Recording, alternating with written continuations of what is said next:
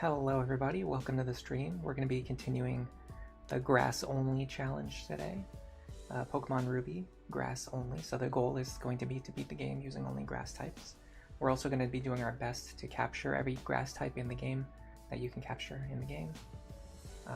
And I'm going to try to beat every gym leader so far. We've done it so far. We've beaten every gym leader only using the same number of Pokemon that they use, and then also obeying the level caps. So for example, Watson had 3 Pokemon, so we were only allowed to use 3 Pokemon. And his Magneton was level, I want to say 23, because our characters are level 23. So as you can see, we used a party of 3 level 23 Pokemon. And also, we didn't use Breloom. I specifically went out of my way to not use Breloom against Watson, because Breloom is kind of like a hard counter against Watson. And I wanted to prove that the grass types are strong enough that we could win, even without having to rely on Breloom, which we succeeded at. I need to get a Rock Smash user, which I don't have yet. And we're gonna go west because there's something you can get over there. I don't know what it is, but there's something you can do over there. So we're gonna start by learning Rock Smash. Zigzagoon learns like almost everything that you need. And then Tropius and Wailmer learn like all the rest of the stuff that you need. And I think at a certain point you can actually just get rid of the Zigzagoon and just replace it with like a Tropius and a Wailmer.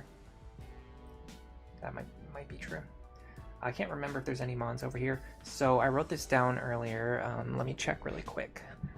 So our next battles are going to be against Maxie, who has 3 Pokemon at level 25, and then Flannery, who has 3 Pokemon at level 28. I'm anticipating these are going to be 2 of the toughest battles in the entire challenge, especially Flannery.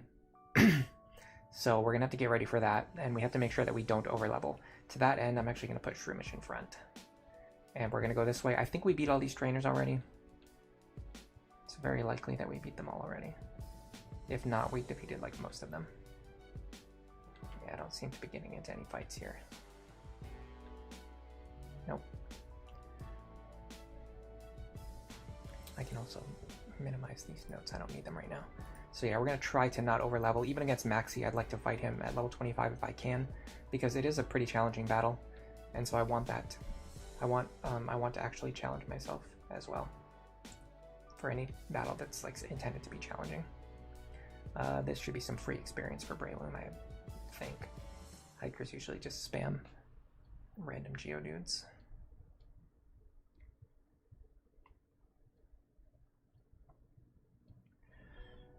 Geodude number 2.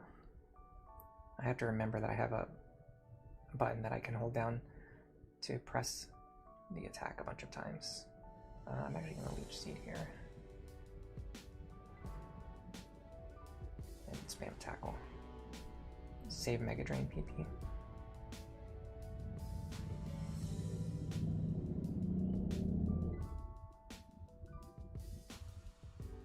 Yeah, we resist fighting, so we're pretty good there. Honestly, I haven't really had any trouble with keeping my team members' levels up. It's been surprisingly easy to like grind. I don't think there's been like a. I don't think we had a single like. I don't think we had like a single painful grinding session yet. Just like kind of normal ones. All right, we're gonna Rock Smash here, and then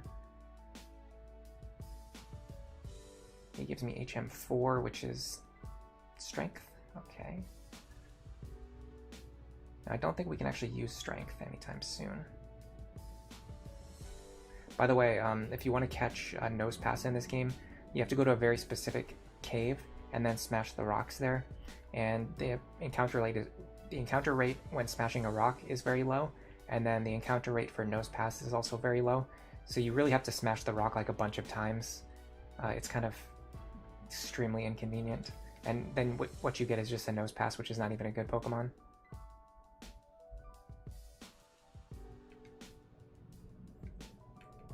Get the black glasses and then send that guy away. I don't know if he ever does anything after you send him away, or if he just leaves forever and then he's never seen or heard from ever again. Seems like people like Shroomish and Breloom. We're definitely going to be using Breloom for the future battles because he's very strong and we do need him to beat this challenge. I just wanted to prove that we could beat Watson without him. Honestly, there's a strong argument for keeping him as Shroomish for a while. Maybe. Unless we need him to beat like Flannery or Maxi.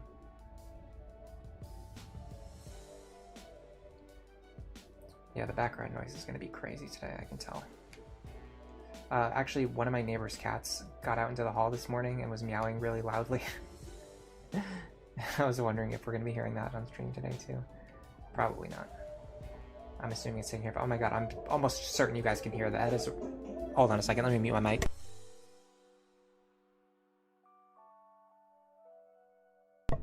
Okay, I'm not 100% sure, but I'm pretty certain you guys could hear that. That is an outrageous level of volume for someone to be playing their music out in the streets. And considering I'm streaming on YouTube right now, there's like a small chance that YouTube will hear that music and then get mad at me. So, probably a good idea to mute if that happens. Also, it's just the fact that it's incredibly annoying. Alright, here we go. Should we beat the win rates? I mean, there's no real reason to do it. I'll do it later if I need experience or something. It's not like I need to EV train. Hello, snow warning. Is there a parade coming through town? Just a parade of one annoying person. I mean, very occasionally people drive by and like play their music really loudly. It's actually not that common here. So that was like pretty irregular, I would say. I almost never would hear someone driving by and playing their music that loud here. Like to the point where I'm 100% certain that you guys could hear it. Maybe I'm wrong, maybe you couldn't, but it would shock me if you couldn't hear that. I think double battles are good for experience, maybe. Let's see the Magnemite and then start working on the other one. It is absolutely wild that Sceptile has no good attacks, by the way.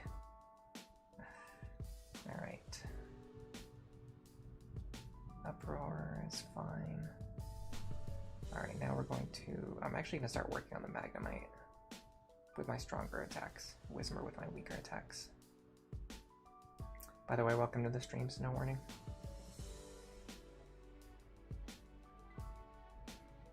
Man, even Mega Drain doesn't do very much damage to Magnemite.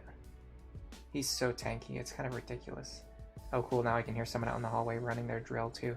Man, I don't know what it is today. I had a feeling too. I had a feeling today was just going to be one of those days. Just like non-stop. Why did we start double targeting the Magnemite, by the way?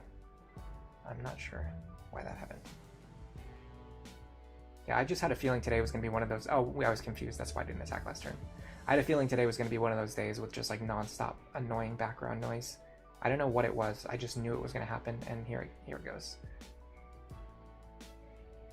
I don't want to do these interviews. They're a waste of time. The only thing that happens is that the interview shows up on your TV later, which is, I guess, kind of cool. Okay, I bought some potions, so I don't have to keep going back to the Pokemon Center. I actually don't have that many.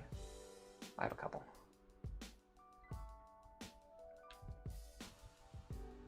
Would you like to battle? I guess so. I don't have a choice. Honestly, there's a lot of trainers between here and Flannery. We're gonna have to be a little bit careful.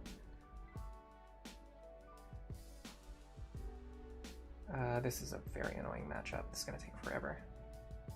Oh, I clicked the wrong attack too. Can I switch to something that does better here? I mean, not... Yeah, we have Roselia for this.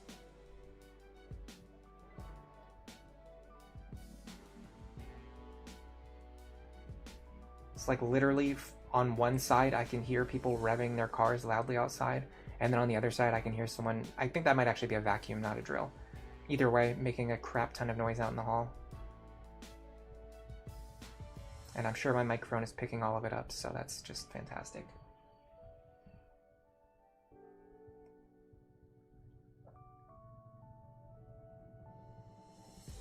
Okay, here comes Sandshrew.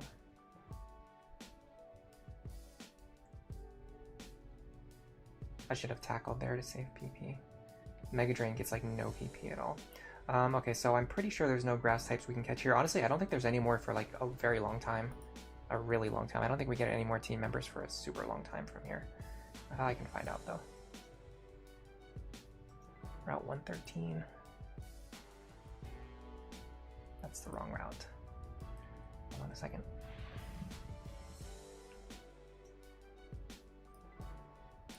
111. So 111 is... Oh, we can get Cacnea, but I think that's in the desert.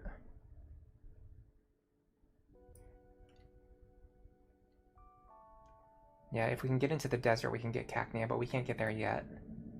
112 is... Machop and Numel. That's not useful for us. Fiery Path. I sincerely doubt there's any grass types living in here. Nope, nothing in there. I want to do a poison type challenge at some point. I don't know what generation I would do it in though. 113 is Sandshrew, Skarmory, Spinda. 114 is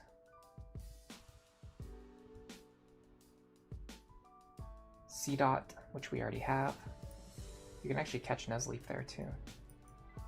If you really wanted one. Meteor Falls.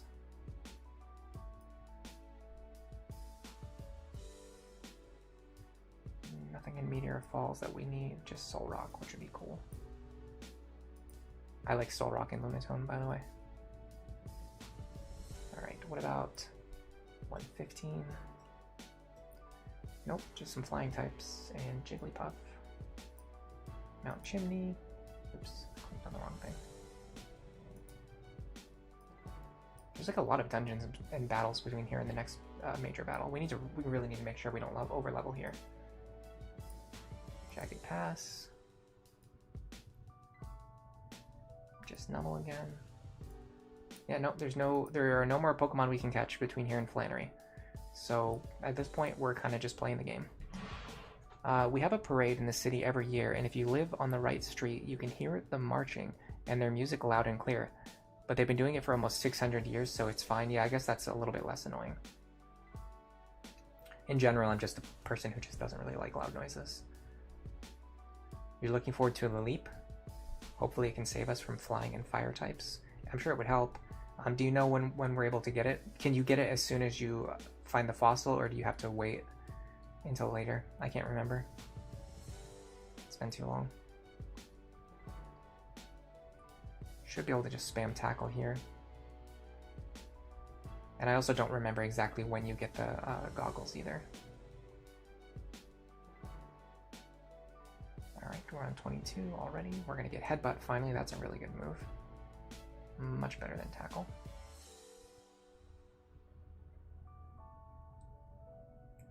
And here comes the Nuzleaf.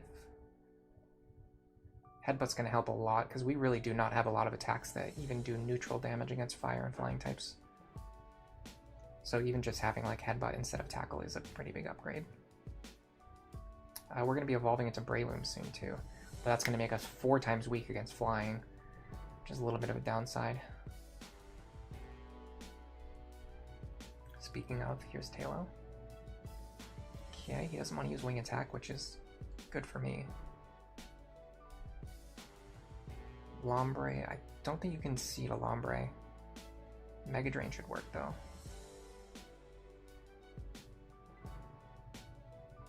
Yeah, I think all grass types in this gen are immune to Leech Seed. Oh, I have no more Mega Drain PP. I thought we were managing it pretty carefully too, but you still run out because it's just so little. There is a healing point up ahead, but I have to fight a few more battles before I get there. So I'm going to run back to town really quick. The potions do help extend a little bit, so we can go a little bit further. But we definitely want Mach Punch. Probably in place of Stun Spore. We have a lot of Pokemon that can use Stun Spore already, so it's like we don't need like every Pokemon to have Stun Spore. So we should be compartmentalizing our roles, our Stun Spore users. There's another motorcycle. Revving their motorcycle outside because they love to do that. Oops.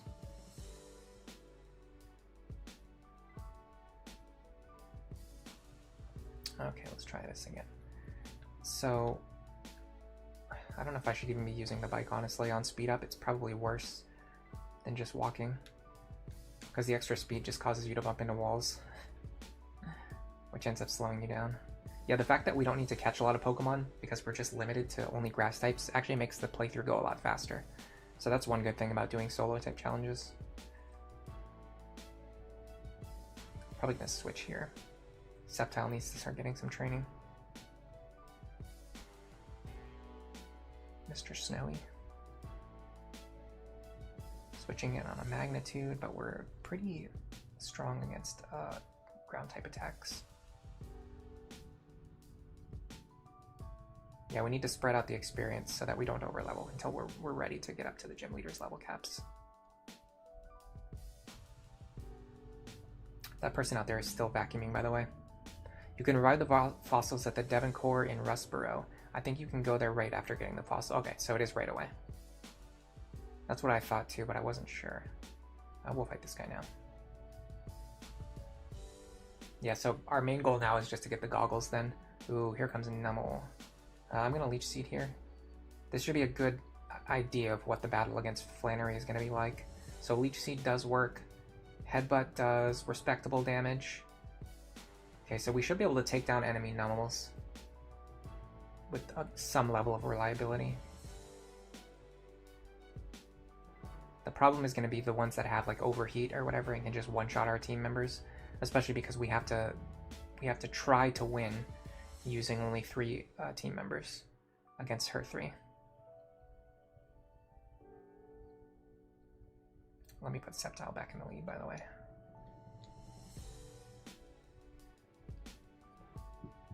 Yeah, I'm pretty sure we can't use Strength yet. We'll teach it anyway.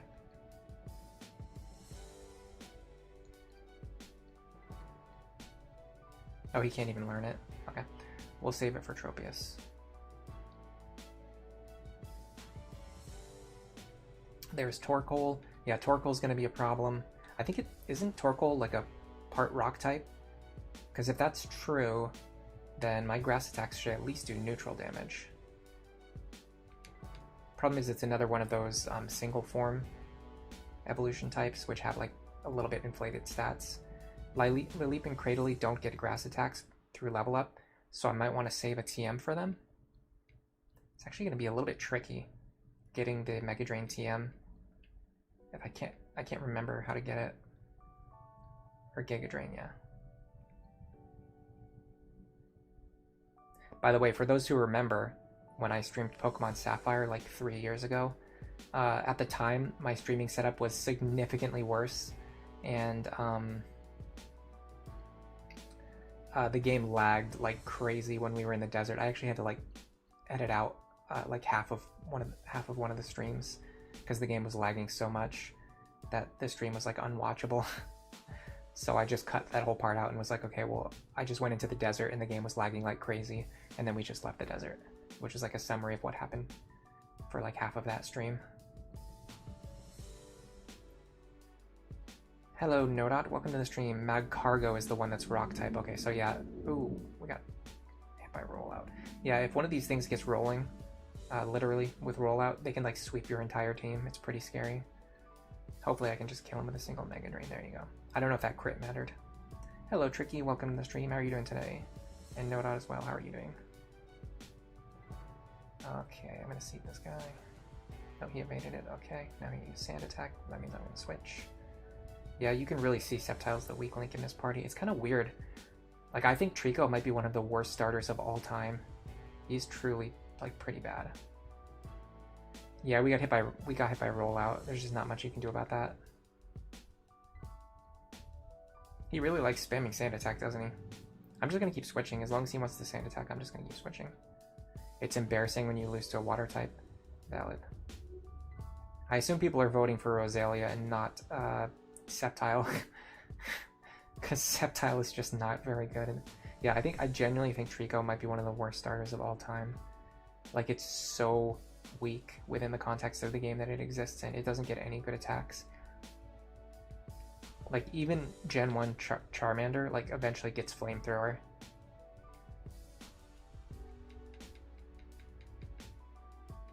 Sceptile gets, like, Leaf Blade, which isn't even really that good.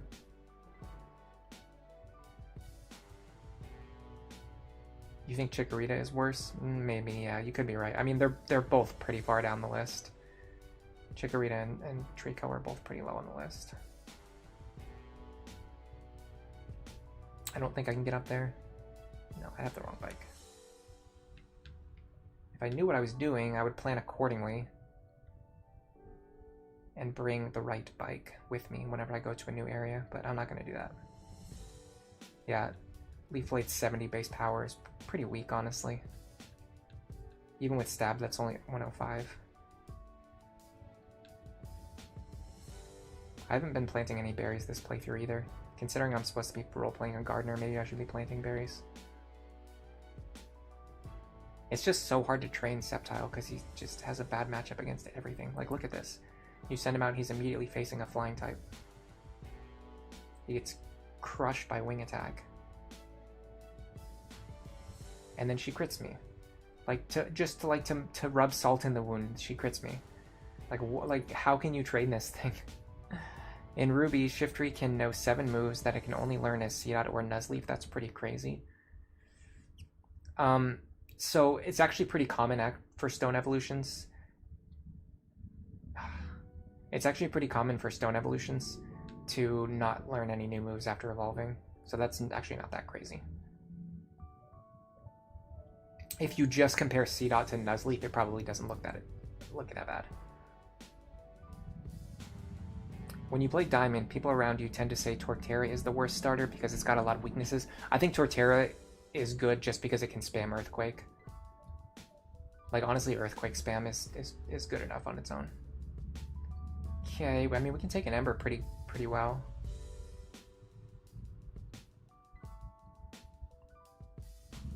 This is not as bad as I thought it was going to be.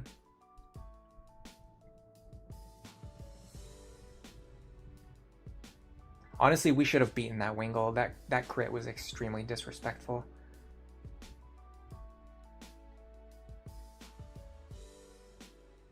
I think Breloom also is in like the fast level up group too. It seems like he levels up super fast.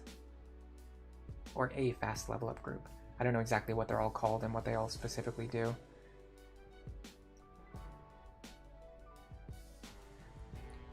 By the way, if you just like hold down the button and keep talking to that lady, she will cause you to stay there and rest forever, which is kind of funny. Empoleon is Water Steel, which is really good, yeah. Yeah, pretty much all of the Diamond and Pearl, pretty much all of the Gen 4 starters are good. It's one of the most balanced gens in terms of the starters. Like, all 3 of them have a valid reason to use. 2 and 3 are probably the worst, where like Totodile and Mudkip are both so strong. Cyndaquil at least has like some kind of use case, but and Torchic too has like some use case.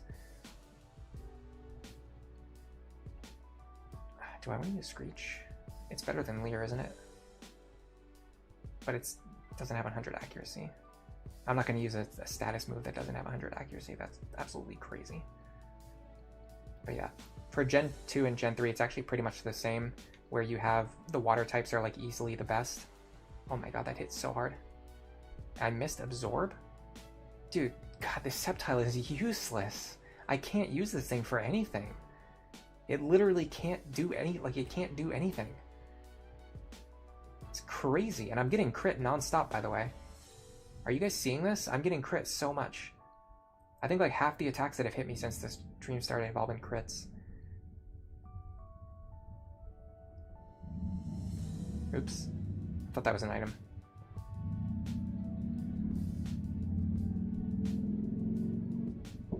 The reason people don't like Empoleon is because it's weak against Earth and fighting. Or ground and fighting.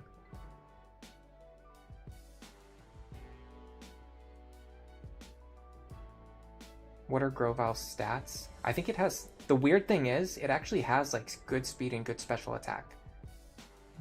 It's just held back by the fact that it has no good moves, so it can't actually leverage its good attack to do anything. And then, because it has bad defensive stats, it just gets killed by everything. Like, it can't deal enough damage to actually sweep effectively, and then it gets killed in response. Is kind of like the general idea. Oh, by the way, we need to stop leveling up this Breloom if we want to use it against Maxi. It's already at the level cap for Maxi.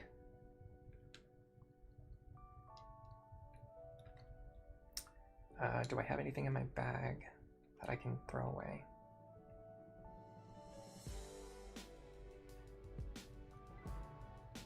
I know what I can do.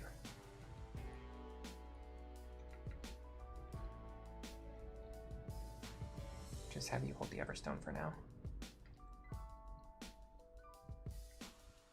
I'm going to try to avoid encounters from now on if I can, because I don't want to overlevel, and I'm gaining way too much levels. 50 HP and 45 defense is about equal to a first stage Pokemon. Hello Skywing, welcome to the stream. Grovyle should not lose to a Lanoon. Yeah, well, I mean, if we keep missing our attacks and getting crit constantly, there's not really anything we can do about it. Like, the game is just screwing me over here, on top of the fact that I'm using a bad Pokemon. Because let's face it, Grovyle is a bad Pokemon. But then on top of that, like, the game is just screwing me over. Alright, you know what I'm going to do? I'm going to put Snowy in the back. I'm only going to use him specifically when I'm trying to grind his level up. I'm not going to try to use him to get past trainers, because he's just so worthless. Squirtle is 44 HP, 65 defense. Yeah, it's quite literally the same as Grovyle. You think Typhlosion is about equal to Feraligatr? Yeah, I think the fire types have good use cases. I think the water types are the best, but I do think the fire types have good use cases. It's not like they're that far behind. Other than the case of Mudkip, where Mudkip is just like clearly superior to everything. It's like one of the best starters of all time. But even then, like Torchic is still pretty good. Alright, so we're gonna start with a Fake Out. Then I guess we Nature Power. Oh yeah, for sure if we get Earthquake. Nature Power into Earthquake, yes please. Alright, we're gonna avoid those two. I don't think they actually attack you unless you talk to them. I think in Ruby and Sapphire, the double battles only trigger if you actually talk to the people. You do get Feraligatr at level 30, and you get Surf after the 3rd gym. You guess Swampert has a rare typing where Feraligatr is very easily replaceable with any other Watermon. Yeah, what makes Feraligatr so good is because it starts with Rage, honestly. And you can just spam Rage to win almost every, a lot of the early game encounters. I actually did a stream, which was supposed to be about shiny hunting Eevees, but I wanted to show like the whole process of speedrunning through the early part of the game and getting to the point where you can start shiny hunting. And what's really funny is I kind of discovered, or I know this about myself already, was I don't know why I thought this stream would be a good idea, but I kind of discovered that I'm a very impatient person, and I got pretty bored of shiny hunting really fast. So the stream, like the shiny hunting part of the stream didn't last very long. I obviously didn't find any shinies, but if you just watch it, it's actually like a really good example of how to speed through Gen 2 Pokemon really fast with Feraligatr and Geodude. Because Feraligatr basically sweeps through almost the entire game by itself, and then if you just have like a Geodude with you, it kind of like covers anything that Feraligatr can't do.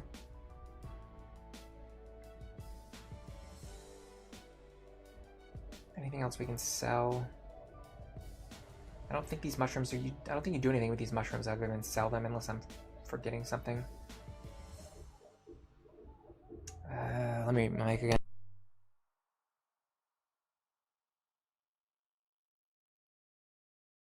I swear that person is like driving up and down the road playing their music loudly, like driving up and down the same street playing their music super loud. We should be able to get full heals soon, so I want to start getting rid of all these like specific healing items because they just clog up space in the bag.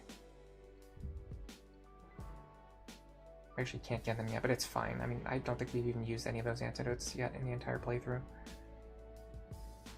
I should also use my PC. I can start putting away items that I'm not using. Oh, you guys are going to hear me sneeze soon. I can feel it coming. Yeah, Ice Punch is good against Lance's Dragonites.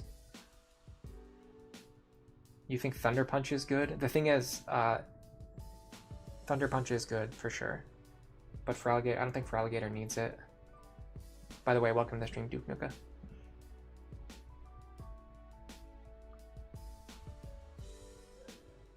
You just catch a water type and teach it Ice Beam. I mean, I'm not going to sit here and argue Typhlosion against Feraligatr because, like I said, I think they're close. I do think Feraligatr's better, but I think they're close. So it's not something that I would argue about personally. I would definitely argue that Mudkip is the best, though. in Gen 3. Alright, so let's start putting away the items that we're not going to be using. Actually, I might use the Miracle Seed. If I use the Miracle Seed, I'm going to take it out of the PC, though.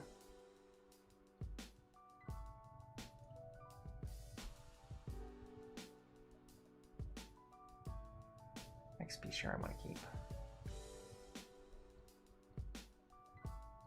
There we go. It cleans up a lot of space in our bag. And we are fully healed, yes, okay. We should be able to get the dig TM here.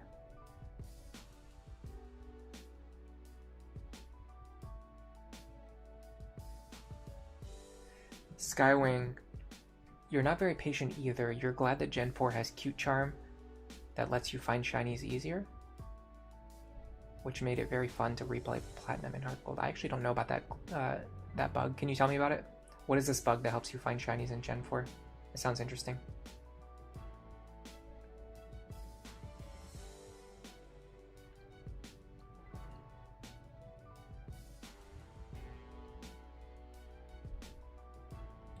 It depends on how you evaluate Pokemon. You think Feraligatr isn't great because you can get better water types easily, but you can use it if you want to use it, it works really well. I'm just reading messages in chat, by the way. These aren't my opinions. Like I said, I literally do not care. I would not waste any of my energy arguing Feraligatr against Typhlosion. But I do think it's pretty commonly accepted that Feraligatr is the best starter in that gen. At least, granted, that kind of looks at the game from a very specific point of view.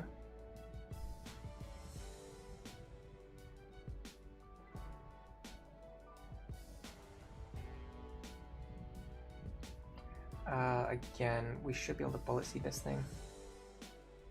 Not as good as I thought. Maybe Swift is actually better here. Yeah, Swift is better.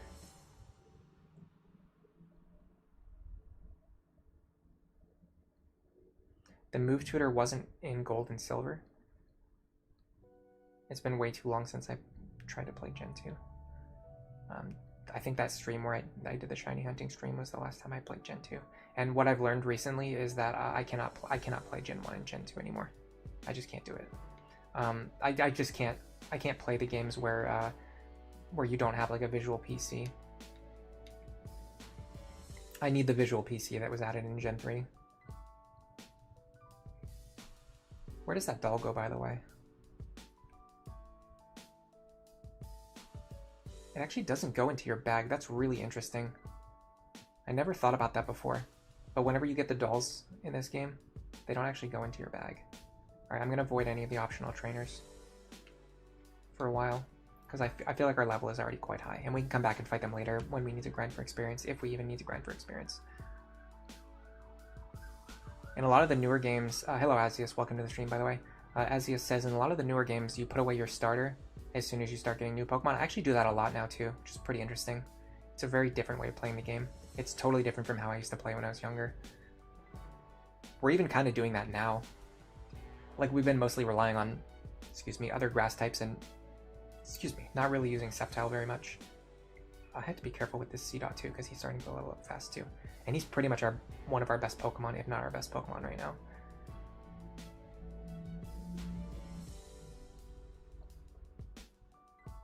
You like the Gen 6 starters? Can you remind me what the Gen 6 starters are?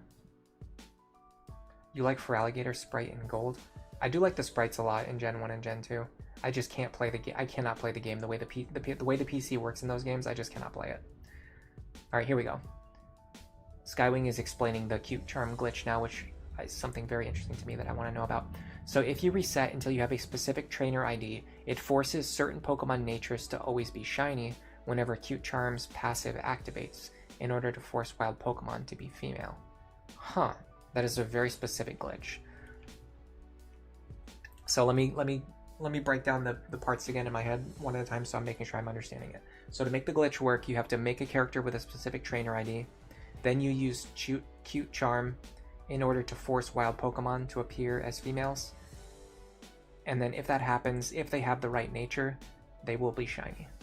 So it just massively increases the odds of finding a shiny Pokemon if you're using Q-Charm with a specific trainer ID. But other than that, you don't have to do anything to make the glitch work. That's what I'm understanding. Tricky says it works in the dream world. So it doesn't work on all encounters, it only works in the dream world, or it works on all encounters. I don't know. I like Chestnut. I like Delphox, and I like Greninja. So yeah, the Gen 6 starters are good. I agree with that.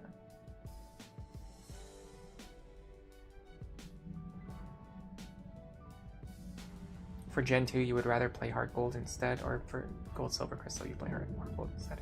I literally cannot do the whole thing where you have to like switch between PCs and then look at them on a list, and you can only have like one list available at a time, and you have to switch between lists. It's just an unnecessary burden, and for a very impatient player like me, it's just not worth it. There should be some magma grunts in here that we should be fighting. So I'm gonna try to do this without using any of my higher level Pokemon. That way I can keep them at the right level for the Maxi fight, which is level 25. We need 3 Pokemon at level 25 to beat Maxi with. I'm gonna save here too, just because if we lose I don't want to have to walk all the way back here. Gen 6 is an easy game, you think? Is that the one that takes place in like the French equivalent? I think that's the one where I really like the starters. Oh, you don't even fight those guys right now. They just ran away. I thought we were gonna fight them. Yeah, Flannery's gonna be tough. I'm anticipating Flannery to be one of the hardest fights in the entire challenge, if not the hardest.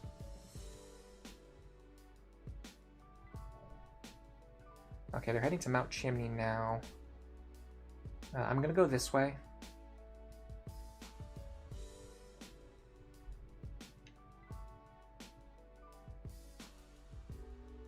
Because I think there are some things around here that I haven't picked up yet. You get 2 starters in Gen 6? Yeah, I think early on you get your starter, and then not very long after they show up and they give you a Gen 1 starter as well. A Kanto starter? Yeah, that's right. There are 6 natures that will always register as shiny when you're using the Q-Charm glitch. That's really cool. And you can also pick which 6 natures those are, depending on your trainer ID. Yeah, that sounds really convenient. I never knew about that. Does it work in BDSP? Or does it... I'm assuming it works in BDSP because that game just literally uses like the same code as Diamond and Pearl, but maybe if it's a Platinum specific glitch, then I would have to do it in Platinum. I actually have a Platinum game file already though, so I wouldn't want to have to start a new one, unless just by some chance I already have the right trainer ID. You get the Kanto starter right after the first gym? Very cool. I didn't know if this guy was going to battle me or not. Seviper, that's a tricky one, because I can't poison him. Well, we're not off to a great start. And he cured paralysis because of Shed Skin. Oh god, I'm stupid. Yeah, Gloom's not going to win this. Let's just chip him as much as we can before we get out of here. Actually, let's switch so we can preserve some experience. This is a good time to switch in Tricky. One of our few that can actually take poison attacks. We instantly got paralyzed. Great. Hopefully we can at least leech seed this thing and just grind it out. Yeah, the one really good thing about grass types is you can always win just by using Leech Seed and just grinding out the opponents. It has Shed Skin, I forgot, okay.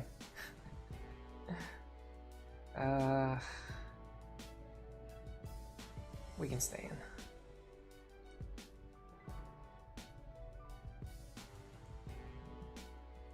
The experience share in Gen 6 was great. You could train like 12 Pokemon at the same time without needing to grind. Really? I assumed you would still be limited to 6. Okay, we finally got Acid. That's a really big upgrade to this Pokemon. Now it has something else that it can do. I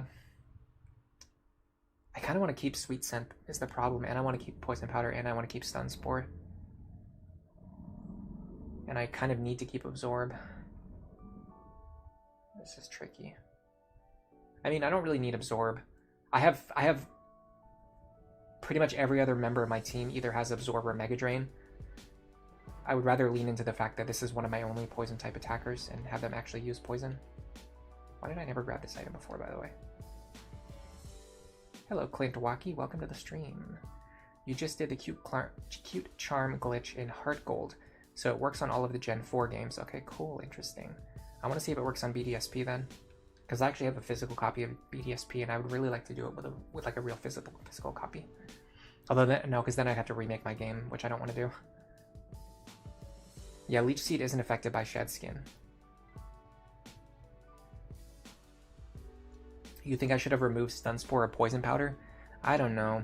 I think I kind of want Gloom to be my Stun Spore Poison Powder Pokemon. That way I can start having, and then also like a poison attacker, and then I can have the others start leaning into other roles.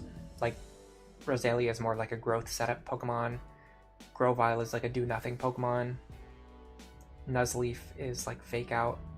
Bullet Seed. He's just more like a direct attacker. Like I want him to come in and revenge kill things fast. And then Breloom is also like a revenge killer with like the fighting type coverage. So this is my dark type coverage, my fighting type coverage, my do nothing Pokemon. This one is like my setup Pokemon, my bulky setup Pokemon. And then this one is more of like my powder Pokemon, who also is like one of the only poison type attackers I really have.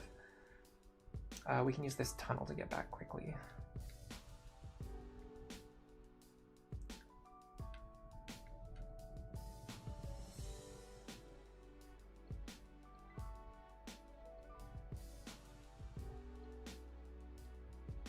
Oh, okay, so you do get a reward.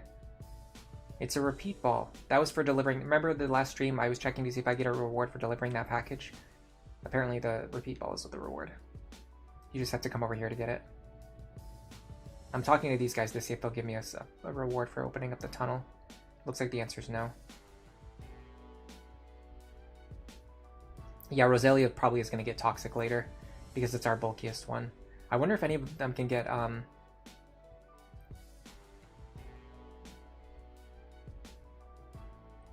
Secret Powder or Secret Power?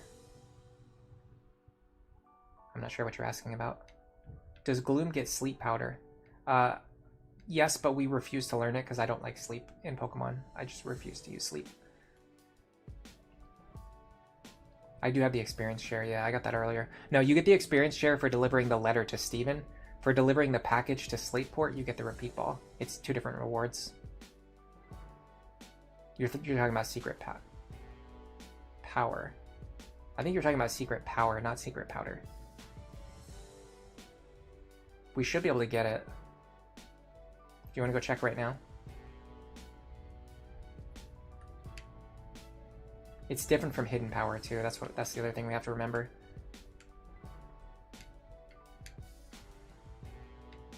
Sleep is broken. Yeah, that's why I don't like it. I think it's just not fun. I think it's a terrible design space to put into a game. Okay, so this is one problem where going with Acid was not good because it doesn't work against Steel types at all. So Gloom has nothing it can do against Steel types right now, which is kind of bad. I'm gonna send in Sky. Hello, Sir Winston the Fourth. Welcome to the stream. How are you doing today? Beautiful Mach Punch. I thought we fought all these bikers already. I probably avoided them. Will I accept sleep if it comes from a random effect from Secret Power? Sure. I'm just not going to go out of my way to be using sleep strats. I just find them really unfun. Both to play with and to play against. Chlorophyll sleep powder users? What does chlorophyll do? Oh, isn't it like double speed in the sun? I could see that causing problems.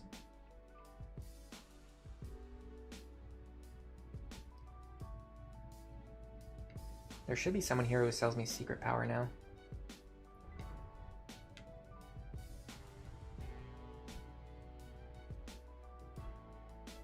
No, I don't want to buy your vitamins, but I do want to sell this vitamin I picked up earlier.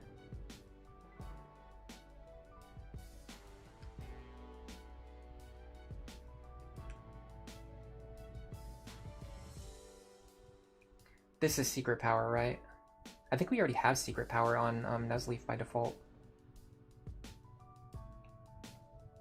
We have nature power. So nature power is different from secret power?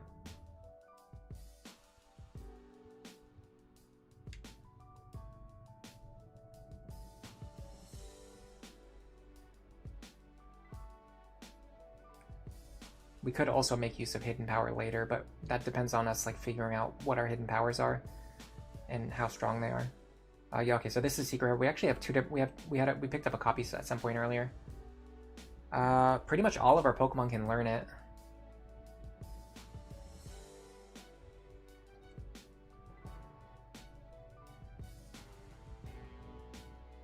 I mean, this is a no-brainer because Sceptile otherwise has no good moves at all.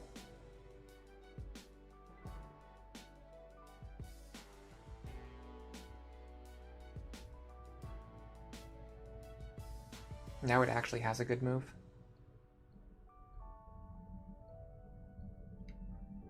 I'm actually going to buy a few more of these while I'm here.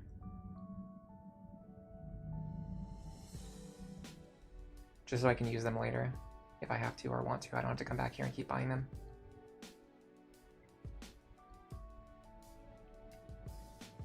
Yes, a base power of 70 is quite good at this point in the game. We don't really have any other ways to hit like flying types and fire types for neutral damage with a 70 power attack, other than like our headbutt on this guy right here. We don't have that many other neutral attacks that have like 70 power or higher. Nature power, I'm not sure actually what nature power does. I think it's swift, which is, I don't know how much power. So this is 70. Our headbutt is 70. That's pretty much it. We don't really have anything else that hits fire and flying types. So that alone just made Sceptile actually kind of decent.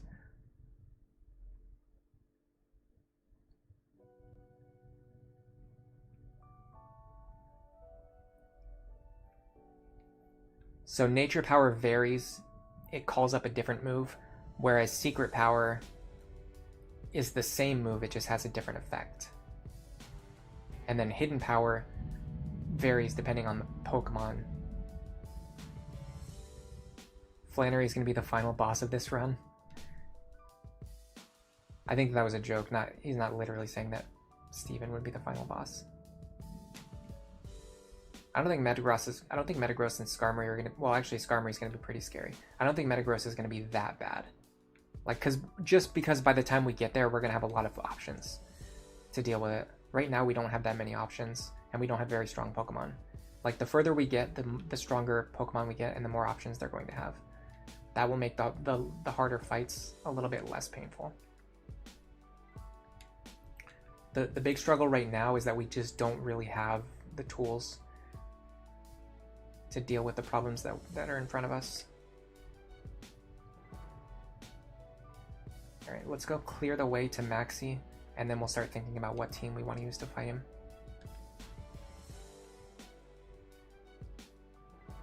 Yeah, Wallace should be pretty easy, other than him spamming Ice Beam. If Grovyle has either hidden power, honestly, there's a lot of hidden powers that would be good on Grovyle. But I think the best hidden powers are, like, just in general, the best hidden powers I think are Ground. And then I'm not sure what else they would be on. I know Ground is one of them.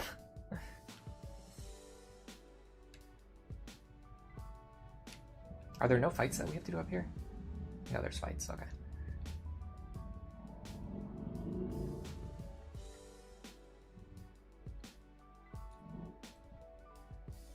Yeah, Overheat's gonna be tough. I don't think we have anything that can take an Overheat, so we need to find something that we can do about Overheat. Yeah, Secret Power is gonna help us a lot with these Zubats, Golbats, and Wingles. Okay, suddenly Sceptile actually has a reason to be on the team.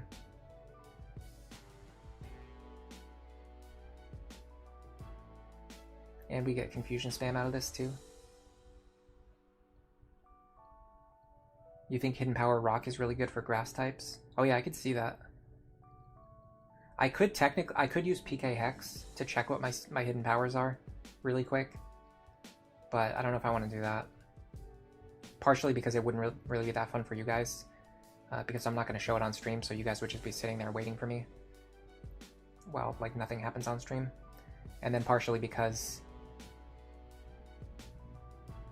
if you're at the point, like if you open up PK Hex while you're doing a challenge run, I wouldn't say it invalidates the entire run, but it kind of begs the question of, you know, if I'm going to do this, why don't I just change all of my stats to be perfect? Which would be kind of lame, so I don't want to even, you know, I don't want to even open that door, much less walk through it. All right, we're ready for Maxi, so we're not going to fight him right now. We're going to go grind all our Mons up to level 25, because they're already all very close anyway.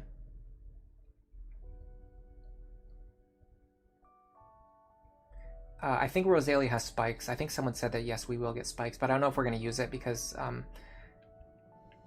the NPC trainers don't really switch, so spikes ends up not being that good. You would have to do something like Spikes Roar in order to get like real value out of it. Otherwise, it's just like you just waste a turn using spikes when you could just use it to just kill the opponent instead. Yeah, and then Tricky also brings up another good point, which is that most of the opponents only have like 2 or 3 Pokemon instead of a full team of 6, which degrades the value of spikes even more.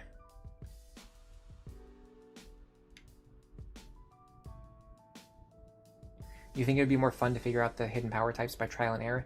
See, the only reason I don't want to do that is because then you have to teach them a hidden power, which then means you have to figure, like if you don't want to keep the hidden power, then you have to find out a way to get the move back that you deleted, which I guess we have heart scales for that. Oh, why did I go back up the lift? There are no NPCs that will tell you your hidden power in Gen 3, no.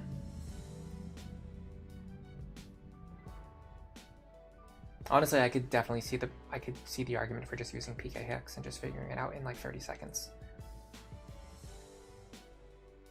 Just so that we don't have to teach hidden power to all of our Pokemon to know what it is. We can just find out what it is without wasting time teaching. Probably don't want to grind here because we don't want to fight against Nemels. I like the fact that we're getting status effects. Is the status effect rate on this very high? Because it seems like we're always landing the status effect. Is the effect rate actually that high? I know where I want to go, by the way.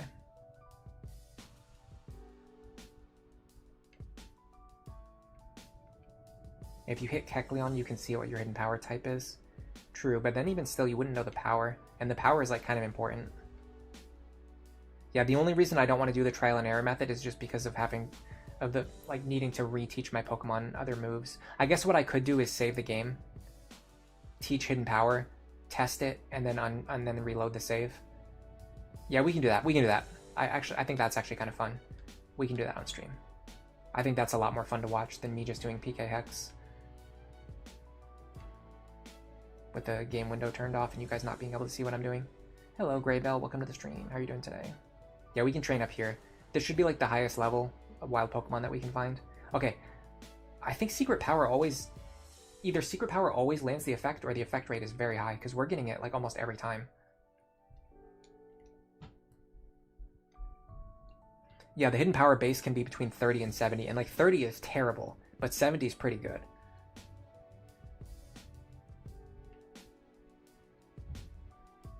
So it's actually pretty important to know what the power is. You guys do want to see me use the trial and error method? Okay, I'll do it.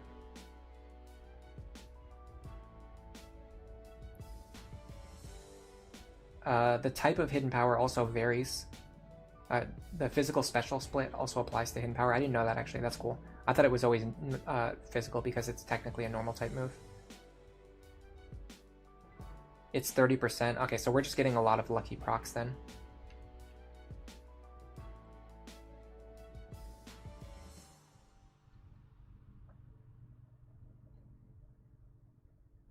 You guys have to let me know if you're voting for Rosalia or if you're voting for Sceptile. Why would you use Mind Reader twice in a row? Oh, I love random trainer AI. Ooh, this Ninjask is not going to be an easy... Yeah, opponent. Okay, at least Secret Power does pretty good damage. Hidden Power is one of those things that the game should tell you what it would be for each Pokemon. There's a reason why we hadn't this, or there's a reason why the NPC was added in Gen 4. Yeah, it's one of those things, there's no reason to hide that information from the player. But in fairness, this was one of the it was still relatively new in this gen. I think it was introduced in Gen 2, but still, it was still relatively new in this generation. So it's understandable that they hadn't quite figured it out.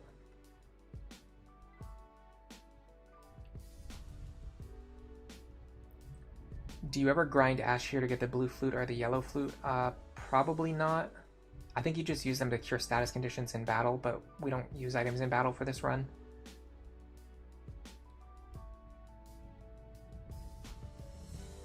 Mirror Coat never works against Hidden Power because it's a normal type. Okay, so that's probably what I was thinking of. I love Spinda, by the way. It's one of my favorite Pokemon.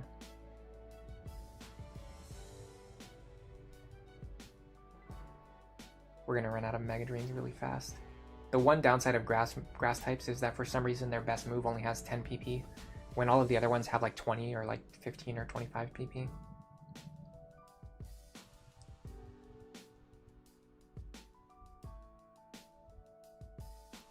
Okay, that's Roselia.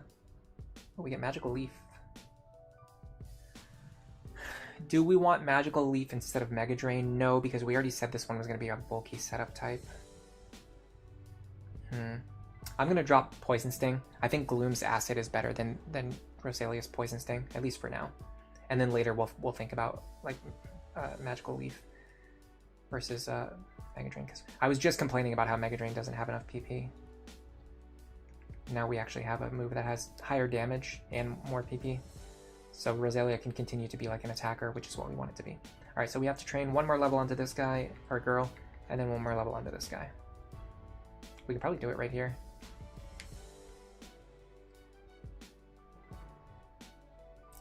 Yeah, hiding EVs from players was a crazy decision, and they had that information for way too long. Like even in Gen 7, you can't really see your IVs. You just get like a vague message about what they could be. There's actually trainers over here that we haven't fought yet, so I want to go fight the trainers because we'll get boosted experience. The Sceptile thing is a meme. Yeah, I know it's pronounced Sceptile. I can't remember where it started. This guy teaches Roar. Yeah, I mean, like Roar, even Roar Spike, it wouldn't be that good just because of the fact that the opposing teams only have like 3 Pokemon. Barboach should get destroyed by Grass-type moves. Of course, we just sent in the one Pokemon we have that doesn't have Grass-type moves. Let me poison him. Make this go a little faster. The problem is I really need to keep Sweet Scent because it's pretty valuable for a lot of different things. And I want to keep both of my powders too.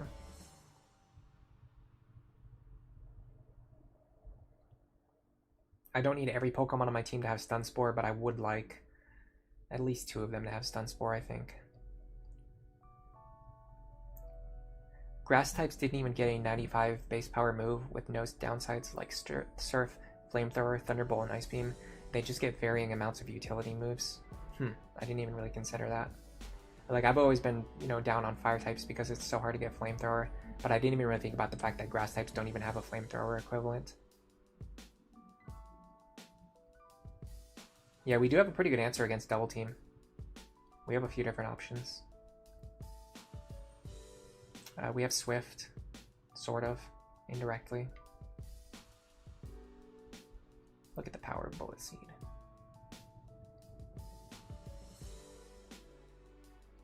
Alright, we'll probably just need to fight maybe one more trainer just to get Nodot up to level 25.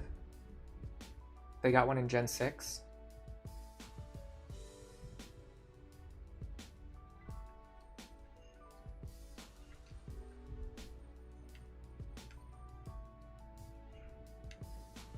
Double battle, sure. I just need to make sure I don't want to use anyone who's going to level up to 26 though. Oh yeah, we're not going to level up.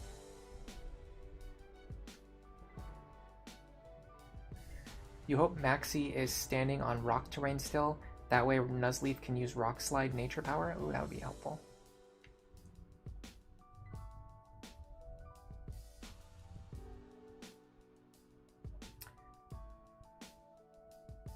I'm not sure what Acid is going to do.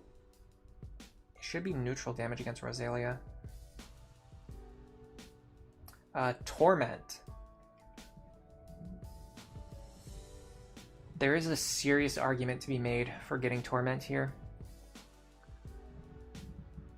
Mostly in the sense that it stops opponents from spamming their strongest super effective move against us. However, I just don't think it's that I don't think it's that useful against the AI, because the AI doesn't really use the best moves anyway.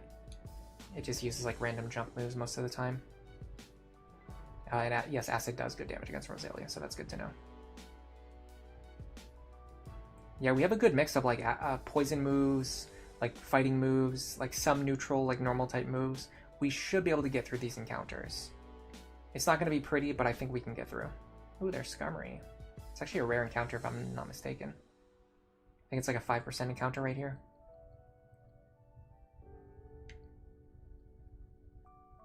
You're saying that I pronounce Maxi as Max C? Maxi. Maxi. I can't hear it. I can't hear what I'm doing wrong, if anything.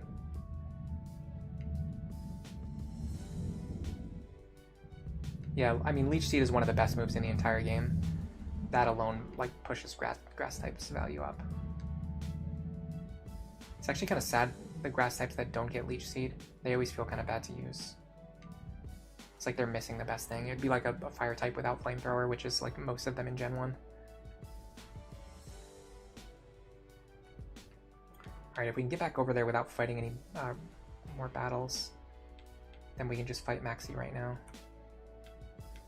And then after that, we'll go find out our hidden powers. Or if we can't beat him, then we might have to look into hidden power usage.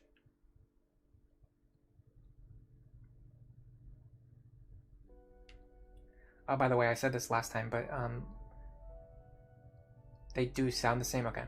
I said this last time, but let me know if the music is too loud or too quiet. Or if you don't like the song, I'll change it to a different song. I have a couple different songs prepared. Alright, so first let's just see if we can beat Maxi with our current team. Petal Blizzard is 90 base power.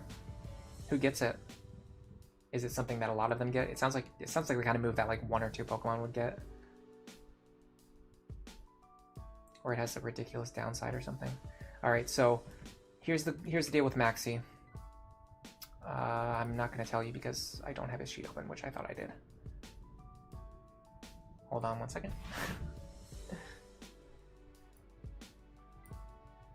No chimney.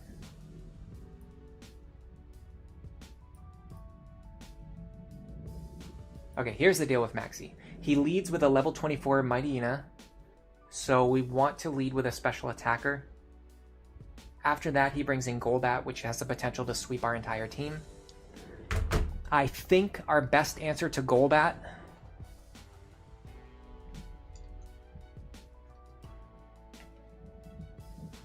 might be Gloom. Because nothing that we have is going to outspeed it. Well, I don't know, maybe Sceptile can outspeed it. I'm thinking Gloom comes in second, and then the problem is last is going to be Camerupt, and then Camerupt is also really strong against us too. So we have to deal with Golbat, and then even if we get past Golbat, we still have to deal with Camerupt. We can Leech Seed them, but we can't really stall them out by switching around, because if we switch around, everything that we switch into is just going to get hit with a super effective move. Do we have any kind of stall tactics? Fake out? We can fake out. But the problem is, I think if No Dot switches in, I think it just dies, because it has 29 defense.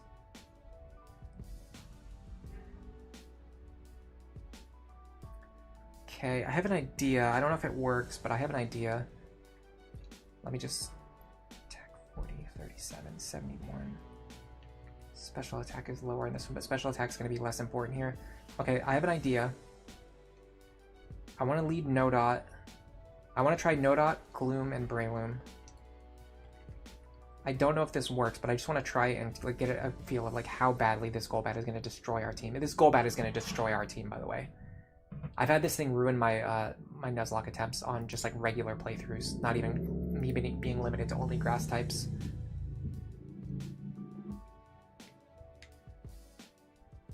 If Nature Power turns into Rock Slide, it will be good against Golbat. true. We might be able to get it to work. Alright, let's get started.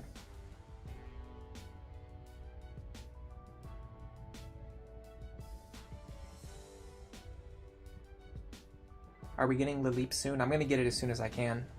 I don't remember when you get the goggles, though. Alright, so I'm going to go like this. I'm going to fake out.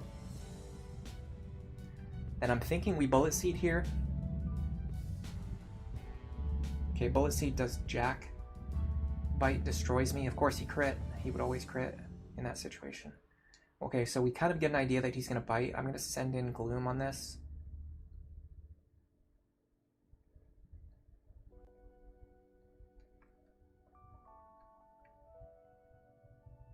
We don't have Leech Seed. Okay, what does Acid do? Jack. Defense fell. He withdrew Mighty Ina. Really? I didn't know he would do that. Okay, well that's a good start. I'm actually just gonna... I'm gonna Stun Spore here in case he, for some reason, doesn't kill me.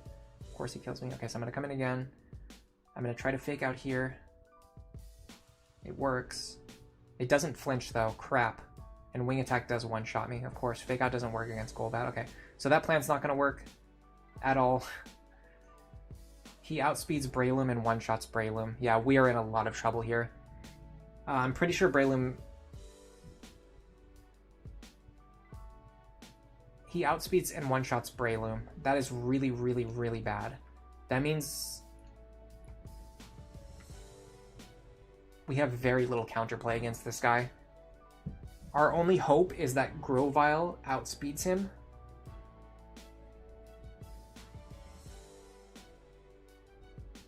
Or that like maybe Gloom or Nuzleaf can take a hit because they're not 4 times weak. I do need a Leech Seed Pokemon, possibly more than one. You think Stun Spore on Golbat is probably required? I think so too, yeah. Breloom is 4 times weak, yes.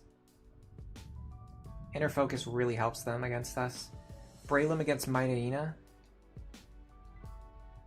The problem is we get intimidated.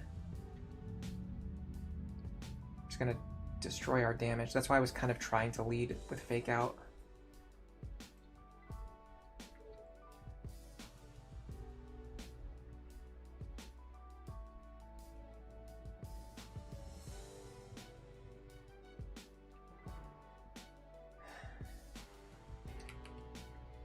Try this. We need to preserve Breloom's HP as much as possible so it can Leech Seed, but we can't Leech Seed against Golbat anyway. So let's test some things out here.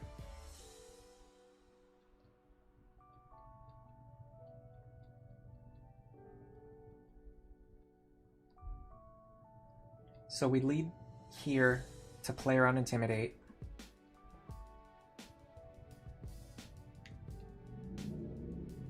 Then we just kind of accept that Breloom's not going to do anything against Golbat, so we send it out now. He crit us again? Really, though? Like, actually? I'm going to Mega Drain... I'm going to Mach Punch first. It doesn't do as much as... it does more than I thought. That's actually good. That's free healing for us. Mega Drain doesn't do good damage, though. This Mach Punch should kill. Okay. Now Golbat comes out. No, Camerupt comes out. Interesting. Can I Leech Seed this thing? I can. I don't survive Ember, but that's fine. I got the Leech Seed off. That's huge. No Dot should come out now because we got Leech Seed up. Which means we Fake Out. We get an extra Leech Seed.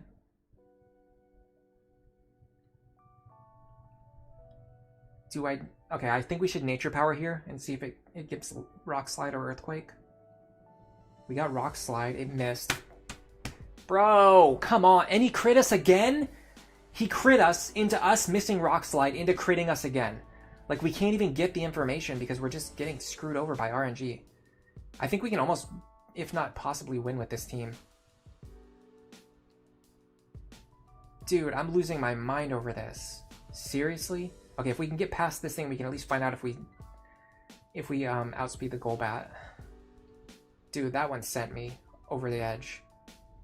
And Ember, well, of course, if he crits us a third time, then yes, Ember would one-shot us. In that situation, it would one-shot us.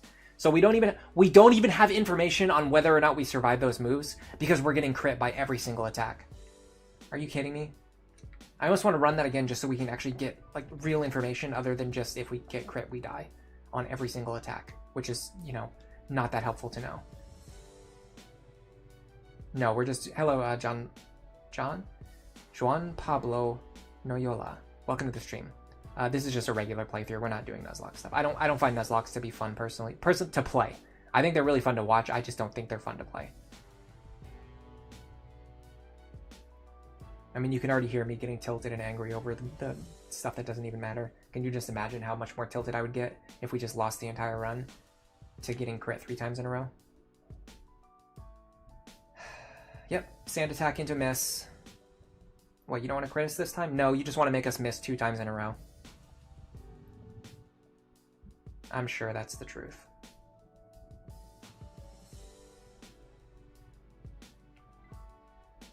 He seriously sand attacked us into double miss. Let's go for triple miss now. There you go. One sand attack into 3 misses. That's right. 1 in 4,096 chance to get crit 3 times in a row. Not if you're me. He's literally draining all of my HP with sand attacks. Absolutely wild that it took that many hits. I mean, just mind-blowing that it took that many hits. Again, we don't know. We still don't know if Ember kills us or not because we're not going to be on half HP if we don't miss 8 times in a row due to 1 sand attack.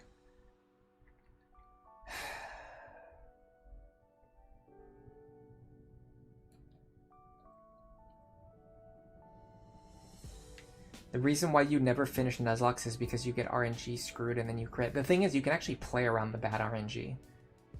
But I just don't really like doing that. Okay, so we can Rock Slide, but we don't really do that much damage with it. Oh, he burned us on the very first Ember? Interesting.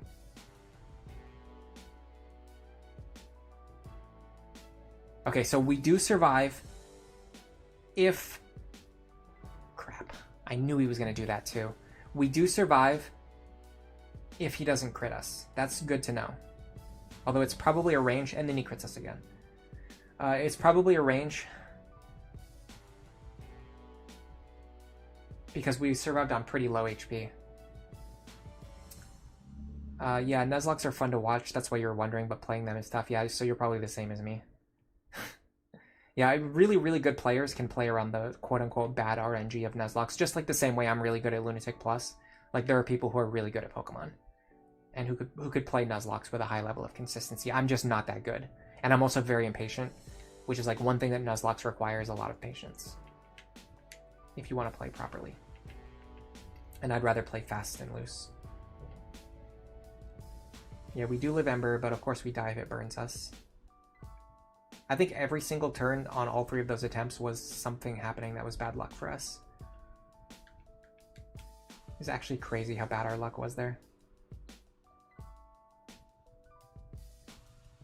Yeah, Snow Warning is actually mentioning the same thing that I was just saying. It's just because there's a slight delay on chat.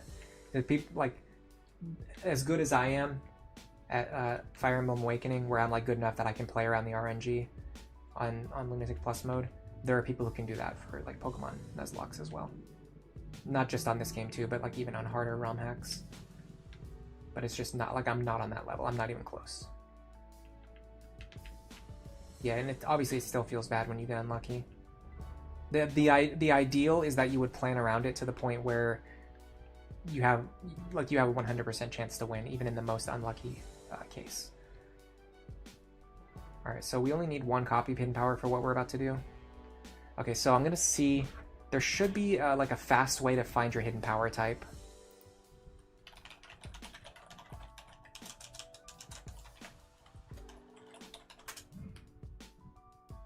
I think there's a thing where like if you just hit like 2 different Pokemon, you instantly know what it is.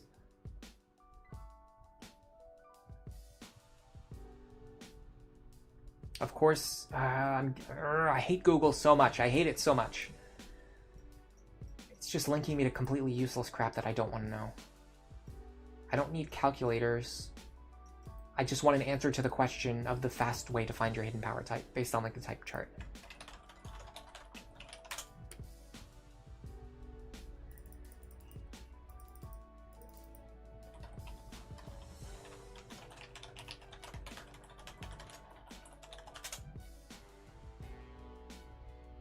No, I don't want to use a calculator. Oh my god. Testing in battle. Okay, here we go. If you test against Abra... Bro. What the... Oh my god. You guys can't see what I see, so you're not understanding how much I'm losing my mind here. They recommend... Keep in mind, this is Google's trash AI, which is also the thing that runs the YouTube algorithm. So just think about how genius the YouTube algorithm is based on what I'm about to tell you. This is what Google's AI is telling me to do. Test hidden power against Abra. What do you think it tells me? If hidden power is super effective against Abra, your hidden power type is psychic? I don't think so. That sounds wrong to me. If your hidden power is not very effective, then it must be a fighting type. Okay, that sounds right. If it has no effect, it's a fighting type? No, that's wrong. It would be dark type. Super effective. Psychic types are not super effective against psychic types. And psychic types are not immune to fighting types. It literally got 2 out of the 3 answers wrong. Like, it literally cannot answer the most basic questions. It's crazy. You go Google it yourself if you don't believe me. And see what answer you get back. I know there's a way to find it, and somebody has written it down somewhere on the internet. I cannot find it using Google because the search engine has become such trash. It's become such dog water. Like, you can't use it to search for any question that you want the answer to. You can no longer find the answer to, even though like the answer to every question that's ever been asked is somewhere on the internet. The correct answer is somewhere on the internet, and we have completely lost the ability to find it. You just can't find the answer anymore. It's crazy how bad search engines have gotten over the last few years. It doesn't matter. It's irrelevant to what we're doing today.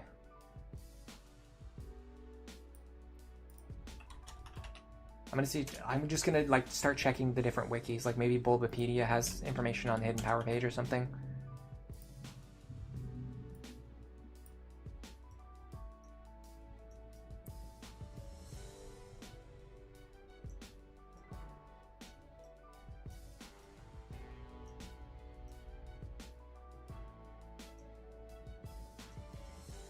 If someone finds the answer, please link it in chat.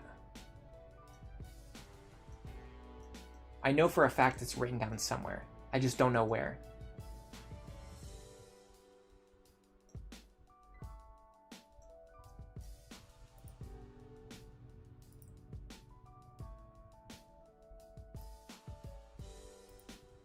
Yeah, we can't use Kecleon for this because we can't get to Route 120 yet. There's a way to do it where like you attack one Pokemon of like a certain type and it like narrows down the list extensively, and then you hit them with like another attack and then it narrows down the list where you'll pretty much know what your hidden power is just by attacking 2 different Pokemon. But I don't remember what the 2 are.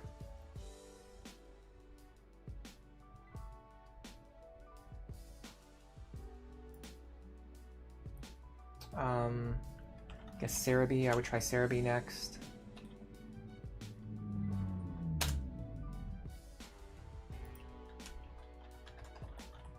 None of the wikis have it either. It's crazy.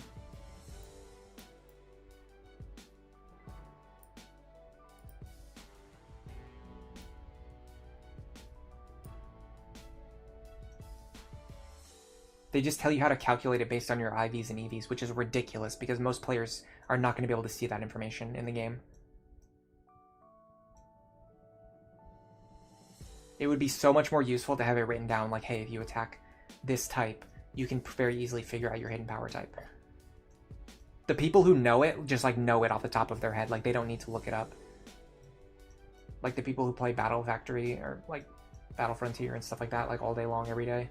Like, they know this information, but they just didn't write it down anywhere that I could find.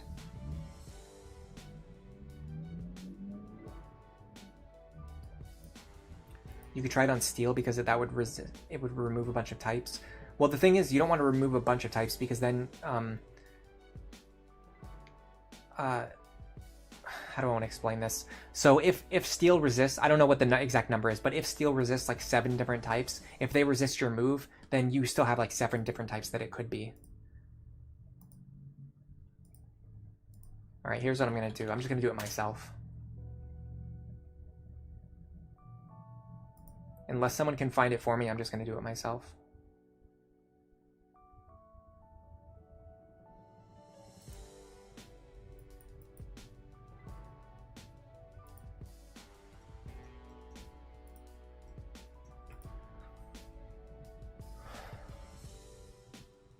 I'm just trying to think if there's a fast way we can narrow it down.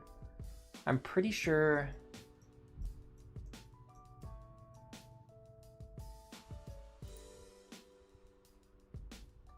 You want to workshop our own testing routine. It's just, I don't like wasting my time doing something that other experts have already done before me much better and much more efficiently.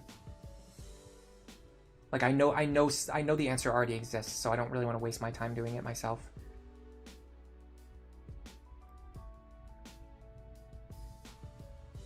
Oloran thinks that rock and ground would be useful because they resist half the types and then they're super effective against the half the types. The problem is, based on what you just said, if I hit one of them and my attack is super effective, that means I've only narrowed it down to like half the types.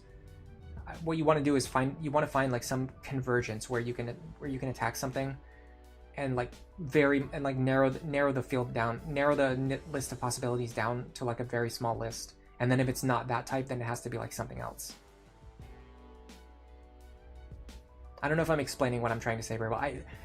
It's just frustrating because I know the method has already been like solved. I know the method has already been solved. I've seen people do it. I just don't know how to do it myself. And apparently finding the answer is impossible. Yeah, cutting down the options by half each attempt isn't really that good because it just makes it take a long time. There's a certain way to do it. Just because of the way the types overlap, there's like 2 different types. Where if you hit one of those types and you hit one of the other types, you know what your hidden power is based on the results. I just don't know what they are. You can't control what you face. I mean, you kind of can. Because you know what wild Pokemon you're going to run into. And like if you need to find a grass type, you can just go to an area where the grass type is the most common wild encounter. Yeah, nobody in chat knows the method. It's so ridiculous.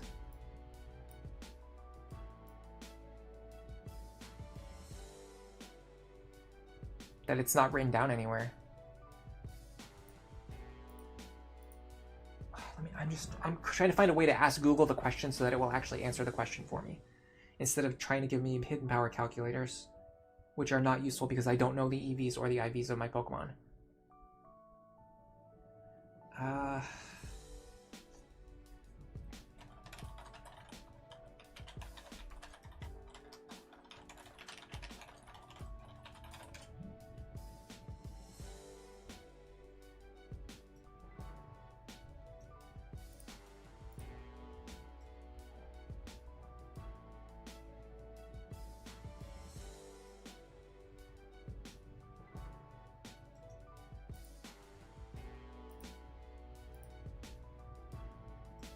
Here we go.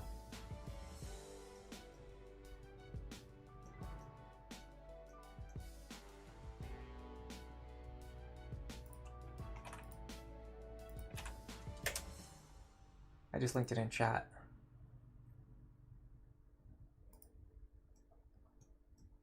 Finally found it.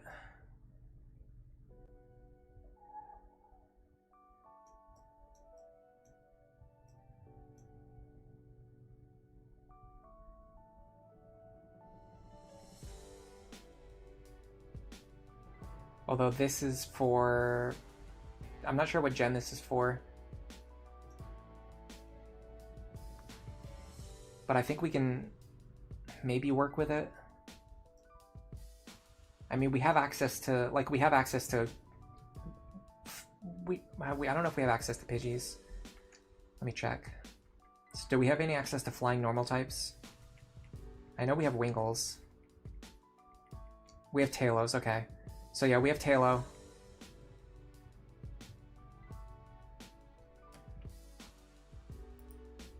So let's find out where to find Talo.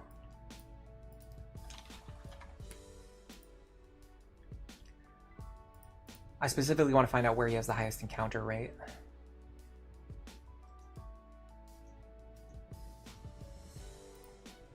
So Talo is 8% on Route 104. That's quite low. 30% on Route 115, which I think we can get to. 8% on Route 116. So we want to get back up to Route 115. Which is kind of annoying, that's pretty far away. Does that apply to the older games too?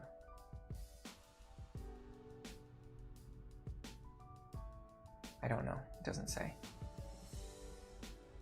It doesn't tell me the percentage. It just says uncommon.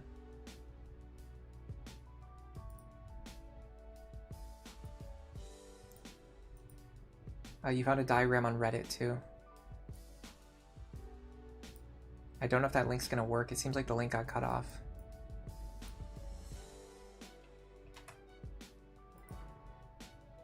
The flowchart recommends attacking psychic types. Can you link me to the flowchart?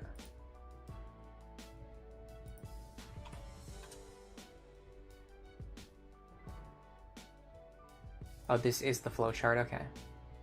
So we want to start with psychic types.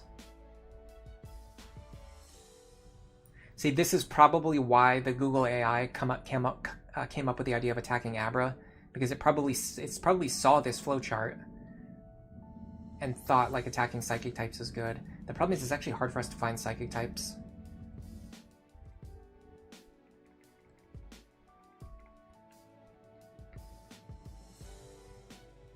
That's impossible. Oh, that only applies to Pokemon that I already own, that's why. Alright, we're gonna have to go through the list then, or manually.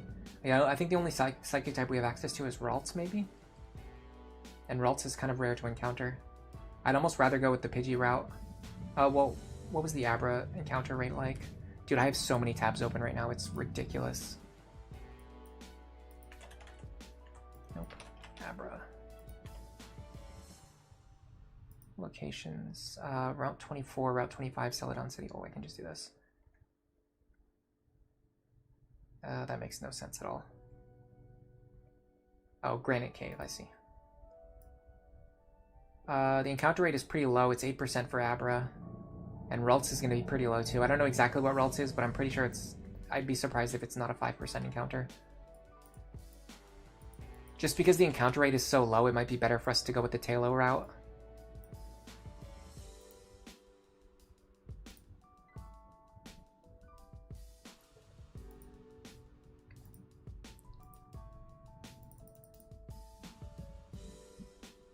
Please, open the page.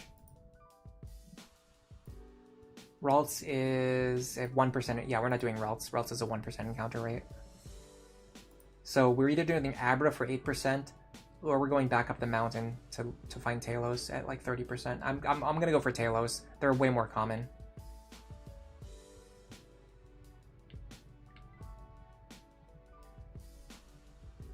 I wish we had Fly. It takes forever for us to get back across the map. We were just right next to the cave that we could have gone through, though. I didn't really think about that. It honestly might be faster to run back up there and go through the cave. Yeah, Ralts... It says Ralts is... You're saying Ralts is 4%. Honestly, I believe you. The problem is the wiki that I'm using only lists the encounter rates for Gen 6, and then if you scroll down and try to find the original Gen 3 encounter rates, it just says uncommon, which, like, who knows what that means. Could mean anything.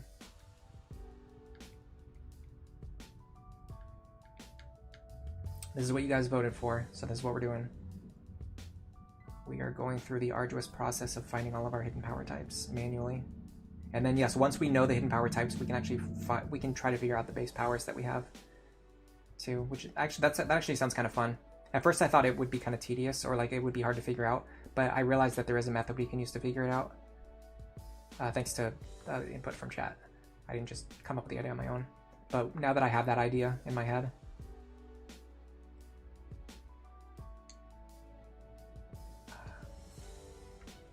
where's Talo again?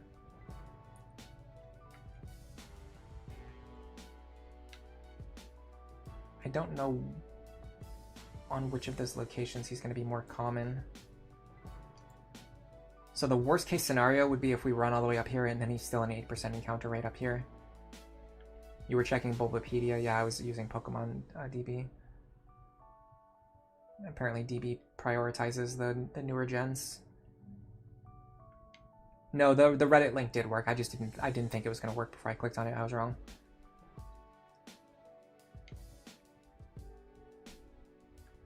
Yeah, psychic types are a low encounter rate, so the flowchart ends up not actually being that useful for what we're doing here. It's really compact. The flowchart is really nice. It would be really convenient if I had a way to easily target psychic types, which I don't have. And we're going to be trying to, remember, we're going to be trying to test the hidden power type for a bunch of different Pokemon. So we don't want to sit here and have to find a 1% Ralts encounter 5 times in a row. I'd rather find a Talo encounter 5 times in a row.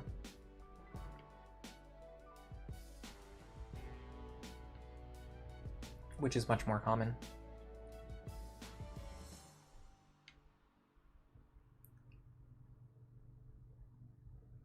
Alright, I'm hoping this is Route 115. Ooh, this is 114. I don't like that. I think 114 was the route where it's less common. I think we're still dealing with an 8% encounter rate here. Ugh.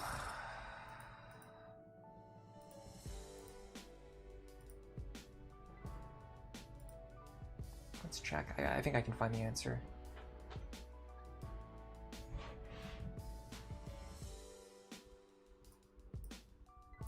Route 114. Oh, we might be able to get to 115. Okay, 114.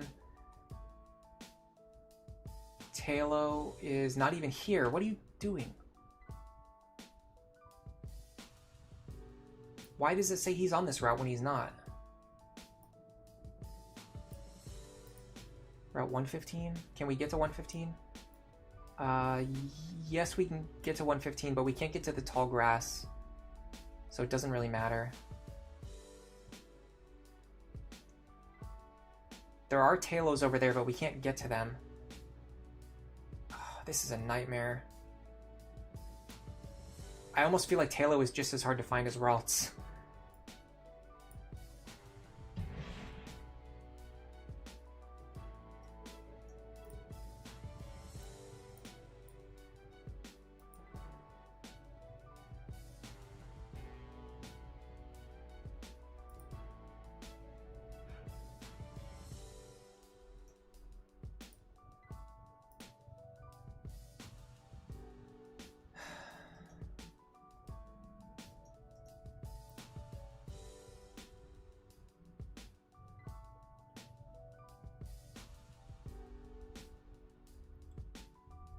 %, on Route 104.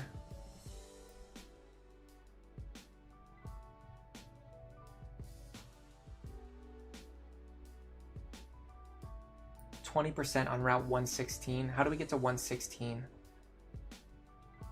I think we were already at 116, weren't we?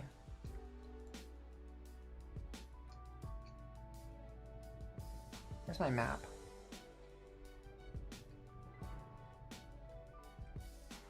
Yeah, we were already at 116. We have to go back to 116. What about Petalburg Woods? Petalburg, yeah, okay, so we have to get back to Route 116. Perfect.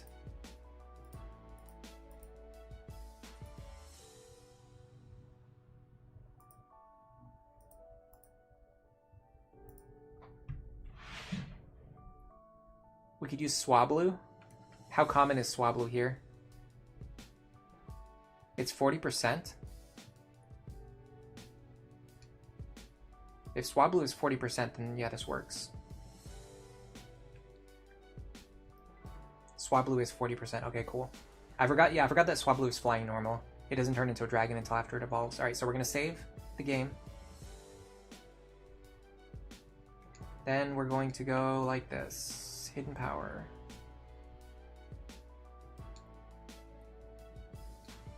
Where are you?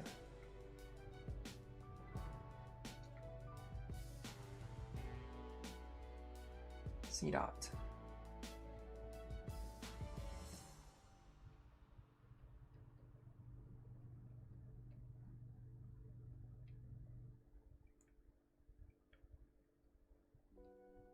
Of course.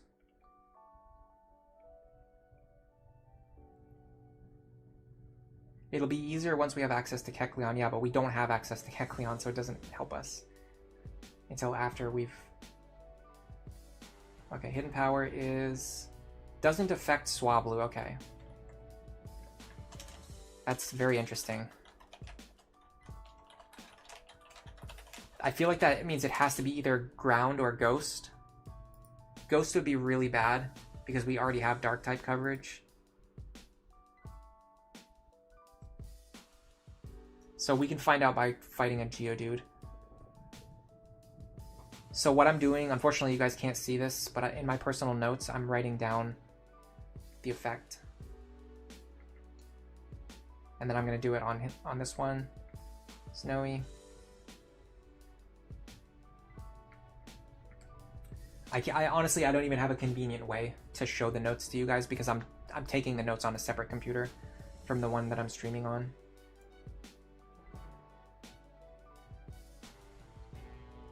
Which means there's not really a good way for me to put it on screen.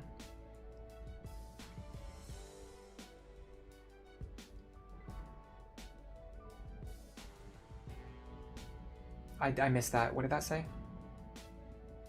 Snowy, okay, neutral.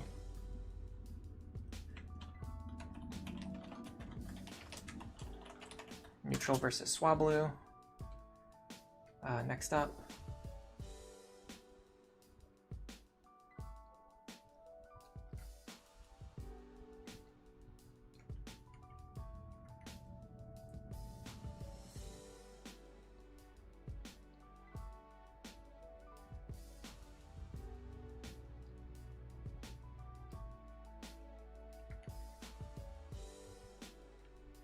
Breloom.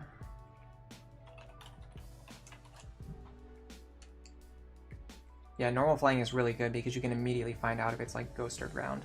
This is why I was saying the like hitting a Pokemon that narrows, that like cuts the types in half doesn't really help you, because then you just have to cut it in half again and then cut it in half again and then cut it in half again and then cut it in half again. Doing it this way, it narrows down, like if it's a ground type or a ghost type, you get that information really fast. And then even if it's not one of those types, you're still getting some information. Okay, so neutral. Like if it was an electric type, for example, we'd get pretty good information. If it was an ice type, we'd get pretty good information. If it was a fighting type, we'd get pretty good information.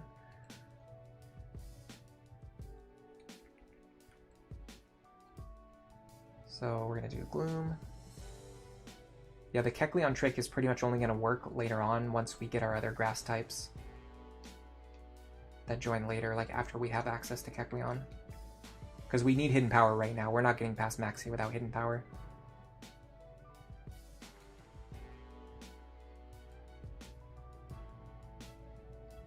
Okay. Gloom doesn't affect. So I'm gonna put you in my notes with C dot, because these are they're gonna be a ghost or ground on both of these. Now ground would be really nice. We could use ground against the enemy fire types, especially if we can get on one of our physical attackers. And then last up is Roselia.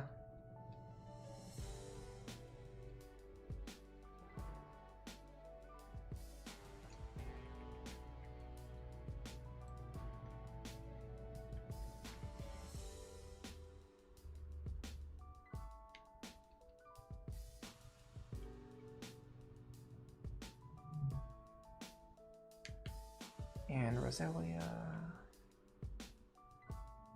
Oh my god. Please. 40%. See, I get really impatient. Like, if I don't get a 40% encounter within like 3 fights, I start getting impatient immediately. Okay, Roselia is neutral. Okay, so we got some good information. We know that Seedot and Gloom are either Ghost or Ground, and we can find out by fighting a Geodude, so let's go do that first.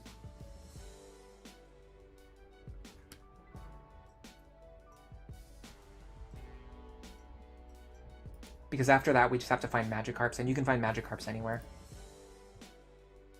Geodude should be in Granite Cave.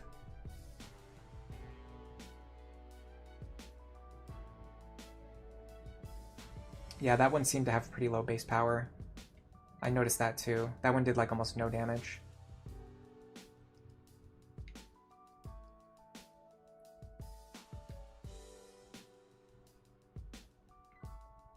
And doing it this way, we don't use any hidden power TMs until we need them, and we don't overwrite any Pokemon moves until we are sure what we want our moveset to be. You think there's other Pokemon we can use to discover Ghost versus Ground? What if we just fight Spinda? Since we're already here? Good point. And Spinda's really common too. Yeah. Alright, so we need to check Seedot and Gloom. So we're gonna save here. Thank you, Tricky. I was getting too hung up on following the guide instead of just using flexible thinking.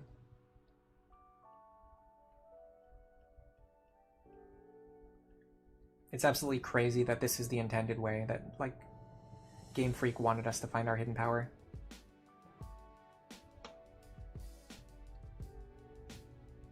Okay, it's ground. Ground. HP ground. Yes. Dude, imagine if Gloom also has HP ground. I genuinely think ground is like one of the best hit. Like ground and rock are like two of the best hidden power types. And rock is especially good for grass types, as someone mentioned before. Even ground is like just good for everything though.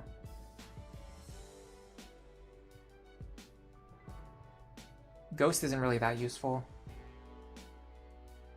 But I guess if it's Ghost, I won't really complain. Hold on a second, I sent out the wrong Pokemon. Okay. Ground. Dude, we got 2 HP ground users. Epic.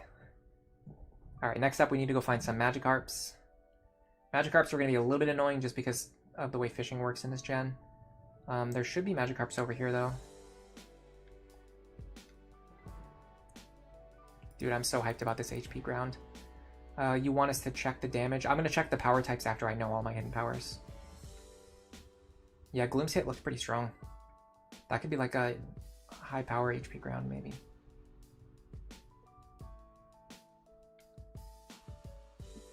Alright, so we're going to do Magikarp now.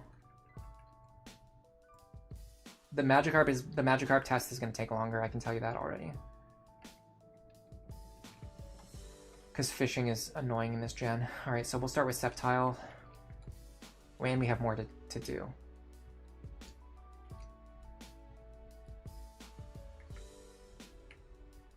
Let me save now. When I have my fishing rod equipped.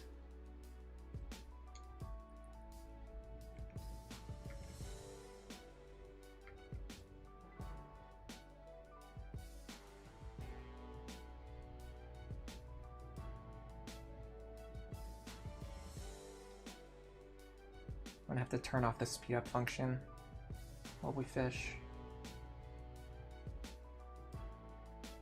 Okay, that's a good start. There's our Magikarp. Neutral against Magikarp, interesting.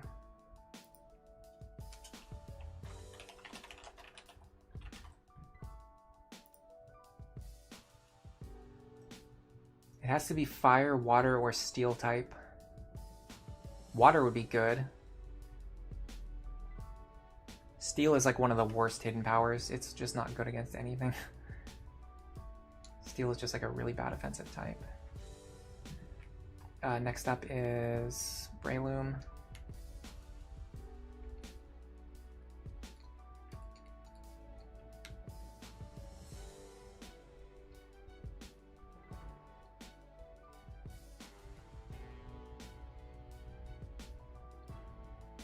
I wouldn't even be mad about fire, honestly, because we do need methods for fighting other grass types.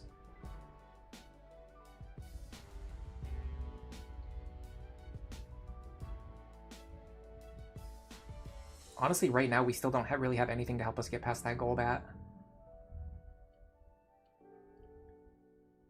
Not very effective against Magikarp.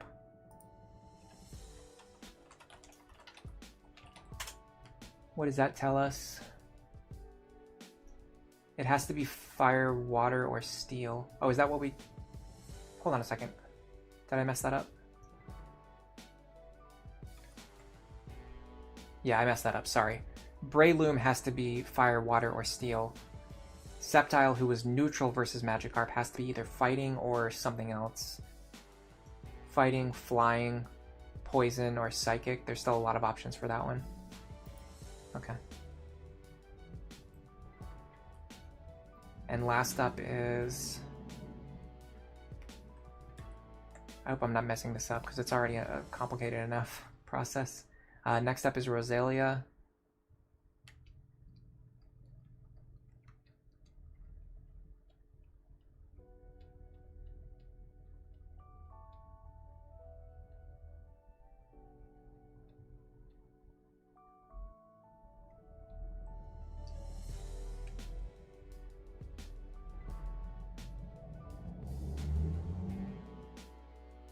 Here's the annoying part of fishing. And Suction Cups doesn't work in this game, by the way, either. That effect wasn't added until Emerald. So if you play Ruby and Sapphire, this is I mentioned before, I'm one of the few people who likes Ruby and Sapphire more than Emerald. But the one downside, the one thing I dislike about Ruby and Sapphire is that they're missing a lot of the out-of-battle effects for the abilities. Goldeen should be the same as Magikarp because it's also a pure water type. Neutral.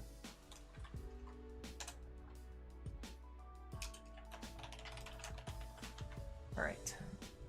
So unfortunately, we have a few more that we need to check now. We're not really going to get the answers on these ones right away. Let's go to number 9. We need to find a Zubat.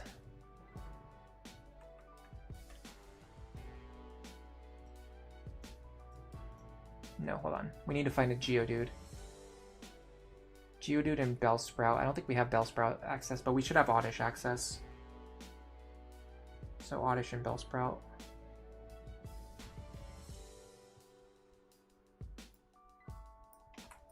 Let's do the Oddish first, it's closer.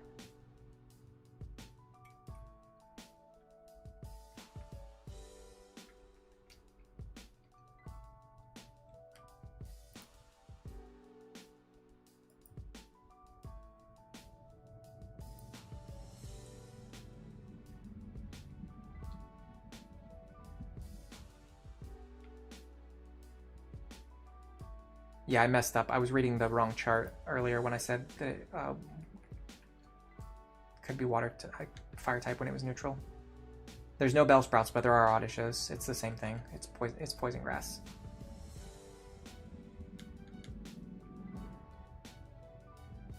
I'm gonna go find it because once I attack it, I'll know exactly what my hidden power is on Breloom.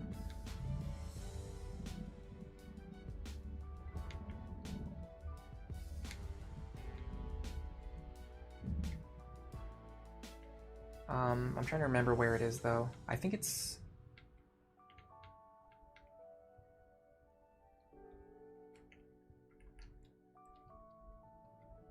I'm pretty sure it's over here.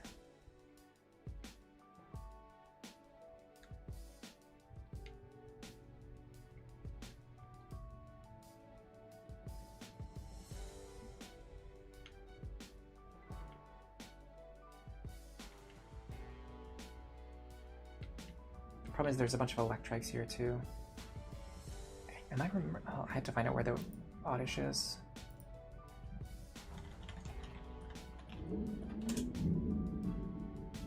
Oh, hold on a sec, I can check with the Pokedex.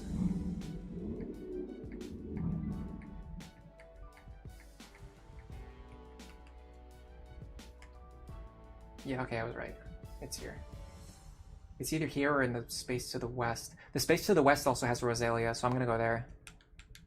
Because Roselia is also grass poison. Alright, so we go here. Okay, so now we're looking at...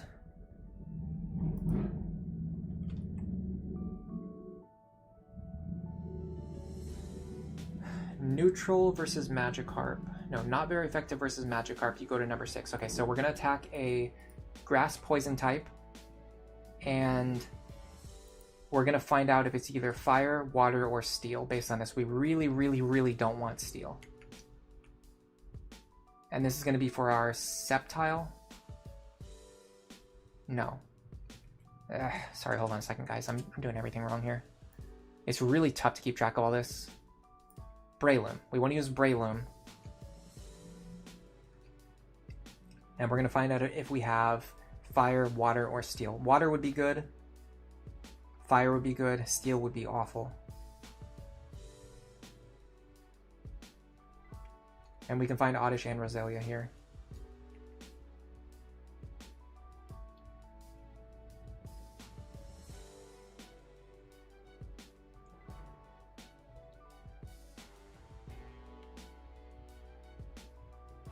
You could make the argument that just buying like 6 hidden power TMs and then doing all of this and then resetting back to the beginning would have been faster, rather than reteaching hidden power every single time and saving and quitting a bunch of times. I'm not sure, but we're already here, so we're already doing it. Okay, here we go. Here's Roselia. We got not very effective. That's water. HP water's pretty good. That's going to help us deal with fire types. It still doesn't help us deal with Golbat, though. We still don't have anything for Golbat.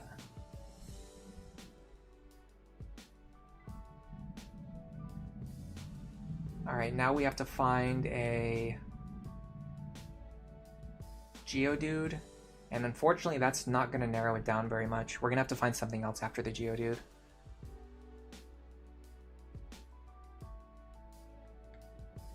We're making progress. We're almost there.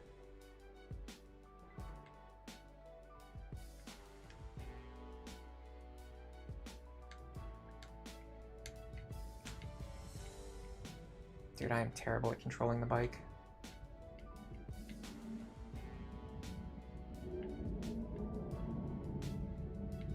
I think there's like a puzzle later in the game too, which like requires you to use the bike.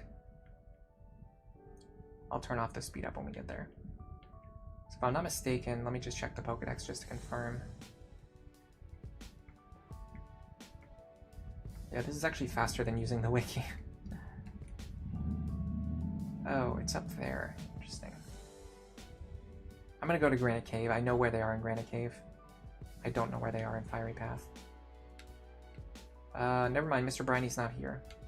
Yeah, this is how you can get Softlock, by the way, if Mr. Briny's in the wrong spot. And if you fly to Dewford, while Mr. Briny's not there, and you don't have any way to surf or fly away, you just get stuck there forever. I want to show it off one time.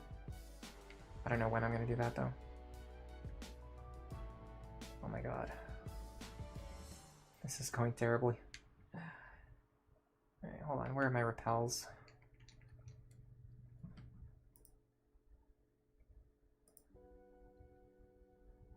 You don't think you're required to use the bike for Ruby and Sapphire? It might not be for a required puzzle, but it is for a certain puzzle.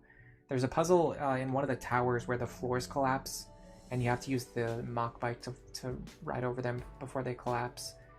And yeah, in fact, there's no situations where the Mach bike is mandatory. It's optional, so it is an optional puzzle, but it is a puzzle. Oh, there's the Geodude.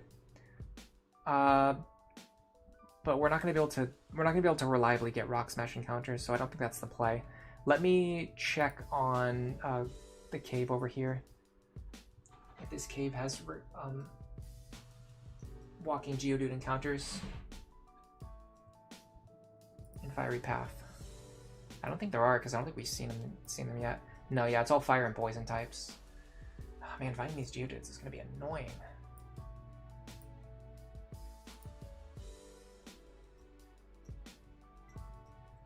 Rust Turf Tunnel is only Whismur's. Granite Cave is 10% Geodude. Oh god, that's atrocious. 70% on Rock Smash. But that's only if something actually appears, which they don't really appear that often. Dude, this sucks. Okay, well, we're going for 10% Geodudes, I guess. And we have to find a way to get there, which I think we're actually going the wrong way. We want to go... Move, idiot. God. It's already hard enough to control this bike.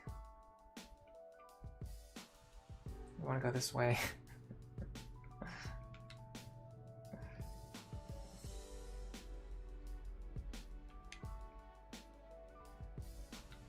Remember, you guys voted for this. This is what we're doing instead of PK Hex. Get off the bike.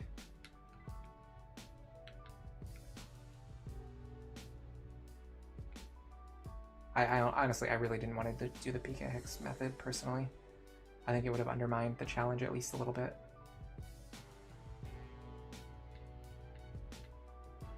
Okay, I think if you're smart, you can run through here without triggering any encounters. I have to get on the boat again.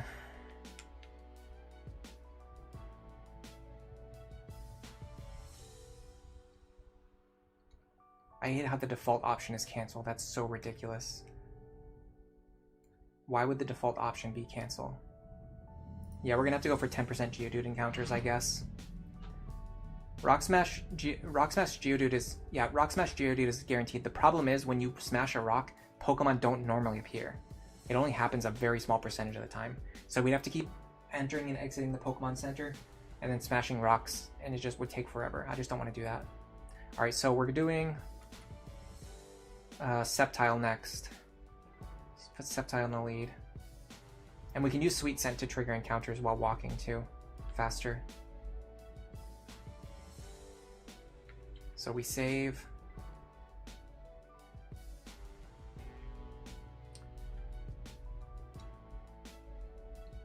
Hidden Power, Sceptile,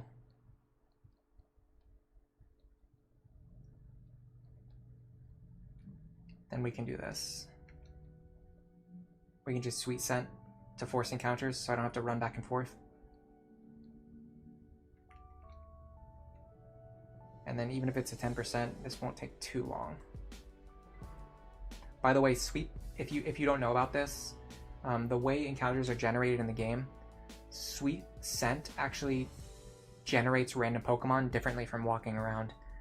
It doesn't really matter that much for casual play because it's the same encounter table. So it's still all the same Pokemon. You're not going to get different Pokemon from using Sweet Scent, but the way the game calls the RNG is different. Oh, there's the Abra, by the way. Maybe I should have just attacked the Abra. That could have told us something important. In fact, yeah, let's just attack everything that we can. It's super effective against fighting types. Okay, hold on a second.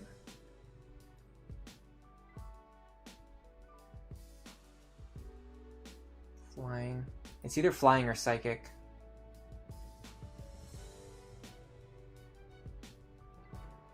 Yeah, I can work with this. It's either flying or psychic.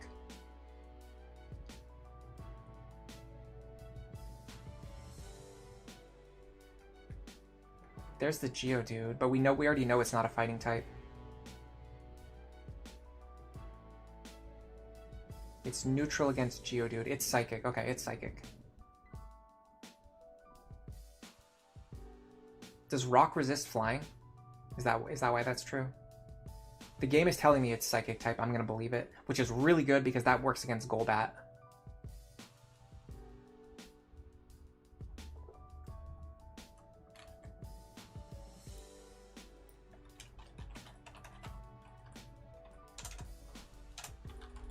And it seemed like it did high damage too, although it might just because that was a low level Geodude.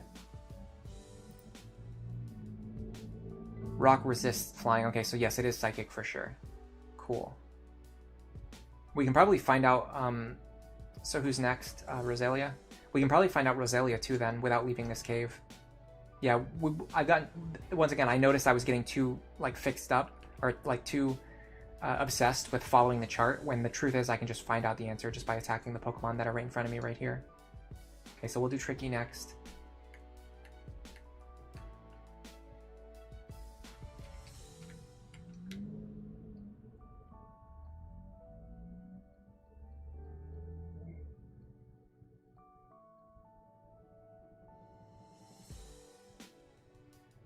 Honestly, I think Psychic there is kind of really good because it's a special attacker. And it's our only Pokemon that could maybe outspeed Golbat, I'm not sure. Super effective, so again, it's either Flying or Psychic.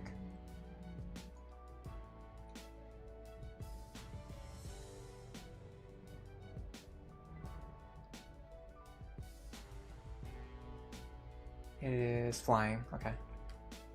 I think HP Flying is okay, maybe? I don't know if it's amazing, but it's okay.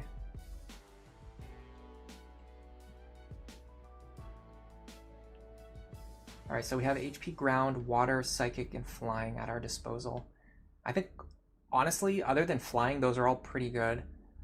Ground helps us a lot against our Fire-type problem. Water helps us a lot against our Fire-type problem. Psychic is just, like, generally good, especially for Poison types, which we're not particularly good against. And it's good against Golbat, which is a big problem for us. An HP Electric or HP Rock would be nice, but maybe we can get that on like Tropius or something. HP Rock on Cradily would go so hard. Dude, do we soft reset for an HP Rock Cradily? That would be nuts. I don't even know like how we would do that. It would just require a ridiculous amount of resets. Alright, I'm gonna buy 3 more Hidden Powers now. Because I'm pretty sure at most we're gonna want 4 of them for this battle.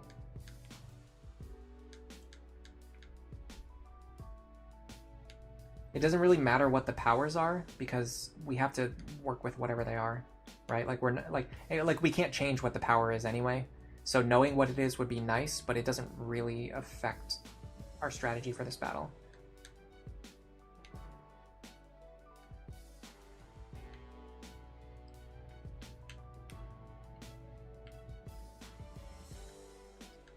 As much as just knowing that we have access to these moves. Ground, Water, Psychic, and Flying. So I'm pretty sure Sceptile with HP Psychic is going to be our Golbat answer. It has good special attack, it has good speed. If the Golbat still outspeeds us, then we might be in trouble. We might have to either... Well, we probably have to survive a hit and one-shot it. Which is, who knows if that is something we can do or not.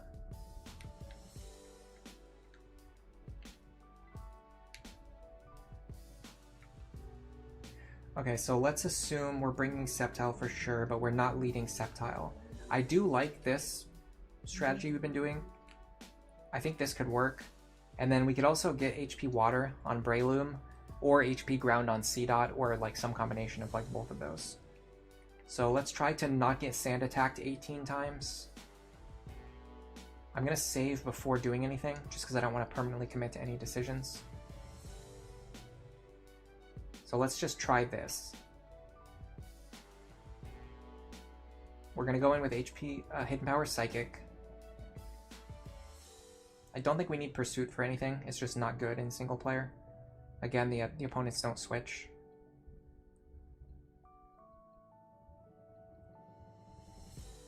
So the plan is... I can't remember if we outspeed Golbat or not. Probably not, it's really fast. So we do this. We fake out. We switch, hopefully, into Bite. Okay, that means we can Mach Punch immediately. He Sand attacks. I'm going to use that opportunity to switch. He's going to Super Potion. I'm going to fake out again.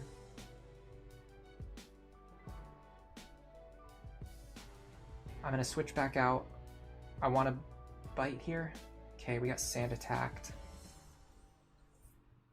I'm going to try Mach Punching. Bro! This dude has the cleanest sand attack in the history of humanity. Are you kidding me? Oh my god, I've missed like 5 out of 6 Mach punches on -1 accuracy. This is ridiculous.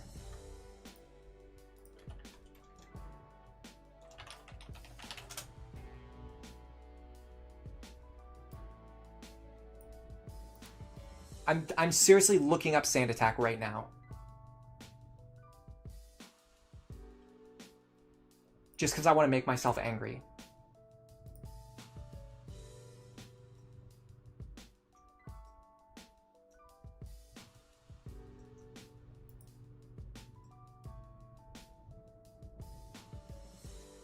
It lowers the accuracy by 1 stage.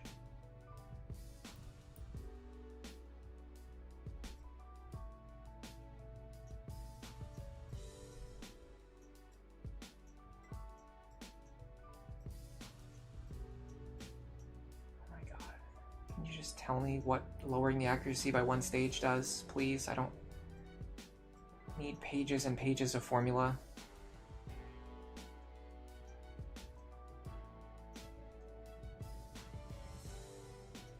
Bro, this is ridiculous. Why is every Pokemon wiki like as allergic to being useful as possible? Like, clearly, if someone is looking up accuracy, what they want to know is like what the accuracy of the moves is. Like, we don't need pages and pages of formulas.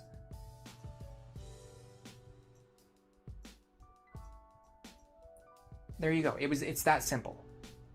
Okay, Cerebi is the one that actually does it correctly. So it's 75%, that is atrocious. I can't believe Sand Attack nerfs your accuracy that much. Either way, we should still be hitting 75% of the time, and we're missing like 80% of the time. And he survives it. Of course he does. I'm switching out. This is making me livid. So again, Mightyena just ripped through our entire team because Sand Attack is unstoppable. Okay, so out comes Camerupt.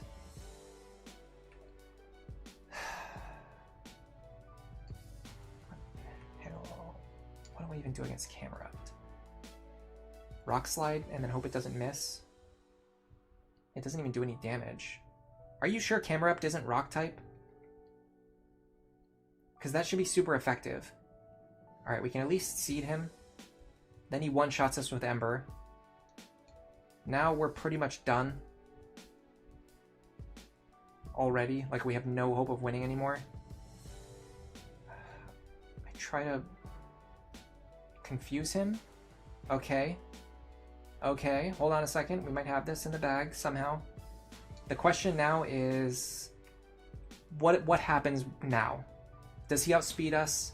Can we survive Air Slash or Wing Attack? Sorry. Can we survive Wing Attack? And does our Hidden Power Psychic one-shot him? We do outspeed. We don't one-shot. His Wing Attack will not one-shot us, because if it would, he would have used it there. Unfortunately, we can't switch here to clear confusion. So we just have to hope that we don't hit ourselves. Okay, we didn't hit ourselves. He survives on 1, and then he crits us. Bro, okay, this is a battle we can win. We just need to not miss and get crit constantly, which is apparently very, very difficult to do. I'm going to commit to Psychic here, because I've just proven that I can win with this HP Psychic. Now the question is, do we teach Hidden Power Water in order to get past the Camerupt more easily? There's a pretty good argument for doing it, but the thing is, we want Sceptile to be out anyway against the Wingull.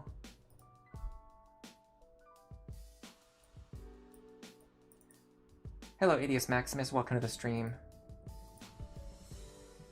Camerupt is ground type. Okay, ground resists rock. Okay, that makes sense at least. This Mightyena has studied the ancient art of sand attack in the mountains of Fuji. HP ground on Nuzleaf would just be generally useful. The thing is, I don't think Nuzleaf is a physical attacker, is he? I mean, yeah, he's a pretty mixed attacker. Dude, you would think the Golbat has a scope lens or something, seriously. I can't believe how many times this guy's been creating me this stream and dodging my 75% accurate attacks after one sand attack.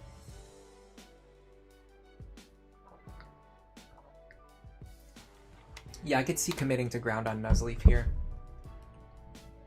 I'm going to try one more attempt just with my current team and just get an idea of what it looks like if we don't get, again, the worst possible RNG in the history of humanity, which I know is this.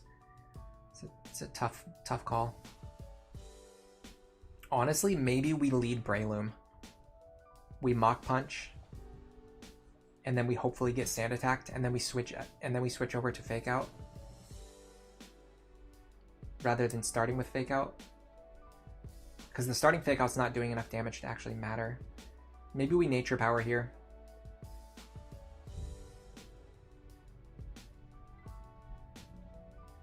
Now we switch into a sand attack, of course. I'm just gonna go for the Mach Punch here. Doesn't kill. Again. He is going to potion here, but there's not really anything I can do about it because I can't keep attacking into sand attacks.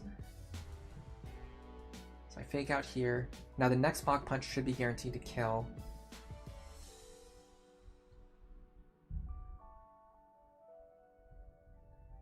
I'm gonna send it.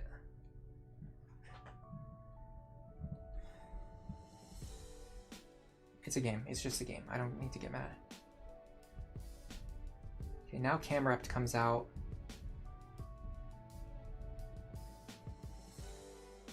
Good God, I can't believe how much damage he deals.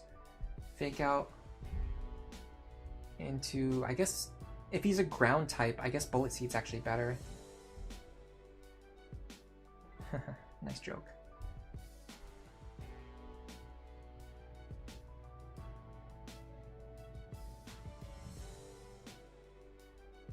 I'm genuinely not sure what to do here. I'm gonna see what this does. Nothing, okay. Absorb does nothing. Okay, this is not the route to victory.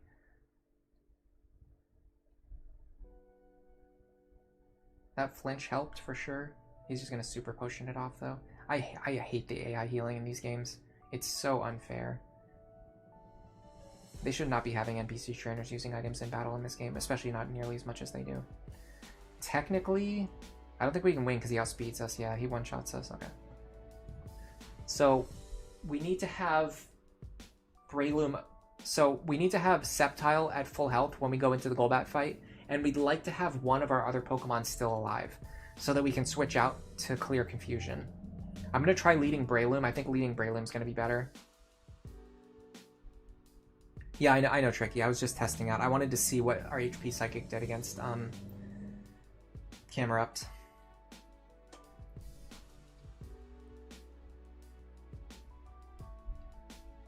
Yeah, so the problem is we're going into Intimidate, but that means the Mach Punch is going to do less damage.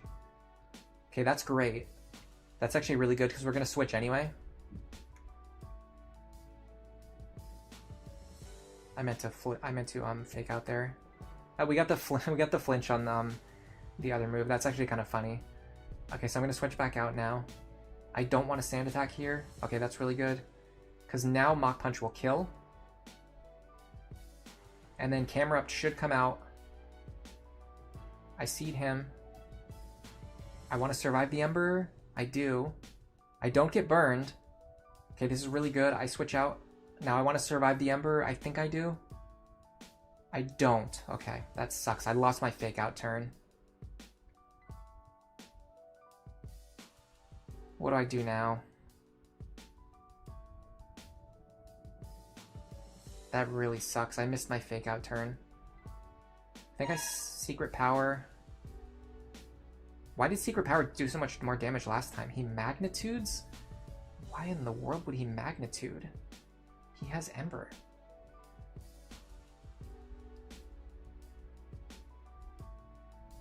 Yeah, I don't know why my Secret Power is doing so much less damage now. He's definitely going to use a potion here. I feel like my Secret Power did more damage on the first attempt. Maybe I crit or something? I'm genuinely not sure what happened there.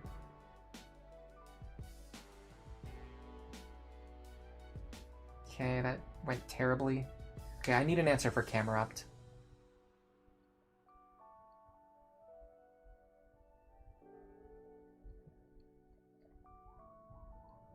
I need a better answer for Camerupt. I don't have anything for Camerupt.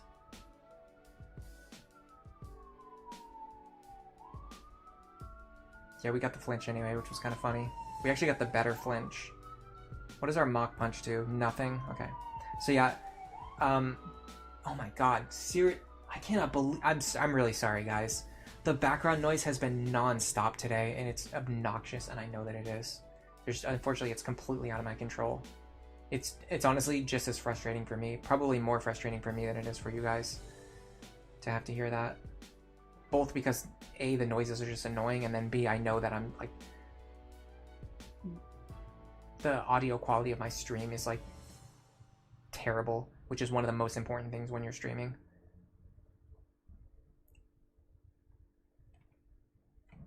Magnitude is stronger than Ember if it rolls a 10. Ah, I see. So maybe he rolled like a 10 magnitude on his because when they choose which move they're rolling, when they choose which move to use, they actually roll a bunch of stuff, and then when they actually use the move, they roll again.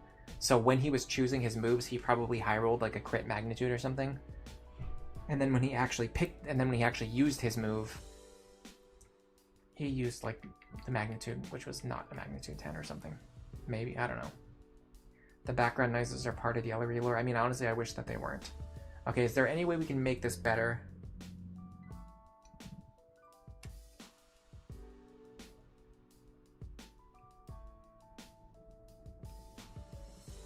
I'm trying to think, maybe, I guess we would switch someone out for C-Dot. Because the main thing he's doing is fake out. Gloom has HP ground. But C-Dot also has HP ground. Who has better physical attack? 37, 42. Gloom has better physical attack, but it's also much slower. This is winnable, but it definitely becomes better if we get like a better a more specific Camerupt answer.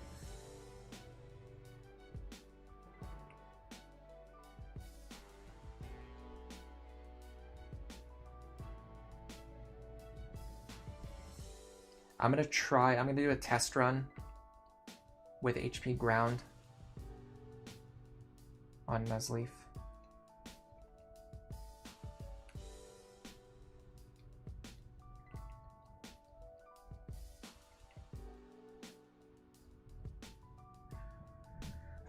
What do we replace? I almost feel like we replace Nature Power, because we're essentially just using Nature Power for our rock or ground type moves anyway.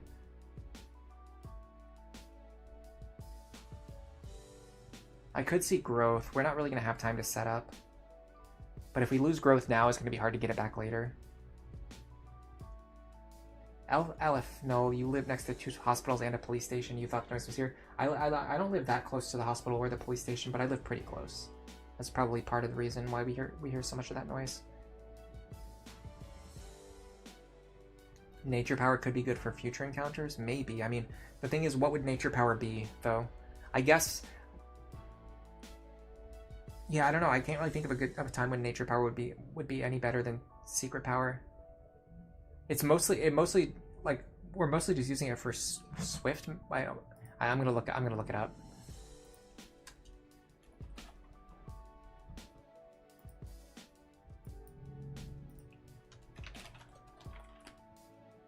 Nature Power.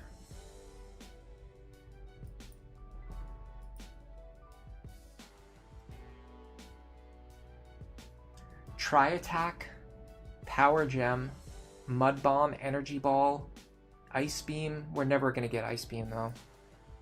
Hydro Pump. Yeah, I mean, none of these are... honestly, these aren't even what they are. This is like the newer gen. Hold on, go to Gen 3.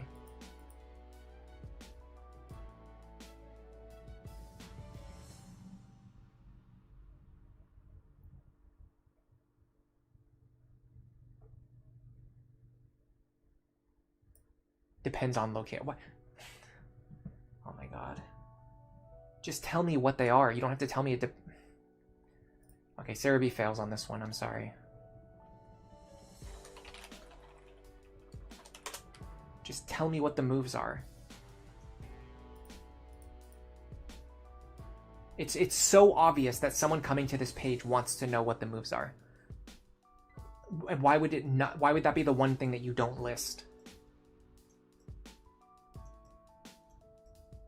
Okay, I'm not going to trust Google AI. I'm just going to go to whatever page hopefully lists that information.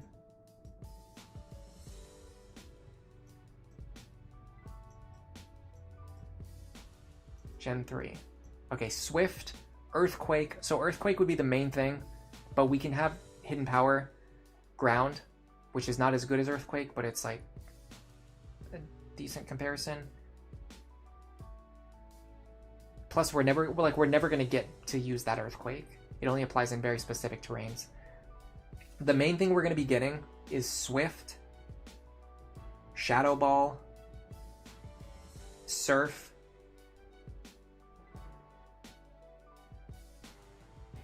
and Stun Spore. I don't think any of those are better than HP Ground. Either way, if we overwrite Nature Power or Growth, if we want it back later, we can get it back with a Heart Scale.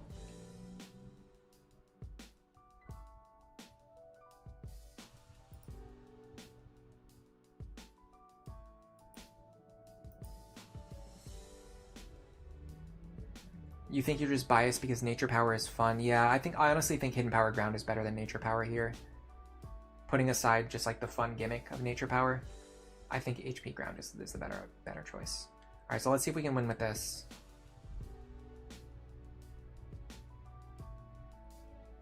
The Tall Grass Razor Leaf actually isn't really that good because it only applies in like the super tall grass, which is only in one route. Most of the time you're getting the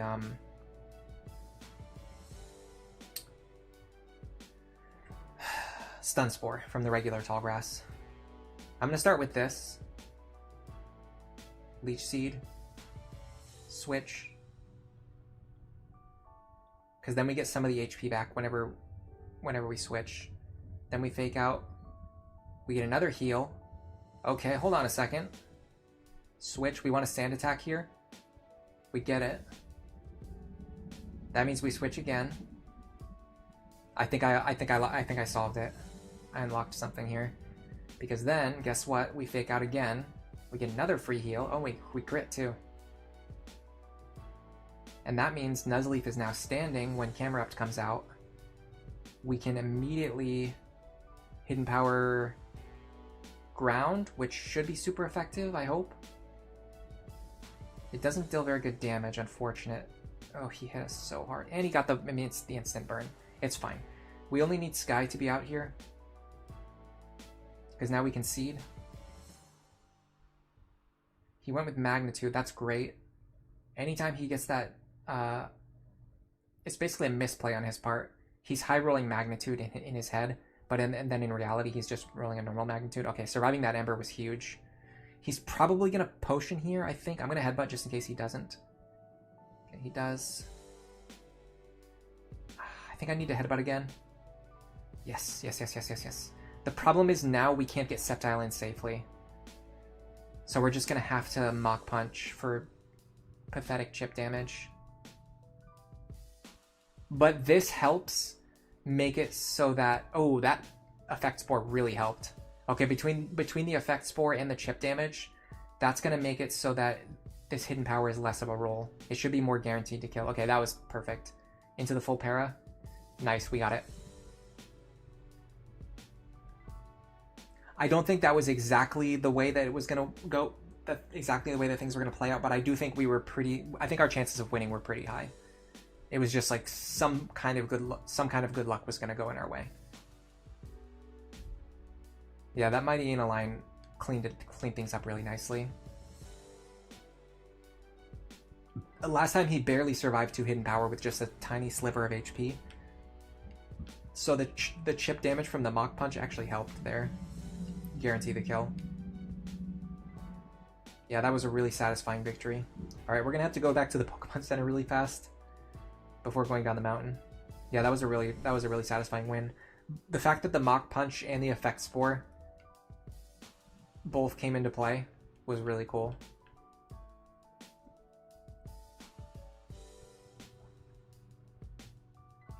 Everyone's excited about this win. Me too. I just don't sound excited, but I promise I am.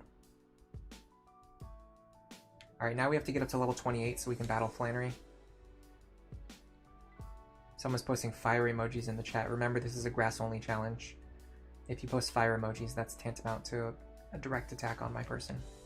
Yeah, the paralysis was nice. I don't know if we needed the full para, because we should have been able to two-shot him anyway, but it did remove the ability for him to crit, which, as we know, he's a very, very likely to crit us. It's just the way this game works, I guess. It's gonna be critting us non-stop. Alright, hopefully the tilt controls are gonna be a little bit reduced now. Okay, so to get ready for Flannery, she has 3 Pokemon at level 28.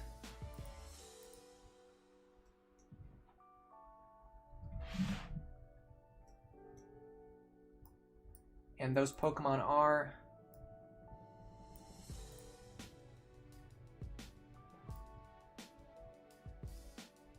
Slugma, and Torkoal.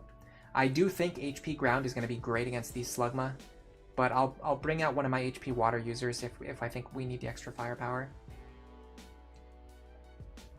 That means Nodot's going to be huge here. Against Torkoal, I'm not sure. HP Water should be good against Torkoal. So maybe we get our HP Water user going. I'm not sure. It depends on if we're stuck against the Torkoal or if we're handling it quite well. What's our HP again? Ground, so he'll be immune to it. So we're definitely not using Hidden Power there. We have to use Bullet Seed against him. So our matchup against flying types became significantly worse, but we have other Pokemon to deal with flying types.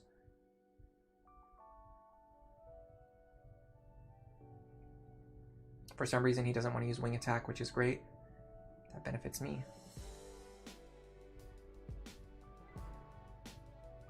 The main reason I'm going to be avoiding trainers on the way to Flannery is because we're probably going to get a lot of experience in her gym. So we don't particularly need to get it on the walk there. Oops. Actually, let's see if they sell full heals. Still no. Where do you get full heals in this game? I need to sell some stuff, I think. No, I don't. Seriously, how far did you have to get into this game before they start selling you full heals? There might be an egg here, but I don't really need it. There is something over here. I don't remember what it is. Ice heal. Okay, that's useless. I do think Slugma is not that dangerous. So I think the main thing we have to worry about is Torkoal. I think Flannery is significantly more scary in Emerald. In Emerald, she has Numel, Slugma, Camerupt, and Torkoal. But in Ruby, she only has Slugma, Torkoal. Yeah, HP Water would be really good. I do think the HP Psychic on Grovyle was really nice. Am I using level limits? Yes. I'm limiting myself based on the level and number of Pokemon of each gym leader. So I need to try and beat Flannery using only 3 Pokemon at level 28. As you noticed in the last battle, we have 5 Pokemon, but we only used 3 of them, because Maxie only had 3 Pokemon. We're doing the same thing here. We're only going to be using 3 Pokemon against Flannery. I'm not going to worry about figuring out what my team for Flannery is yet. I'm just going to battle all the gym trainers first. Although I have a strong suspicion that Nodot's going to be on the team.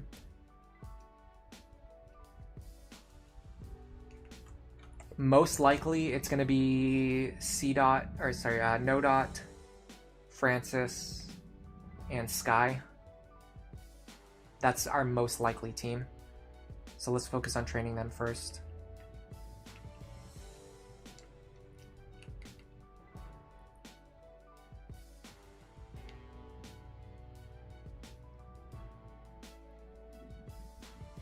She tries to set up Sunny Day, which makes HP Water into neutral damage. True.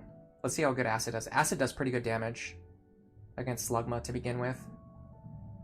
So first of all, we can maybe beat the Slugma just by spamming Acid. We might not even need Hidden Power. Yeah. I mentioned before that Gloom is actually a really good poison type attack because it has good physical attack. And it has Stab Acid. Okay, so it won't be good against the Nummels, unfortunately. We can Poison Powder them. And then we resist Magnitude. Honestly, I kind of wish this thing had a healing move now.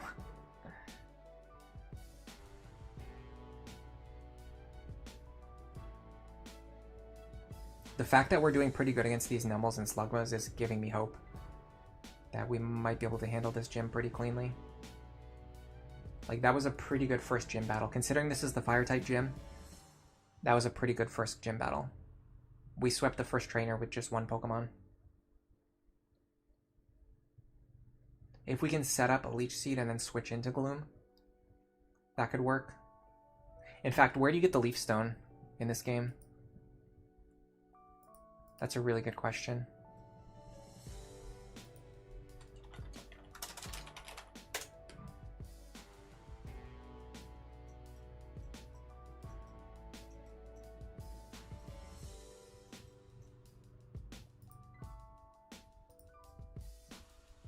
Route 119 and Route 124. We cannot get to 119 yet. We cannot get to 124 yet.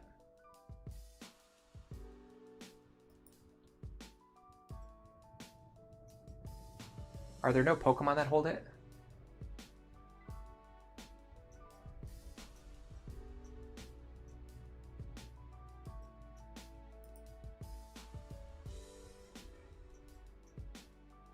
I could have sworn there would be Pokemon that would be holding it that I could use Steel against. I would be shocked if that's not true.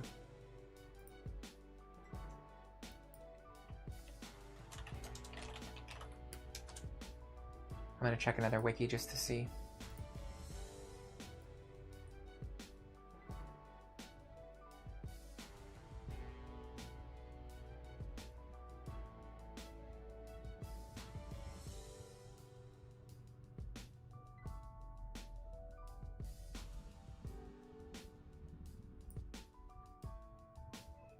Maybe not. The other wiki doesn't have it listed either.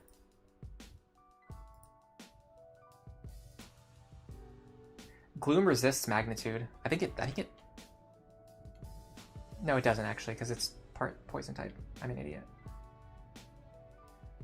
Wild Relicanth can have green shards, and then I can trade the green shards for the leaf stones. Okay. But there's no way to directly steal a leaf stone in this game. That's what I was wondering about.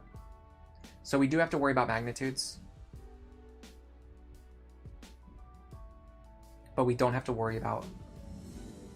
Here's the Kecleon, by the way. Oh, it has Flamethrower. Well, that makes sense. Poison Powder doesn't affect him because I just turned him into a poison type, of course. Let me Stun Spore him, I guess. I'm gonna have to switch out and kill this thing with something else anyway, so I might as well just get some value. He's a poison type right now. I don't have anything that's good against poison types, do I? Yes, I have HP Psychic.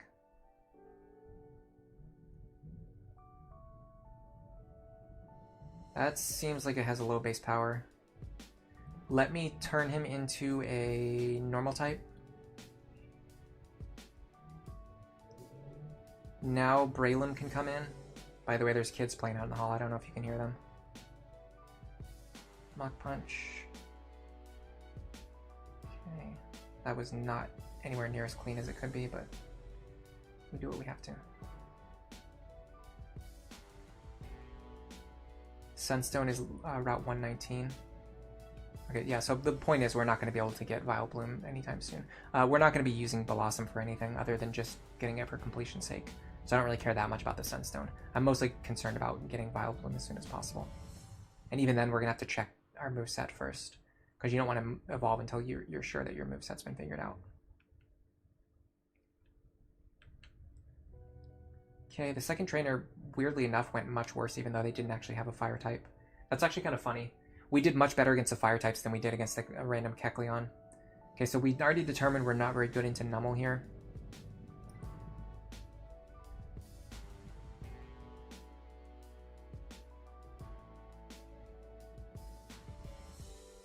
He's much better into Nummel. We can seed it. And then we can Mega Drain it for, I think, neutral damage at least. Yeah, we can Mega Drain for neutral damage.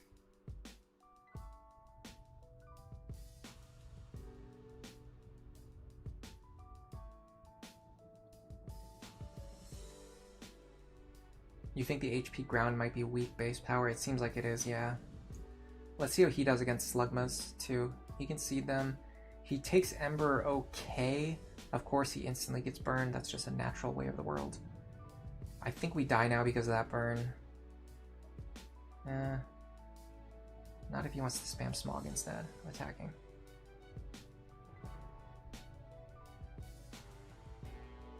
Okay, I think I can finish him with Headbutt here. Maybe not because of the burn. Well, yes, because of the flinch. Okay. I mean, we're doing all right. We're not doing great, but this doesn't feel hopeless. Like, none of these fire types are particularly strong. Also, fire types aren't really that good in general. Like, fire type is just not, like, a great type in general. So even though it's like even though fire type is one of the types we're weak against, it's just fire types in general aren't really that strong. They tend to have like some fundamental problems.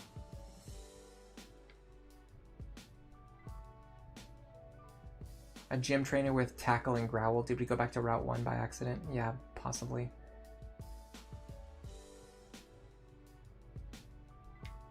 Oops, I didn't mean to do that. Should be another trainer somewhere around here. There you go. Is this the last gym trainer? Or is there one more? Okay, we can definitely beat these Slugma. We really want high rolls, though, on our damage checks, so we can two-shot them. Although once we get to level 28, it should be easier to two-shot them. Okay, so we're not good into Nummel. So for Nummel, I just want to open up with Poison Powder. Then we get rocked by Magnitude. Oh, okay. Okay, so Magnitude is neutral at least. Which is a pretty big deal. Because if we were pure poison, it was super effective. It would kind of destroy us.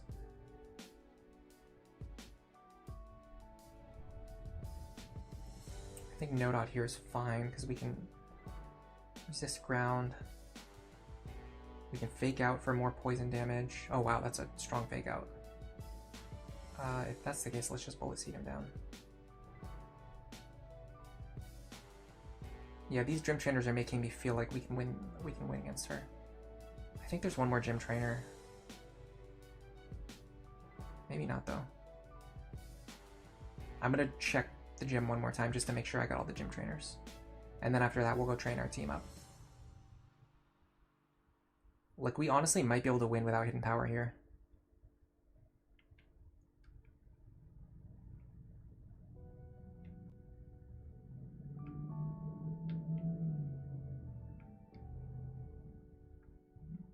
So there was one potential trainer that we didn't fight yet.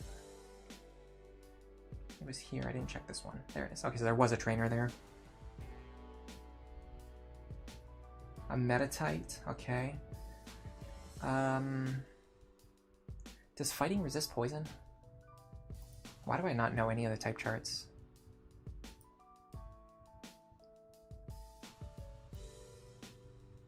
Where is the leaf stone, by the way? At the southernmost tip of the middle level river. Requires surf, okay. So we just need to find it with surf.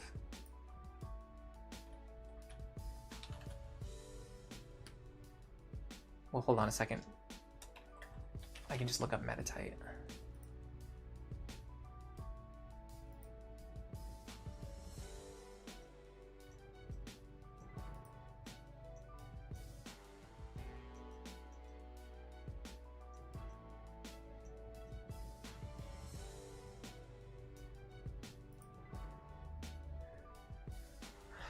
Poison is normal damage against poison is normal damage against him. Did he just bide?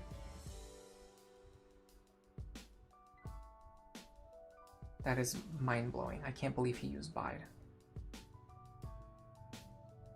Alright, let me triple check to make sure there's no more trainers here. Okay, there's no more trainers. This should take us right to Flannery. We're not going to fight her yet. We're going to go train up to level 28.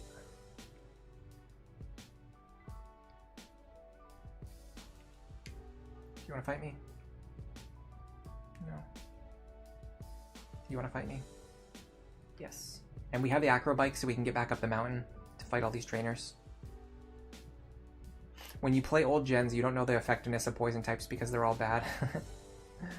I think it's, I'm not good at like, in general, I'm not good at memorizing information. I'm good at making decisions based on all the information that I know, but I'm not good at like memorizing information. I just don't find it that useful.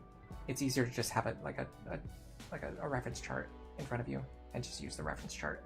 There's no reason to have information memorized when you can just look up a chart that tells you the information.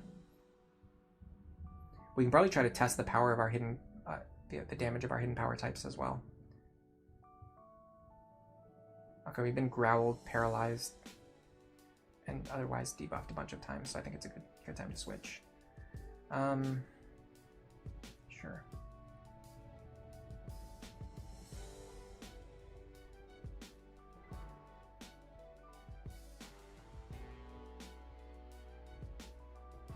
Yeah, hidden power ground is a little bit limiting in the sense that it makes us even weaker against flying types. Yeah, 5-hit Swablu, okay. I like that he's spamming growl against me when I'm a special attacker though. That's always funny. Man, the level 28 grind is going to take a little bit of time because there's not a lot around here that gives good experience. I'm just going to use the Pokemon Center. Fire Emblem players are more used to triangles rather than having a big convoluted chart. Yeah, that's true as well. Like Sword, Axe, Lance, like that's pretty easy to remember. When you have like a bunch of different types that you have to remember, and then you also have like multi-types and like dual types to worry about, it just stops being easy to remember. Not to mention the fact that like in a lot of situations, your best move isn't always purely determined by the power of the types either. Because sometimes you have other factors to consider, like stab and the base power of the moves themselves, and then like the exact amount of effectiveness can vary, stuff like that. There's just like a lot of information to keep in mind. Burn heal's not useful for me at all. Anything here? No. Did I fight you already? I don't remember.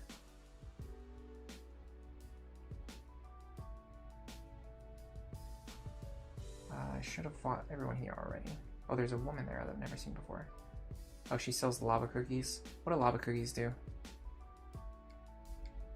Oh, there's trainers up here, okay. After Team Magma leaves, I guess. A Nummel. Again, I think we already determined we're not good into Nummel here, so I'm gonna switch.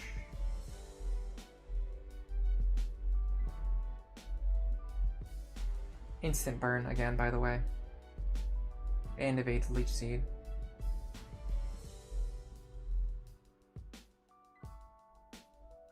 You think I might not need level 28 on everyone to win? I mean, there's no downside to grinding up to level 28 though.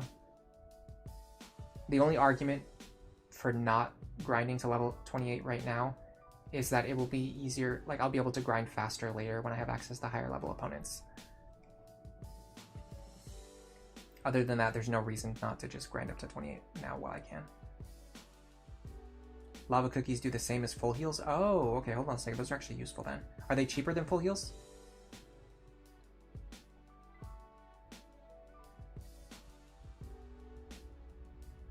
Shroomish is good. We can kill that with acid.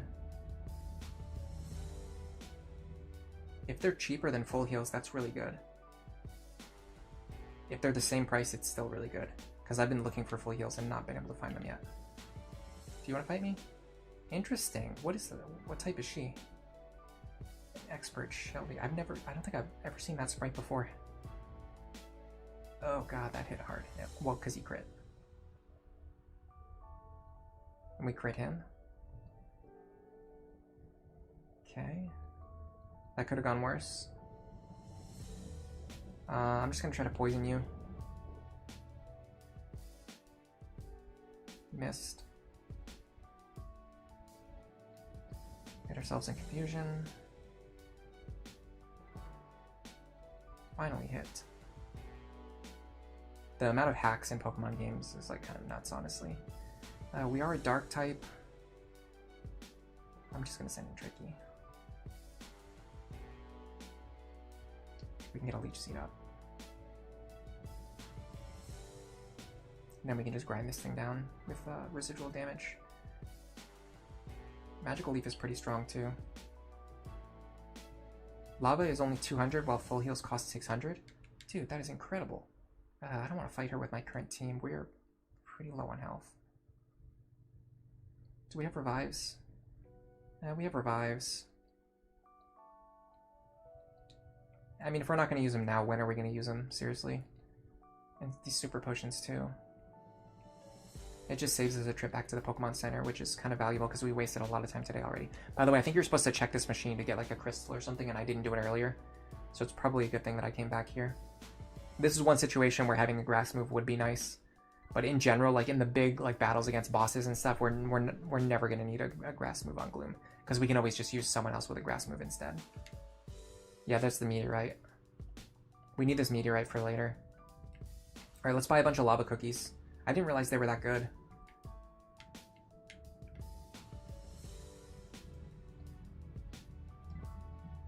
Alright, I'm gonna hold down my my turbo button for a little while and get a bunch of lava cookies.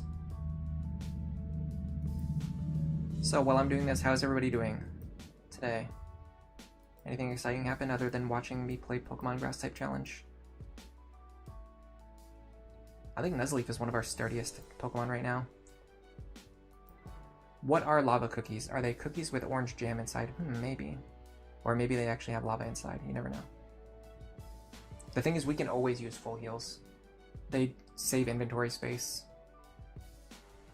So if we just use lava cookies instead of full heals and they're much cheaper, we save even more inventory space. And money.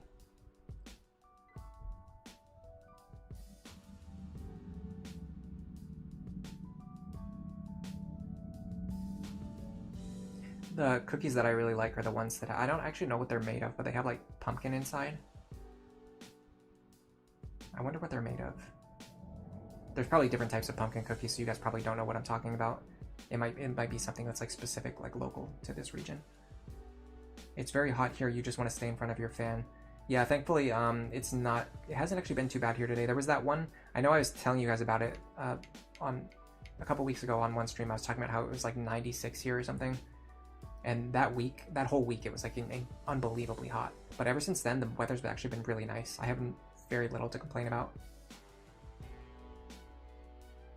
Actually very happy about how the weather's been ever since then.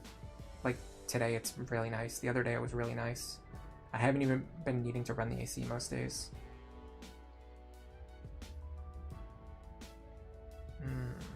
We're bad into Baltoy. Okay.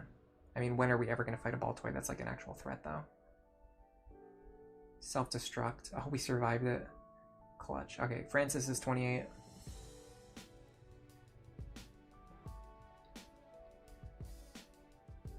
They're made with a lava-based stove. Oh, that could be it.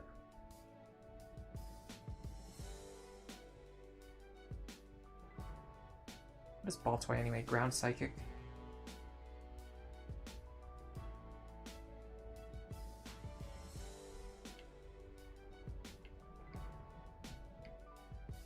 I'm pretty sure I fought this guy already.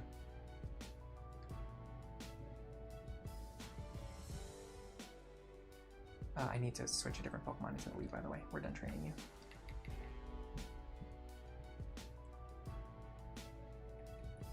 I'm going to try just getting up the 3 that I'm planning on training, or I'm planning on using. But if I have to switch my team later, I'll have to train someone else to 28. Alright, so I think I fought you already. Yeah. What I can do now is... get me back up there. This is why we have Sweet Scent.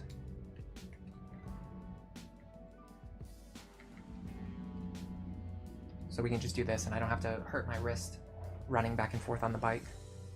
You're not looking forward to July and August? Yeah, that's 100% valid. July here tends to be pretty miserable. It's like the hottest month of the year here, which is probably the same everywhere, I guess. I find this much easier though, going into the menu and using Sweet Scent rather than running back and forth. Okay, these Machops are pretty easy to fight. And we do want attack EVs on Breloom anyway, so this is also pretty nice. Oh, we killed him with Effect Spore Poison. That's funny. Yeah, we get the levels pretty fast. I don't think we've had a single grinding session so far that's actually been like bad. I'm gonna Mega Drain here. Might be a bad play because I think he might Psybeam me or something. But I want to get a little bit of HP back. The whole week has been horribly hot for you, yeah. Sorry to hear that. I'm over here bragging about how it's not actually that bad here right now. But I know in some places it is still very hot. You need an Australian winter home for July and August. I've actually very seriously considered, because I've traveled a lot in my life and I've lived in different places and I'm pretty used to traveling, and I have had a very strong consideration for like moving based on the weather. Like I've thought about it. I've seriously thought about doing it at various times in my life. Oh man, this is a really strong Numel. He survives it with a -9 level disadvantage. I don't know how specific I want to be, but I thought about, because I spend right now I live most of the time in New England for like, I think I've been here for like 4 or 5 years, which is a long time for me to stay in one place without moving. But I've been thinking about like moving back or like staying in New England during the summer and then moving down south in the winter and getting back into traveling more regularly again. That would definitely cause some serious problems though for my relationship. Yeah, because long distance is not very easy. We could have used Spoink to test our hidden power. I didn't even think about that. Yeah, Spoink is a psychic type.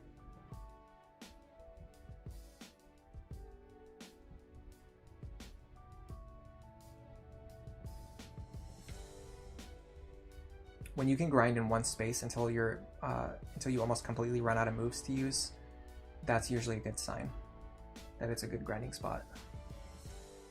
Because at the very least, it means you can just kind of like grind without needing to think about what you're doing. Like there's no bad matchups here. Ooh, counter is a very interesting proposition. I don't think we want it, but I think it's very interesting because I think there's going to be fights in the future. So this is a heart scale consideration, like maybe for the Elite Four or just for like a really difficult fight, like maybe Winona, for example. Flying type moves are physical. We need to remember later for the heart scale collector. I think if we get into a fight where we can use counter to like guaranteed kill an opponent, I think it's worth considering. But I don't think it's something that we want to bring with us like all the time. All right, so now we just need to train Nodot. Right? That was our other team member? Yeah, I know about the Spoink meme. Yeah, because we have HP ground here.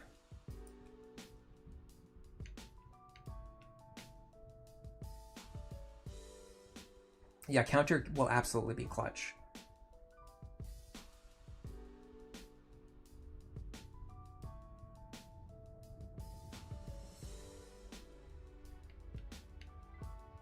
I want to test Fake Out into HP ground.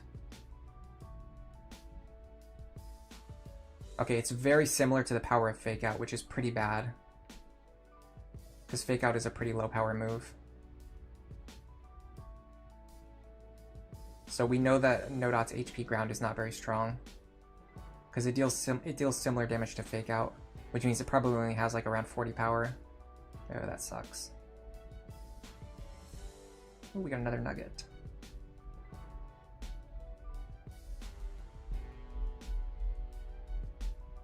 Yeah, the ability to use counter will be very good. It's just not that immediately useful right now. Like right now we're fighting fire types, for example. Oh yeah, that's really bad. That might even be worse than Fake Out.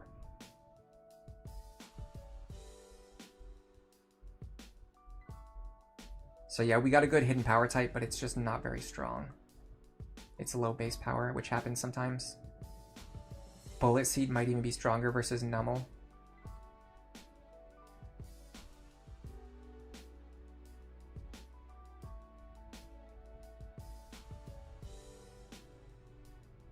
No, Hidden Power is way stronger. The super effectiveness makes it way stronger. Like, there's very little that is better than like having a multiplicative bonus. Just like doubling the power makes it so much better than Bullet Seed. That was more damage than a 5-hit Bullet Seed would have been. I'm gonna see if there's anything over here worth fighting. We can go sell these nuggets while we're here too.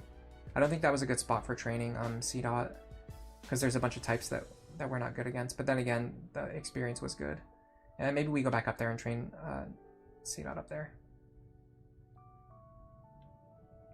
Just because the experience is better.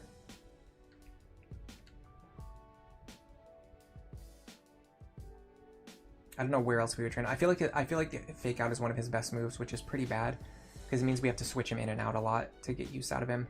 Granted, he's like the whole switching around thing. We generate a ton of value by doing that. As we've done it in a few fights now. We've done strategies that involve like heavy switching, and it's been quite good. But it also means it's a little bit of a constraint too, because we have to find situations where we can switch him in and out safely. Hold on a second. There's more stuff I wanted to sell. Because now that I have the lava cookies, I don't need burn heals. I don't even need full heals. Yeah. I could use the rare candies here to speed it up, but trust me, this rare candies are going to be a lot more valuable at the end of the run. It's not as bad as Gen 2, but it's pretty bad. There's just not very many places to train in Ruby Sapphire in the end game. So we're really going to want these rare candies later.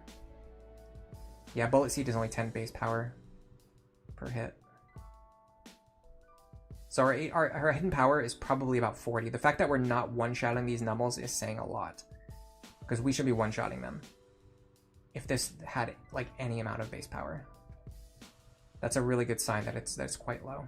So it's probably 40 base power with the super effective multiplier, which is quite bad. Bullet Seed should be better against Spoink. Oh, I just used Growth by accident. Well, now it's definitely going to be better. The fact that Growth synergizes with Bullet Seed makes it even better, too.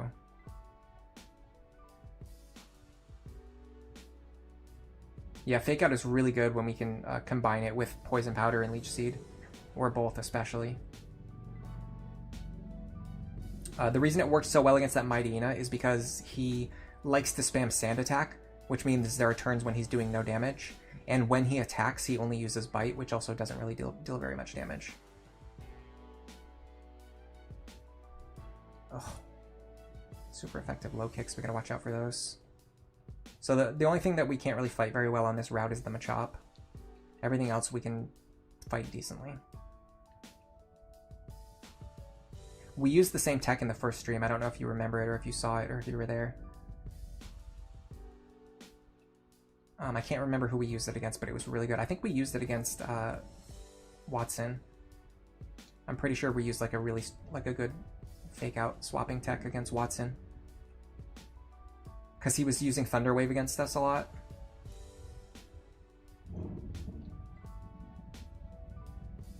Okay, I mean, if we can Fake Out into HP ground, I think we can just about kill everything. The problem is, I think Slugma is going to have Flame Body. I also don't know what kind of EVs Nummel gives. If he gives special attack, this is pretty good training. If he gives anything else, it's probably pretty bad. I'm guessing he probably gives like defense or something, which is like not great.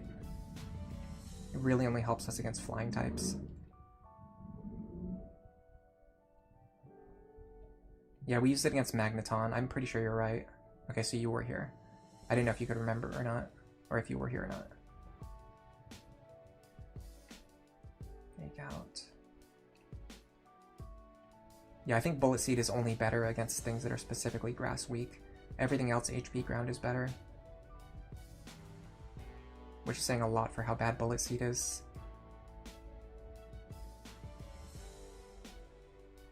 we're almost done with the grind. I like how every time I start grinding, there's always at least one person who tries to argue why we don't need to grind right now. Not even like they're telling me what to do, but just like, it's tough to explain. It's more subtle. It's like, yeah. Okay, low kick kills us. That's fine. We can get some experience on Tricky right now. I think Tricky has HP water. So if our current team doesn't work out, Tricky is the next member that we'd be training. Numble to give special attack EVs. Okay, those might be useful later on because we're mostly going to be using Dark type and Grass type moves, which are both special attacking.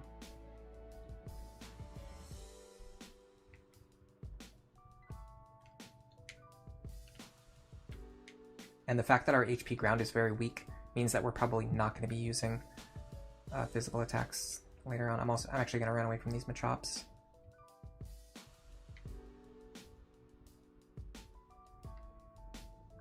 I don't know though, the fake out into HP ground combination is pretty good, and it does require us to train our physical attack. All right, so we've got 3 Pokemon. We've got something that resembles an idea. We don't know exactly how this is going to go, but I think Flannery is kind of a pushover in Ruby Sapphire. She's only really strong in Emerald. Oh, you did get Etrian Odyssey 5 like I recommended, but you got destroyed by the boss on floor 5. You just need a little bit more experience with the game, I think. Oops, I went through the wrong path. You want us to use Nature Power against Maxi?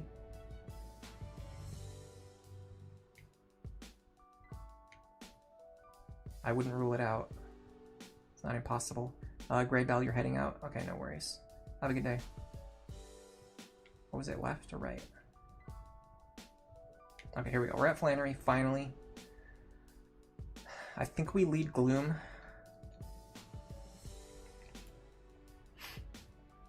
This could be a misplay, but let's just test it out.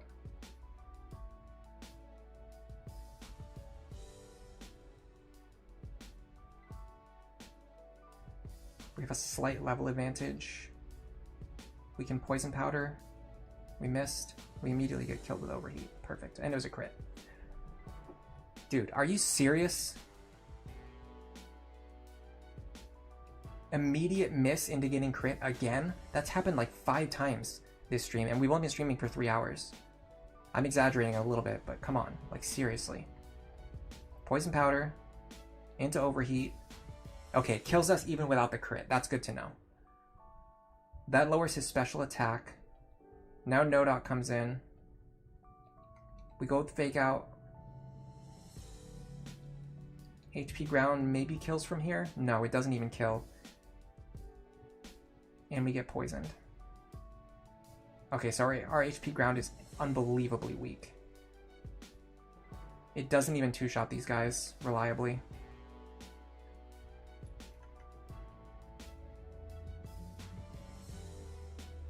This was not even the one that I was planning to use. Okay, that's fine. What does Secret Power do here? Nothing. And we get one shot by Flamethrower. Okay, cool. This is going to be harder than I thought. This is going to be harder than I thought. I went in with extremely misguided expectations.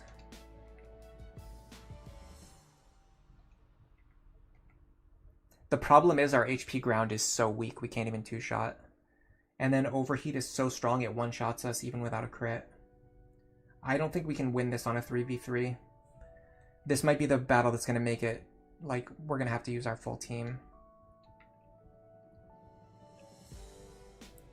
Yeah, because Gloom is actually our best special defender, and it still got one shot by Overheat, which means we have no possible way to survive against Overheat. It's always going to one-shot us.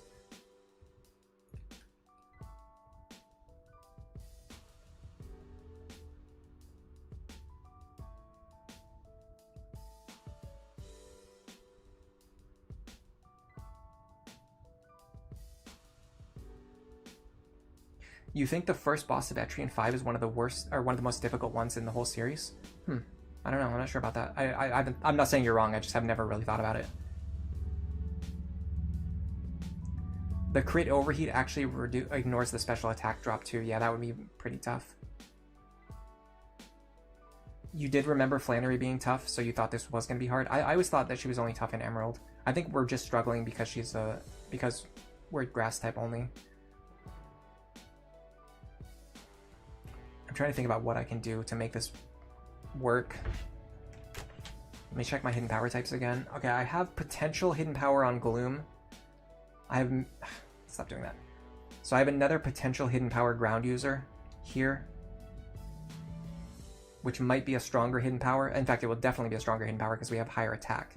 And then it also might even be a higher base power. So that could help us with at least two-shotting, if not one-shotting them. And then Breloom with hidden power water. Unfortunately, it would be better if Breloom had hidden power ground because it's an attack. It's a physical attacker. And then if the hidden power water ends up being like a low base power, we're not going to get much value. Yeah, like it would be better if Gloom or it would be better if Gloom was the hidden power water user, and it would be better if Breloom was the hidden power ground user. Oh, you've only fought her in Emerald? Okay, yeah. So in Emerald she has more Pokemon, and she has a more varied team. To beat her here, we just have to be able to defeat 2 Slugmas. I just wish our hidden power was just a little bit stronger. Alright, let's try this. This is not going to work, but I just want to try it.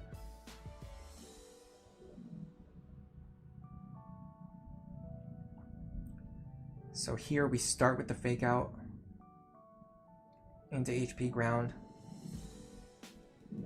That gets her health low. She overheats. The problem is I think she's going to heal now.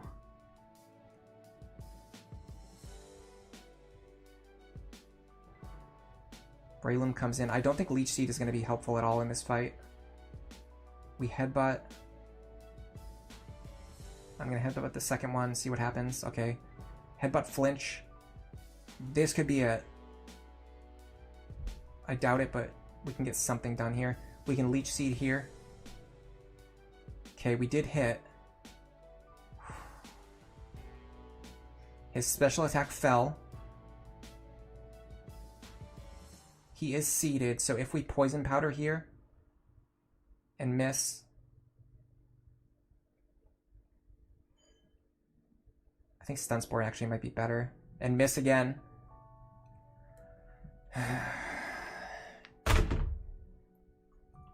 I don't think we're that likely to get headbutt flinches, so I don't think we're going to get a repeat of that performance. That was like, if we won there, it would have required severe para hacks and getting extremely lucky. Let's just see what an attempt looks like if all of our fighters have hidden power ground or hidden power water. I don't think Leech Seed is going to be that useful against the Slugma. I think we just have to kill them fast before they do anything to us.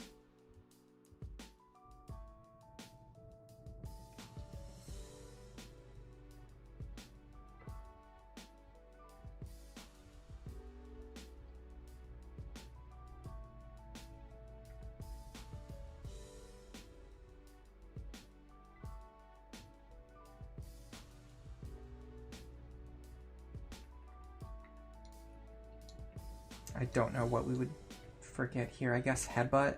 Honestly, I almost suspect that Headbutt... Well, no. Well, yes, actually. If the Hidden Power Water is only 30 power, it gets doubled to 60, and then it ends up being weaker than Headbutt, and our special attack is weaker than our physical attack. I almost think just keeping Headbutt here is better. Because it would need to be like a really strong Hidden Power. Like, if it was 70, then sure, it would be worth it. Leech Seed isn't useful in this fight, so I'm going to take it off. I'm definitely not saving, so I'm going to reset anyway. This is just basically for testing purposes. I forgot to put the right Pokemon in the lead too, so that also doesn't help us. Yeah, you don't think HP Water is any good unless it's against a 4 times effective mon. I mean, it will be good if it's 70 power, but we don't know that. Okay, that seems like a much better HP Ground, which is good to know.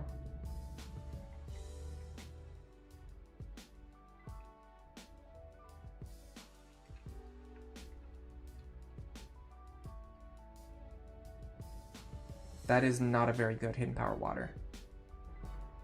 It's probably 40, maybe 50. It's worse than our headbutt, I'm pretty sure. Yeah, our headbutt's strong. Okay, so there's no reason to teach hidden power water because our headbutt is just straight up stronger.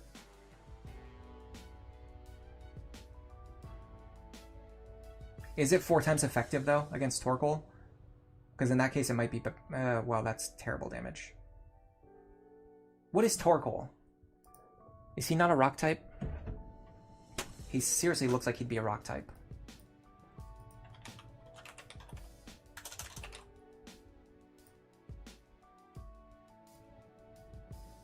No, he's a pure fire type. That's unbelievable. How is that not a rock type?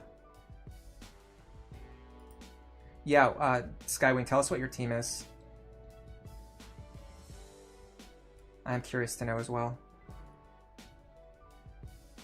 Wow. Wow. That HP ground did no damage at all. Okay.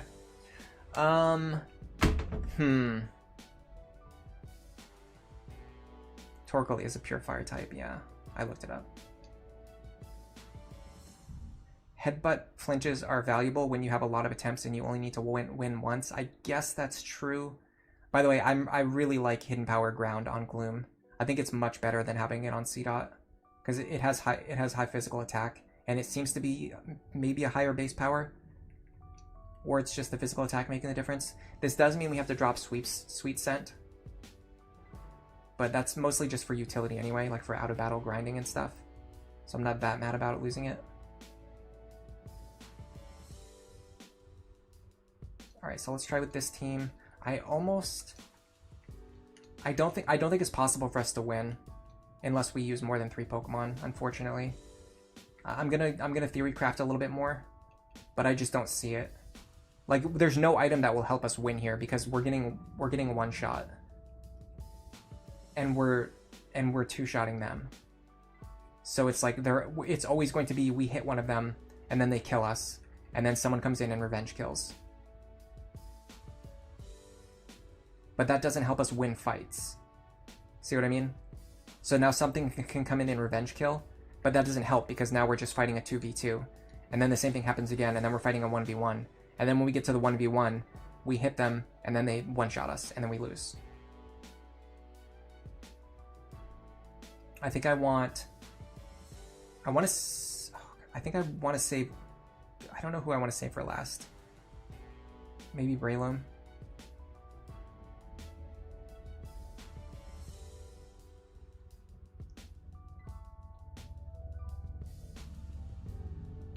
We need to survive that flamethrower. Oh, we do survive the flamethrower. That's huge. Surviving the flamethrower is huge. If we survive the flamethrower, I don't think Poison Powder is the play. I think Stun Spore. I think either Hidden Power or Stun Spore. I'm gonna. He has really high physical defense though. Let me just see how much my Hidden Power does. Yeah, not very much. So here's the problem. We have no way to get past this Torkoal. Absolutely no way to get past him. Our Headbutt does nothing to him. Interesting that he would Body Slam instead of Overheat. He must have not seen a kill. I mean, that's closer than you would think, but it's still nowhere near as close. Like, it's nowhere near where we need to be. We need someone who can one-shot the Slugmas, which unfortunately we don't have any team members that can do that. If we had something that could one-shot these Slugmas, I think we could win. But we just don't have anyone who can do it. Stun Spore and Headbutt could be enough. With good luck. Yeah, if we can get 3 Pokemon all the way to Torkoal. The problem is we have no method of killing the Slugmas. We just don't have anything that kills them.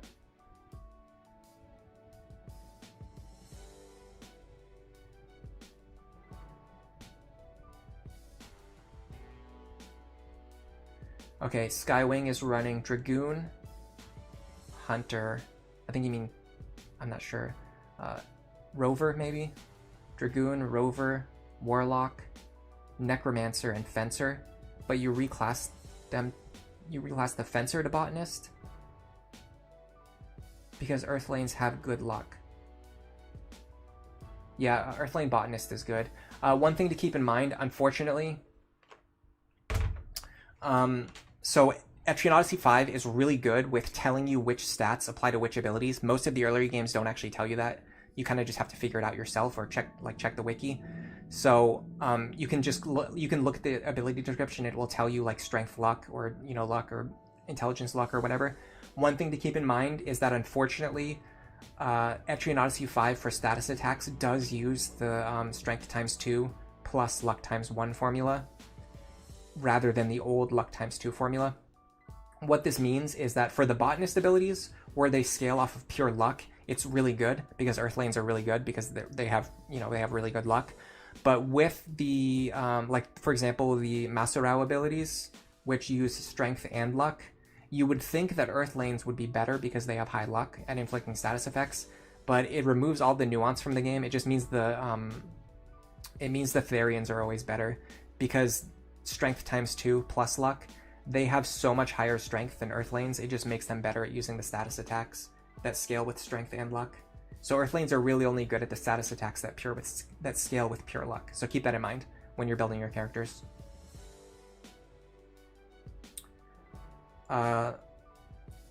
Is the golem immune to poison and blind? I'm not 100% sure. Bosses have high resistance to status effects, but they're not always immune. Binds are really good if you want to run a build that can bind their body parts. I do think Rover plus Necromancer is a little bit redundant because you want to be summoning Wraiths and you also want to be summoning either the Hound or the Hawk. And they compete for summoning slots. I would probably run either Necromancer or Rover. I probably wouldn't run both, but you have to kind of consider that when you're building your team. Let's try one more time with this team. I do think the idea of like Stun Spore into Headbutt could work, but it's a very unreliable strategy. And I would really be happier if we could find something that's reliable. If we could get a crit here on either of these attacks, it would be really nice. Or if we could just barely survive this overheat. It doesn't seem like we can, unfortunately.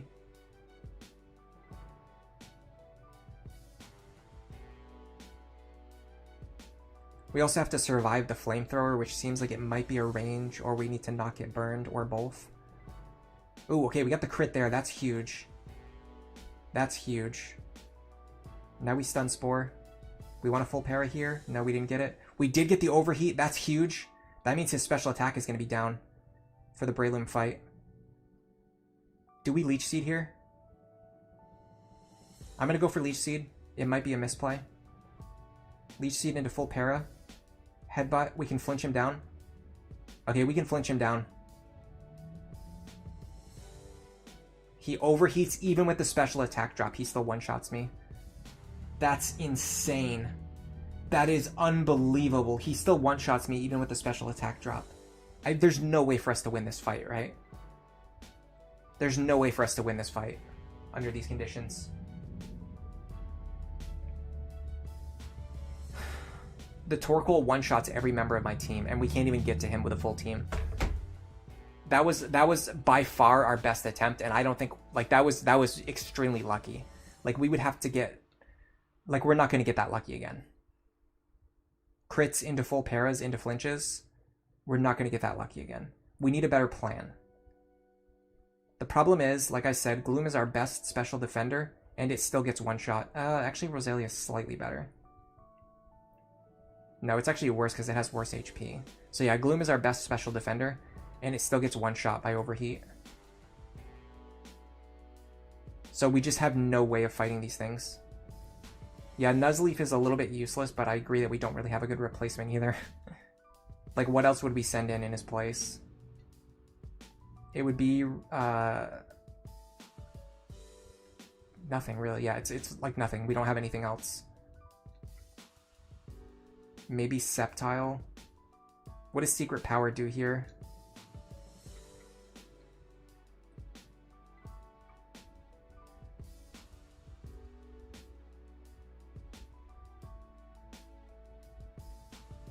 I think Sceptile is straight up just worse than Nuzleaf because it can't fake out. Yeah, no, it's worse. It's worse in every way. This is our best team. It's just nowhere near good enough. We just have no way of winning with this team. I think if I was going to be very serious about trying to win with this team, I would have to breed a Gloom with Hidden Power Water, or a Sceptile with Hidden Power Water, or both. I think if we had Gloom and Sceptile with Hidden Power Water, I think we could win.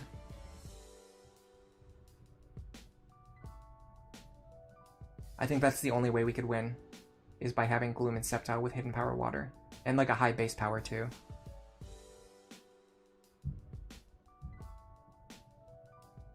Do you guys want to theory craft that, or do you just want to do all 5 of us versus Flannery and just accept the fact that we can't win with 3 members?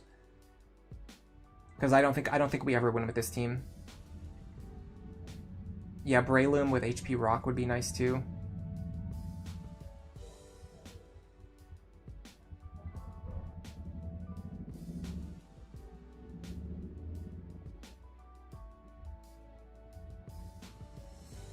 If we can get a fake out, oh, that was a really low roll fake out.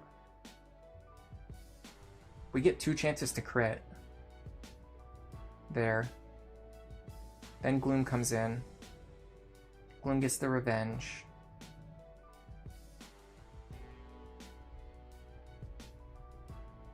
All right, let me ask. I'm actually gonna make this. I mean, I guess I'll make a poll. There's not really very many people here, but you can also give your answer in chat.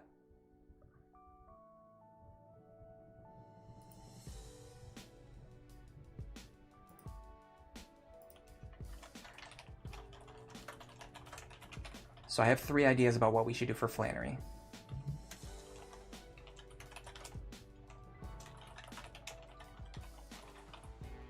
We can either use PK Hex to give ourselves the perfect hidden power types, so we can just prove in theory that this would be winnable if you got the Pokemon with the right hidden powers, or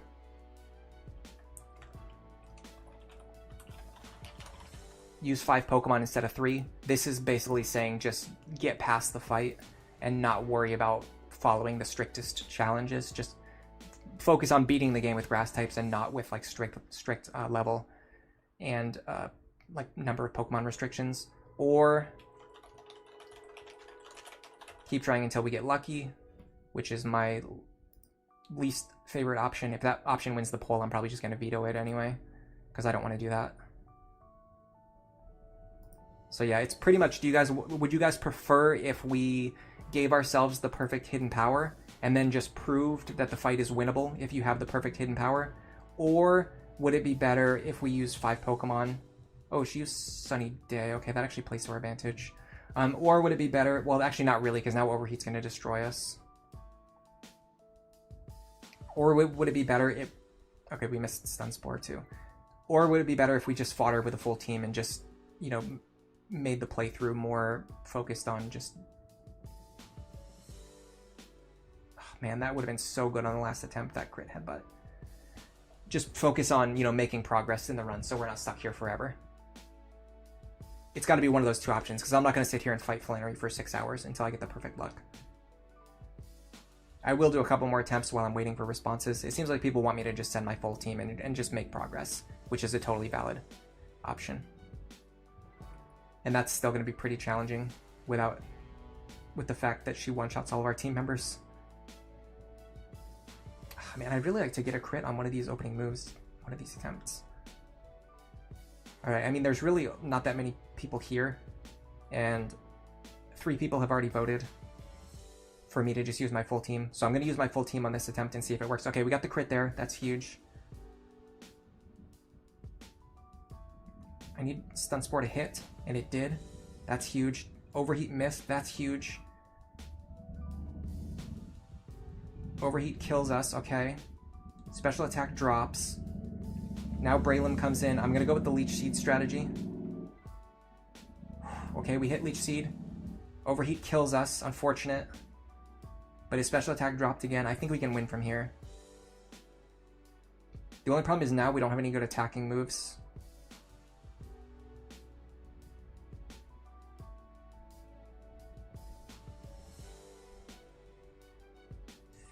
The other problem is that she is going to use a potion, which is probably going to make this plan less good. I'm actually going to growth here. Because I don't think we can kill him very easily. But we might be able to kill him now. She potioned there, okay. Unfortunate. If we had got her just outside of potion range, we might have been able to make something work. I'm going to growth again. Because growth might be just enough to keep us alive. Nope. Okay, so even with the 5 members, this is a pretty tough sell. What hidden powers do we have access to? Rosalia can get HP flying, that doesn't help us. So yeah, this is still going to be pretty tough even with this team. What we can do is we can use Oran Berries now. Where are they? I'm going to give an Oran Berry to Breloom. Rosalia. And you, and I'm also going to give a Rost Berry to Gloom to increase the chance that we survive against Slugma's Flamethrower in case we get burned. What about using Double Team? I don't know, Double Team's kind of boring. I don't think we need Double Team. I think what we need is just to get 1 crit and then grind the Torkoal down slowly.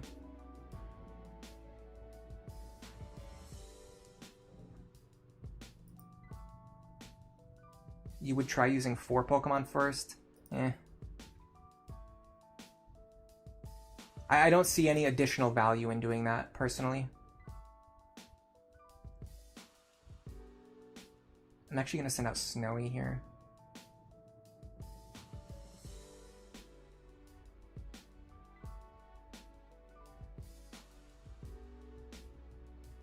Like, if we're already using a full team, we might as well just use a full team. Okay, that's unfortunate. I thought we were gonna at least be able to 2-shot him. What do we do next then? Honestly, Breloom here into Headbutt should kill. Okay. Problem is we didn't get our chance to Stun Spore. Yeah, this is a disaster already. No, I messed up my line. All right, I'll start with the Leech Seed. I was trying to keep Gloom alive because it has good special attack, HP, and defense.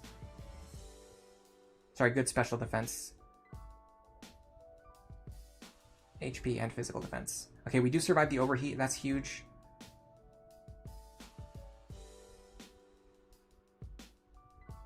I'm going to try switching into here because he's going to make him overheat again instead of Body Slam. No, he Body Slammed there. Interesting. I'm surprised that he did that. Alright, I'm gonna growth. He does overheat, okay. Oh wow, we survived on 1. I don't know if that helps us, because Body Slam's just gonna kill us anyway. I guess I Mega Drain. Yeah, Body Slam still kills us. Okay. Why didn't you use your Oran Berry, by the way? Oh, because you have a Rost Berry. What does Acid do? Probably nothing. Paralyzed. She's gonna heal now, unfortunately. Let me see what HP does. HP ground. Probably not very much. No, I mean it's okay. I'm trying to think if getting Gloom to the if getting Gloom to the end is the winning play. It seems like Gloom has the best matchup into Torkoal. So maybe we try to preserve Gloom to the end. In fact, we might even have this attempt in the bag. That paralysis might have killed us. Nope, we got it. Okay, we got it. Yeah, so saving Gloom to the end was the right play. We actually played that very sloppy and we still won.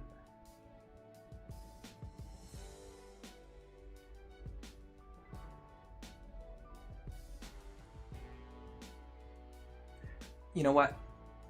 I want to try something. I don't want to lock that in yet. Knowing now that Gloom is so powerful, or at least viable into Torkoal, do we have another Stun Spore user? Unfortunately, I made Gloom my only Stun Spore user. I might still be able to work with that.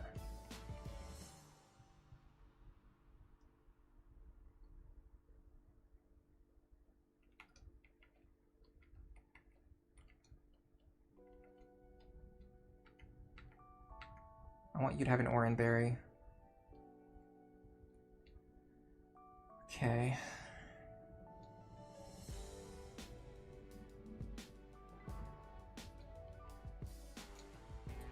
Does Rosalia have anything she can do against Slugma? I don't think so. Alright, I just want to try one thing. I want to see if we can win with 3 members using Gloom last instead of Gloom like early on. It's probably not gonna happen. If it doesn't work out, I'll just use 5 team members again. So we want to crit here or a crit here. Didn't get it. Overheat kills us. So now, instead of sacrificing Gloom early on, thinking that Breloom was going to be the play, I think we do Breloom early on. The problem is we need Breloom to not get killed by this Slugma.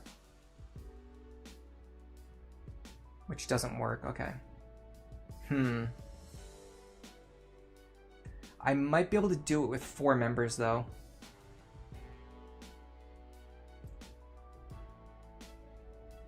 Yeah, we need Breloom to get through the Slugma, but this could work.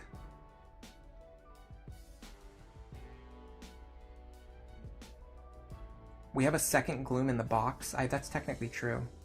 I didn't really think about that. It sucks that Nuzleaf is like our best option here when it's not even that good. I do think we can get past the second Slugma with Breloom here. We either need a crit or a flinch. Or to survive Flamethrower, which doesn't seem likely. Seems like the Flamethrower just kills us outright. Because the idea is we get the Leech Seed up right away.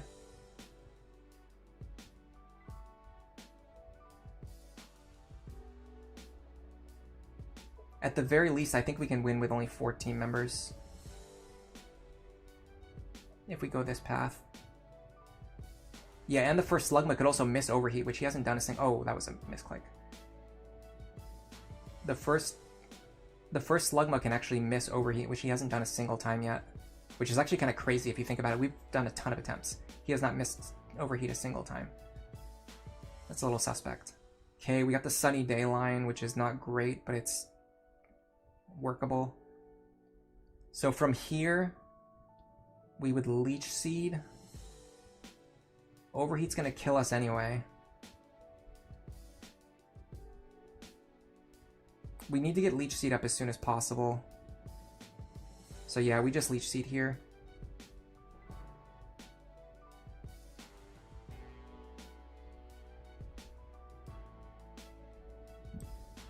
Now Snowy comes in. We can stall out the Sunny Day and the Overheat turns. Psychic's probably best here. God, that's terrible damage.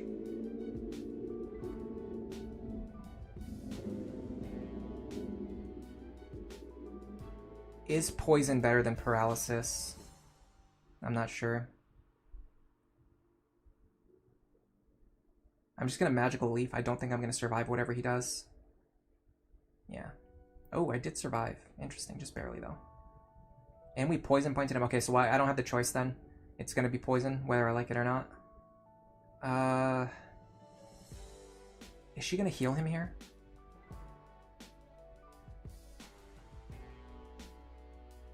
Magical Leaf is better if she doesn't heal. Growth is better if she does heal. But I don't know what she's gonna do.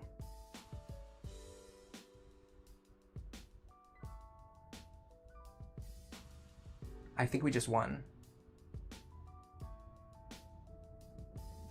Okay, so there's a few different lines to victory, but it seems like winning with only 3 members is not gonna happen. Even when I do the line with Gloom at the end, it still ends up taking us a bunch of members to get through all the overheats.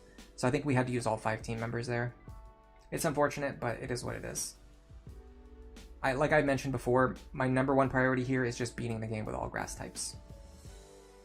#2 is winning with the level caps if we can, which doesn't seem possible. Actually, #2 is just catching all the grass types. And then #3 is winning with like level caps if we can, which it seems like we can't. I mean, we did win with the level caps, but not with, you know, restricted team members and stuff. Hello, Tricky. Yeah, we just beat Flanner. Unfortunately we had to give up the challenge of trying to win using only 3 team members against her 3. It just wasn't gonna work. Every move that she has could one-shot us, and the best we could do was two-shot her. There was just no way to win under those conditions. If we had Lotad, it might have been possible. Yeah, and in Ruby, you also don't have to deal with Magma either. Alright, sorry, in Sapphire. You guys know what I'm saying. Sapphire, yeah, Sapphire might be a lot more doable, because you'd have Lotad and you would be fighting against Team Aqua, which is a lot easier, too. Alright, I mean, that definitely could have gone better, but we got through it. Next up is... It's actually Norman, who's like... We can go fight him like right now if we wanted to.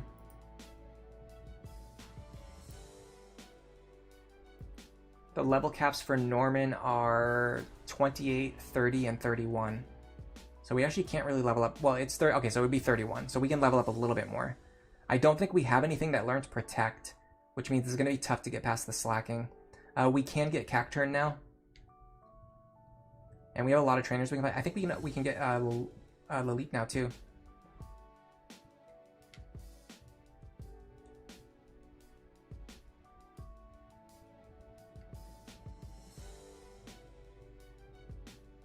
We probably can't run away from Trapinch, which is a little bit annoying.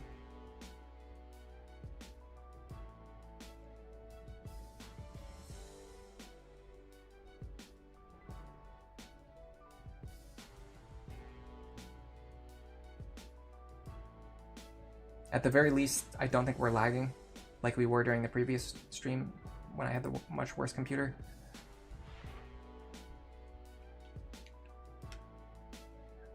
Do you guys remember which is which?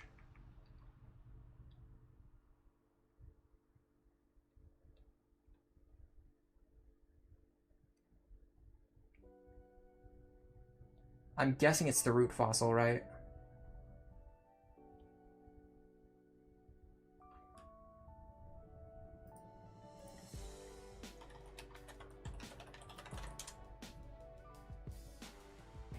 Yeah, it's a leap, okay.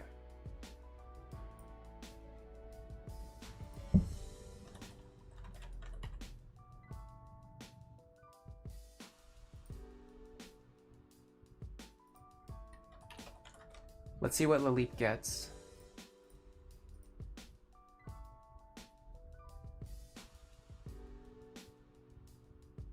It's not going to evolve anytime soon. In its first form, the base stats are not great. It does have good defense, at least. I'm guessing Cradley's not that much better. For moves, we have Astonish, Constrict, Acid, Ingrain is kind of nice on this like Stolly team. Confuse Ray, Amnesia. We do get Ancient Power at 43. It does get some TMs, but oh, it gets Egg Moves, so we can actually breed this thing to get Recover and Rock Slide. I think Ancient Power is better than Rock Slide, honestly. Recover would be nice, though.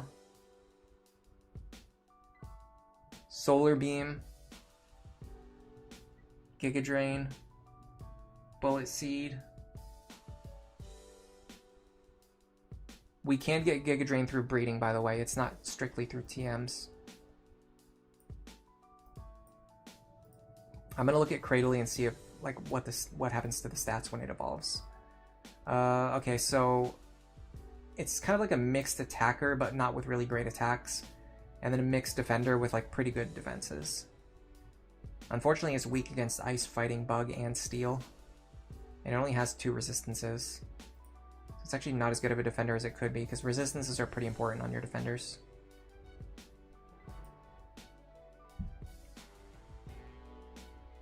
We could definitely use it as a stalling type, though.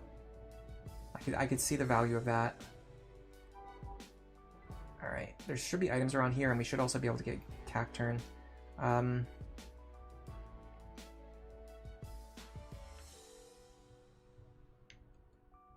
there's a rare candy here. I mean, this is fine. We need levels anyway.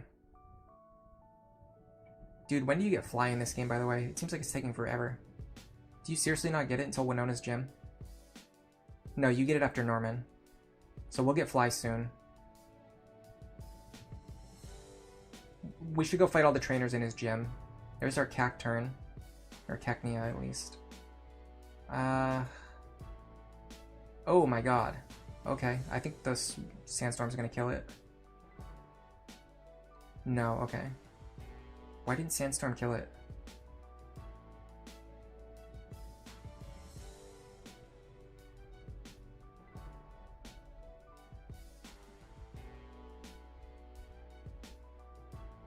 I've actually never used Cacnea before.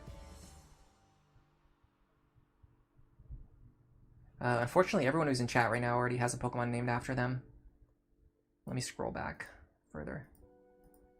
A little further. Gray.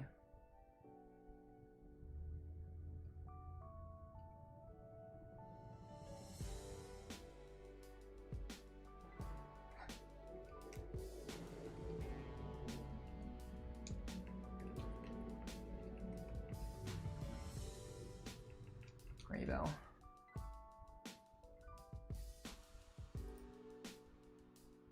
Probably should have emptied our party so we could check its stats right away. That's fine. Any other good items around here? TM37, I think that's the Sandstorm TM. Oh, wait, because it has Sandvale, okay, gotcha. Does it have an alternate ability? Well, let's check. I can just check. I have Pokemon DB open already. Cacnea. Sandvale or Water Absorb, but it can't actually get Water Absorb because that's a hidden ability. I don't think you can actually get hidden abilities in Gen 3, can you? This one is... It has mixed attacks between physical and special. It's not particularly fast though, and it's also pretty frail. We probably can't get very much use out of this thing, just because it's slow and frail. And we already have Shiftry for like grass dark type coverage.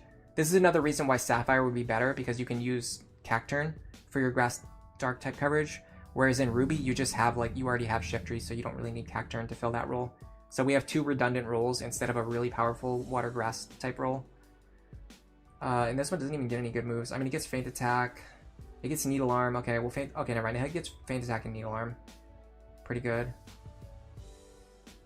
It's another potential Giga Drain user.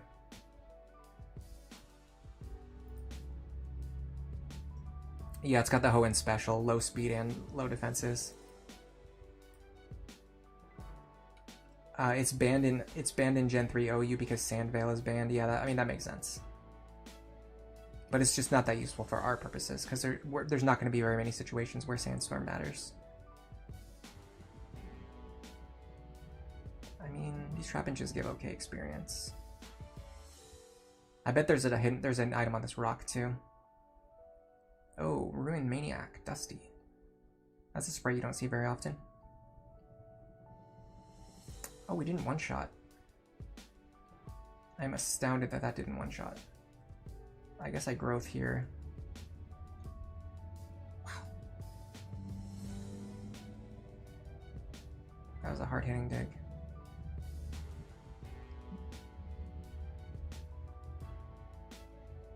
We can breed for Giga Drain.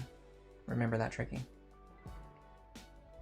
The wikis don't really specify this, so it's something that a lot of people don't really either know at all or they don't really think about. But you can breed for TM moves. When you go to the wiki to see what your egg moves are, it only gives you the egg moves that are not TM moves. But your egg moves are also all of the TM moves. So every move on your TM list you can learn through breeding. Which means if we just teach Giga Drain to one Pokemon, we can breed it onto all of the other species, if we need to. I'm going to be honest though, if I get to the point where I'm needing to breed Pokemon, if we're that far in the hole where we need to breed Pokemon to win battles, I will probably go in and just give them, maybe, if not perfect IVs, I'll at least give them the natures and the hidden powers that I want. Because it's just like, if I'm going to be breeding Pokemon anyway, I'm just going to breed them over and over again until I get the natures and hidden powers that I want. But that's going to take like 30 hours, and I don't want it to take 30 hours. So I'm just gonna hex them to get the stats that I want. Which, if I do that, I will just be completely transparent about it. I'm not going to do it and then lie about it, at least. We can actually have it learn Sandstorm and then use it to fish for evasion. Maybe, I don't know. We could certainly do it. It's not the way that I normally play the game, but it's certainly an option. You can see what the intended design space was. The intended design space is that it's a Sandstorm setter that gains evasion in Sandstorm, which is very good because it synergizes with the entire strategy. It means you can set Sandstorm and then stay on the field and then like set up or deal damage or, excuse me, use status moves or do whatever. Oops, I meant to use I thought that was Bullet Seed, not Leech Seed.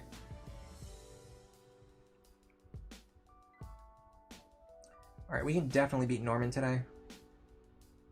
I'm actually going to run over there now because I want to get Fly as soon as possible. I'm honestly tired of not having Fly already. Do we still have Poison Point? No, we got rid of it for Magical Leaf. What does Magical Leaf do against other grass types? I mean, it's not terrible.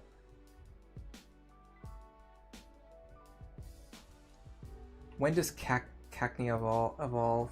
Is it another Leaf Stone? Dude, we're going to need a lot of Leaf Stones for this run. I hope it's level.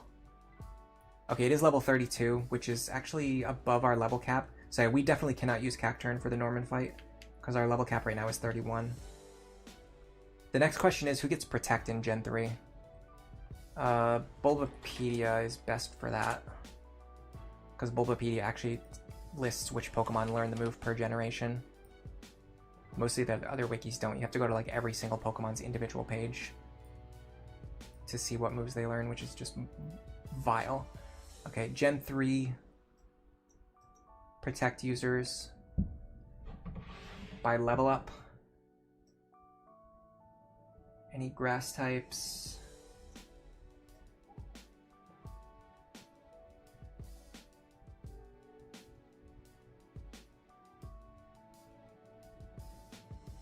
I'm not seeing any.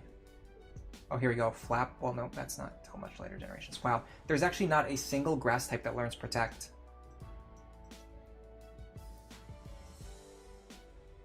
In Gen 3.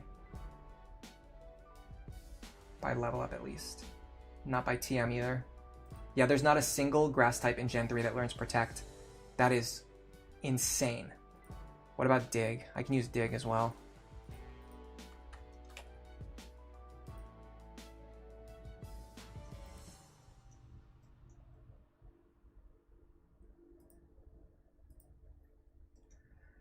Gen 3. Nincada. No. TM.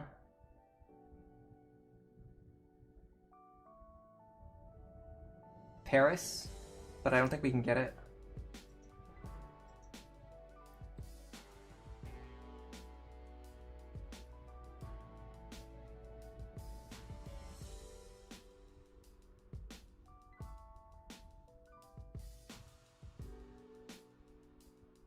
And C-Dot can get it.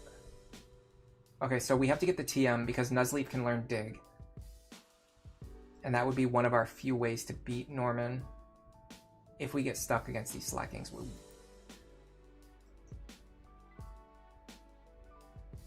If we don't get stuck against the Slackings, then it doesn't really matter.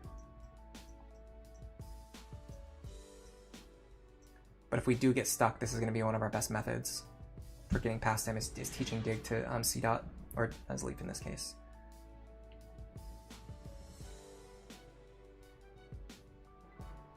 Oh, Graville learns to, yes, Detect. Okay, yes, sorry. I completely forgot about Detect. Good call. Let me check first to see if Paris appears in this game. I don't think it does. No, you have to trade for it. Okay. Yeah, let's see who learns Detect. It's weird that Detect and Protect are two separate moves. They should have just had them be the same thing. I guess in a way it kind of, because of the egg move thing, it's a little, the distinction matters a little bit. Level, we can't get it until level 47, or even if we got a Trico, it wouldn't get it until level 41, so we wouldn't be able to get it before the battle. We'll barely be able to get it by the Elite Four, and that's it. Grovel's the only one who learns it. So yeah, we will get Detect much later on, but it's not going to help us anytime soon.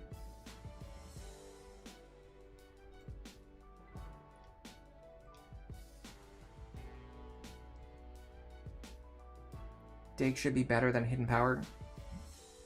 Well, the good thing is if we learn Dig now, we can replace it again with Hidden Power later.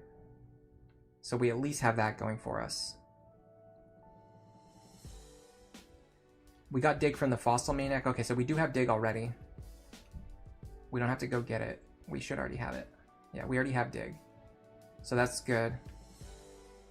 So if we get stuck on Norman, specifically against Slacking, we can cheese him with Dig. I'd like to beat him without using cheese, though, if I can. Yeah, Detect and Dig will both be good later for Leech Seed stalling.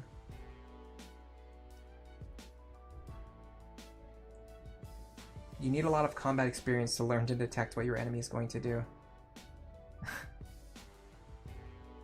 I guess so. Let me see if she'll give me a berry.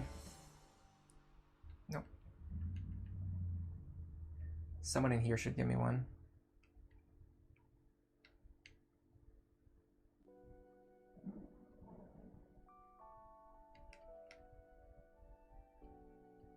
Free berries. There's a bunch of places in this game where you can get free berries every day. I think they did it so that if you ever run out of berries, like if you use them all and you forget to plant replacements, you can at least get replacements from the NPCs. Training for this battle is going to be a pain, because not only do we have to get all the way to level 31, but there's not anything around here that gives good experience. So once we finish fighting these trainers, that's pretty much going to be it. Yeah, we're not going to get any use out of Cacnea anytime soon because it doesn't evolve yet. We have much better evolved Pokemon rather than using pre-evolved ones. Okay, so Seedot is probably going to be used.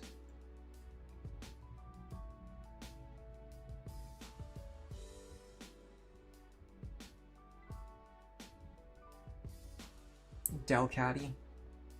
Fake Out. Doesn't matter because we're using an item this turn anyway. And we immediately get put to sleep with Sing, and I told you guys already how much I hate Sing, or Sleep in general. Sing in particular is just so offensive. Like, seriously.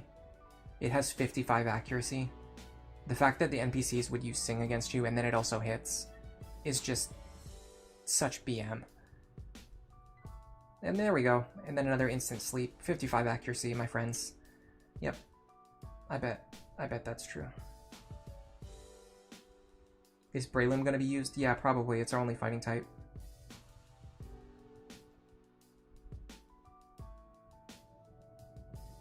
I think this is burning our sleep turns.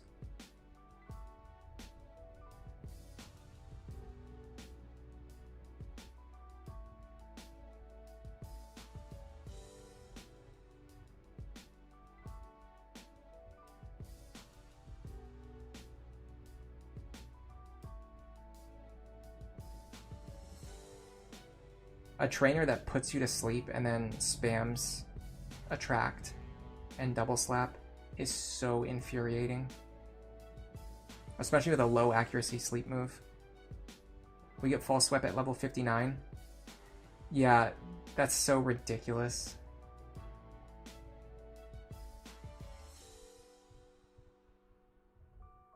Why didn't they include Time of Day mechanics and Day of the Week mechanics like in Gen 2? I think people probably didn't like those mechanics or found them tedious. Personally, I don't really like them. I prefer if I can just catch Like, if I want to catch a Pokemon, I want to be able to go there and catch it, like, right away. I should stop using Fake Out against these guys. They always use items on turn 1. Perfect. Sand attack.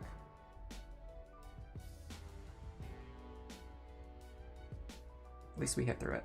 But yeah, I prefer if you're supposed to go to a certain location to catch a Pokemon, I prefer if you can just go there and catch it and not have to go there on a Saturday at 3 in the morning to catch it. Like, that's just an extra layer of nonsense that doesn't appeal to me personally as a gamer. I'm sure there are people who like it. For me, no thank you. Alright, let's get these potions out of our inventory. I think...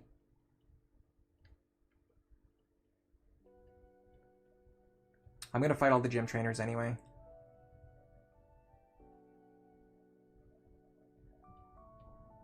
X attack is kind of scary.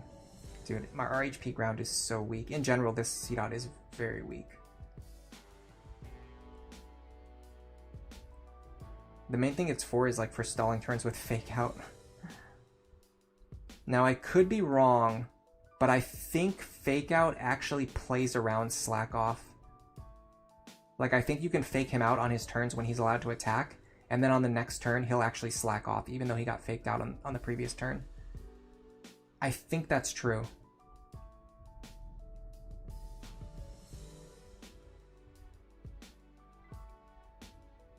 You think the reason they give you False Swipe at the end of the game is so you can use to help complete your Pokedex? Yeah, it's true. But I also agree that you should get False Swipe much easier. At least there should at least be some options for good False Swipe users early on.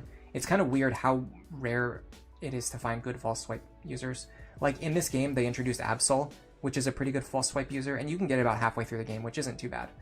But what's weird is that in, like, Gen 7, Absol is still one of the best False Swipe users. Like, they just never introduced any other good False Swipe users. They're so rare.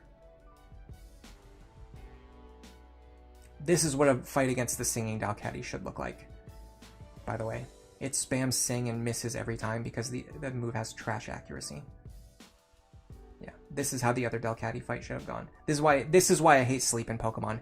If you look at the other Delcatty fight and then you look at this fight, it's night and day. The other Delcatty took almost all of the HP from 2 of my Pokemon. This Delcatty only managed to take a tiny sliver of HP from only 1 of my Pokemon, just because of the huge amount of variance that gets added when you allow them to sing. Yeah, if the night and day cycles actually switched back and forth really quickly, they wouldn't be so bad. A good example of this is, like you mentioned, Etrian Odyssey, or Stardew Valley has good day and night cycles. Do I have any other games in mind off the top of my head? I feel like I was playing one recently that had a good day-night cycle, but I can't remember what it was now. Should have used Mach Punch there.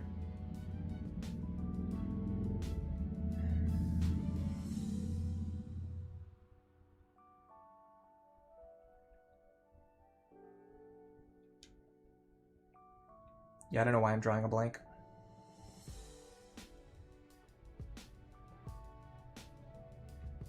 We should have already fought this trainer in here. Yeah. So now what we do is we go back to the right, and then if we go this path, we'll fight all the remaining trainers.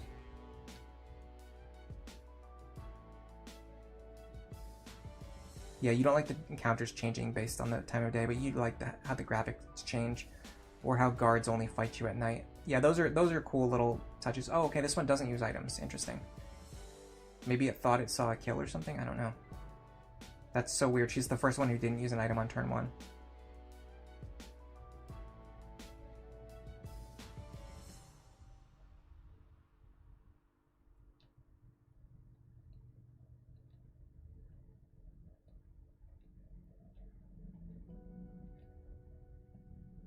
I just don't want to keep running back to the Pokemon Center. I'm fine using these. Oh, perfect. Someone who spams one-hit KO moves. You know what I'm going to do? I'm going to kill you with Mach Punch.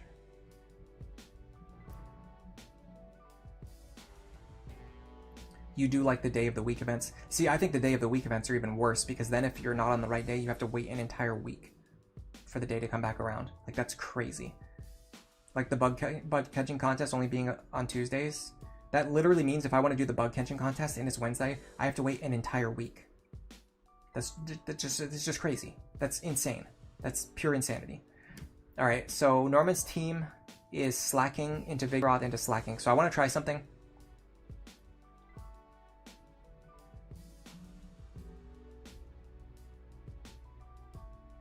We're obviously not going to win this attempt. We haven't even finished leveling up. So fake out here. Now he should slack off this turn. Yes. The problem is we can't keep faking out. So now we have to take a hit on somebody.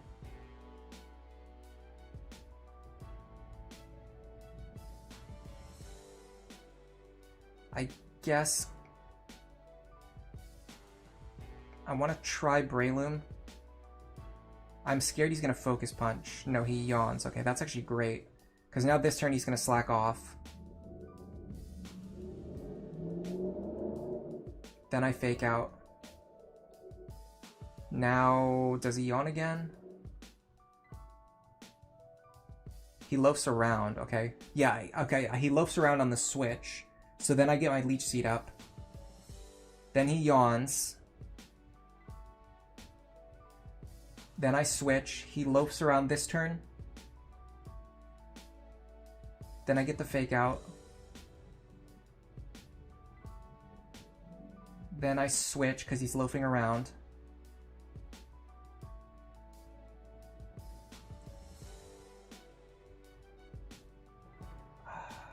I'm gonna try Mach Punching here.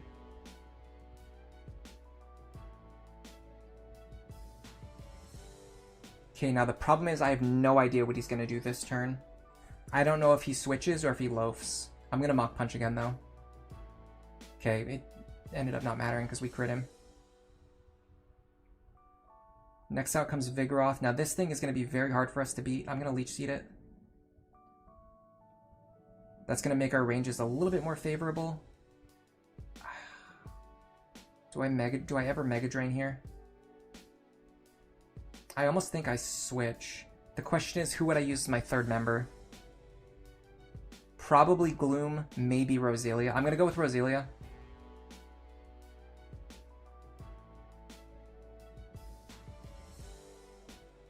He Encores me.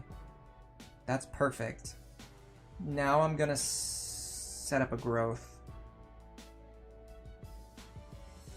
The problem is he's faster, which means the next slash just kills me. That's unfortunate.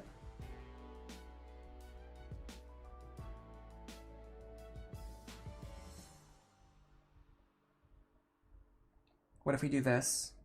If he can survive a slash, we fake out. We get another Leech Seed turn.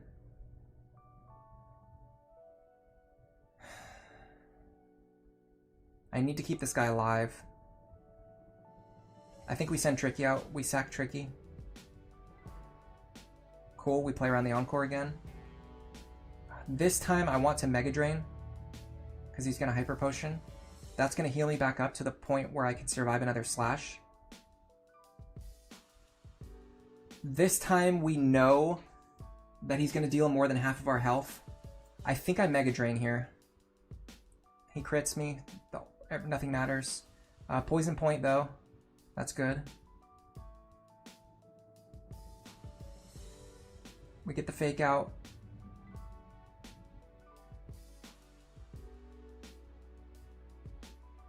The problem is now we don't have fake out available.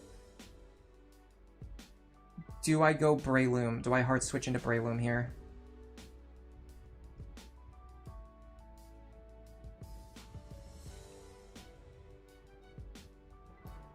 I'm gonna Bullet Seed in case he uses Focus Punch. He loafs around. That's right, I just remembered in Gen 3, specifically, if the slacking switches in, he loafs around on the next turn because him switching in counts as his turn. I'm still gonna Bullet Seed in case he Focus Punches. Okay. I think we won.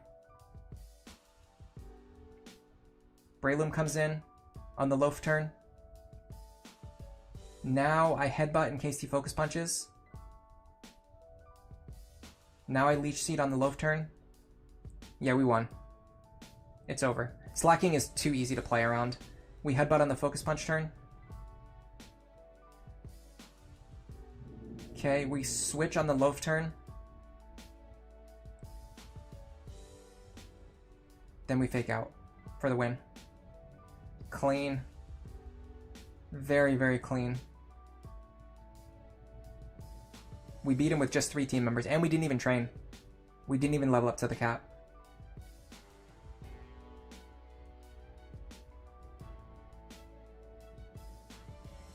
Okay, I think we're supposed to get Surf now.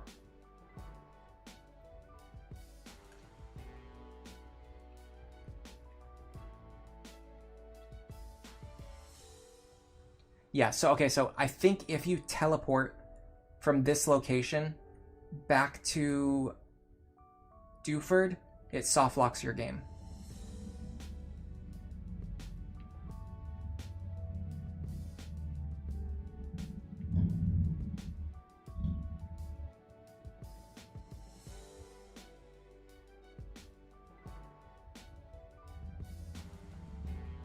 There's Surf.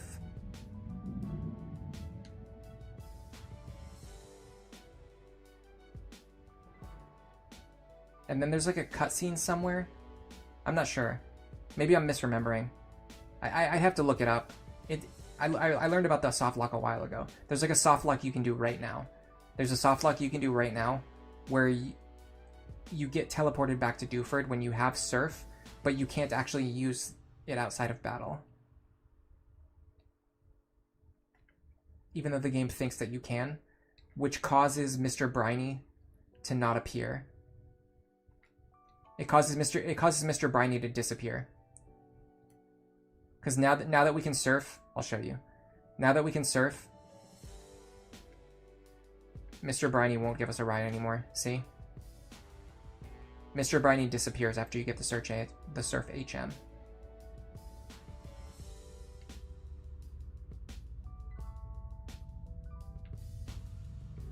So there's a sequence that you can do where you get Mr. Briny over to Dewford, you set that as your teleport location, you get the Surf HM, then you teleport back to Dewford, and then you're stuck there because you can't use the Surf HM. Something like that. You get an amulet coin from the mom? Okay, that's actually kind of useful. I mean, Focus Punch slacking would be really good. Except when it's not. I did not get an amulet coin there. Are you... Oh, you mean my mom. Okay, I see what you mean. Let's heal first. We're also going to need a Surf user, unfortunately.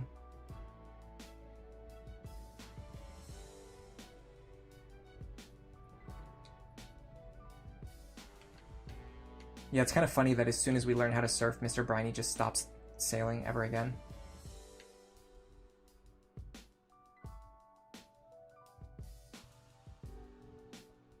How did I not already view that cutscene? I feel like I did. And then it reset, but then you could do that to get infinite potions, so maybe not. Oh, that's not my mother. My mother's over here. Amulet coin, cool. Oh, Zigzagoon does learn surf. You're right. Yes. That was the whole reason we caught it. Yep, you're right. I can't believe I forgot. I cannot believe I forgot that. That's one of the most important things about Zigzagoon that I like, and the reason why I always use it is because it learns surf. I'm crazy. All right, now we actually got a lot ahead of us here, but we can get the Leaf Stone, and there might be more grass types available. Let's check. Route 118.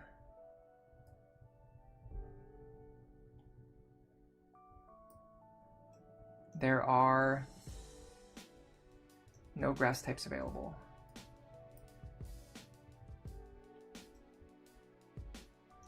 Route 119.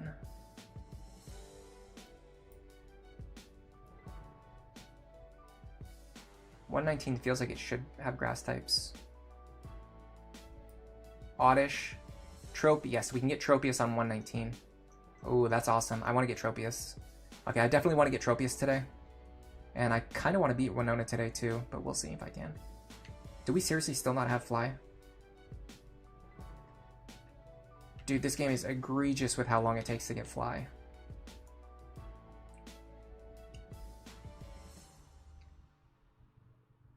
You do have to replace the Zigzagoon with a Whalmer later because you need Dive and Waterfall.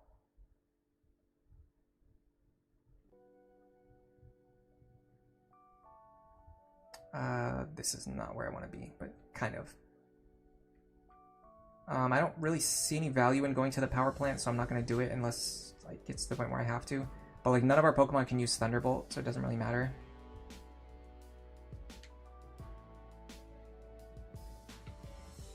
Dude, I can't believe how easy that Norman fight was. I guess just because Flannery was so hard. Alright, let's set up at this Pokemon Center. The only reason I would go to the power plant would be just to get more experience. There's not that many trainers there. The only downside with getting to Flannery today is it means we have to fight a lot of trainers on the way there.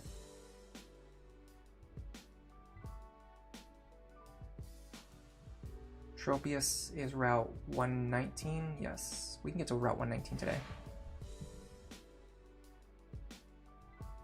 No, we didn't get Lileep yet. Thank you for reminding me. I'll get Lileep after we can fly. Or maybe before. The problem with getting Lileep soon is that it's going to involve a lot of resetting, which I'm not super in the mood to do right this minute. I also don't know what the level cap is for Winona, but it's probably pretty high.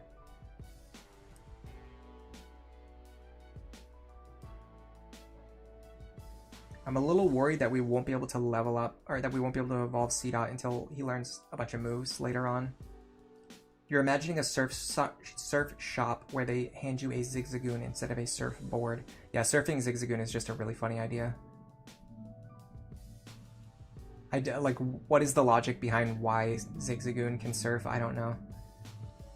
I don't know why they gave it the ability to surf. And there's like flying Pokemon that can't even learn fly.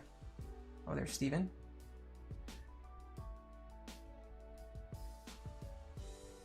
I think in Alpha Ruby and Omega Sapphire, he gives you a Latios or a Latios in that scene.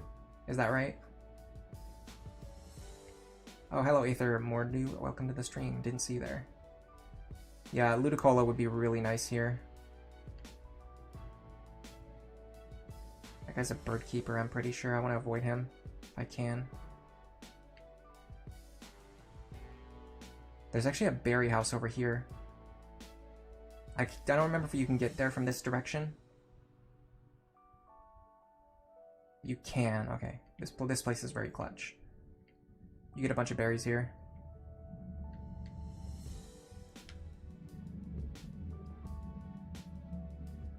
And you can use it as like a permanent berry location. Berry planting spot. I'm gonna switch here to Gloom. Gloom has a good matchup against Shroomish. Very good matchup.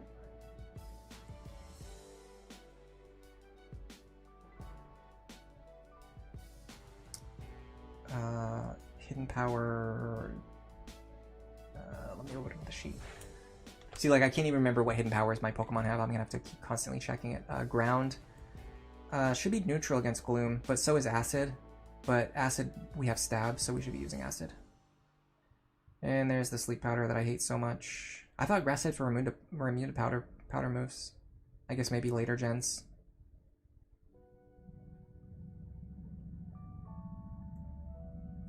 Breloom should be pretty easy to kill with Acid.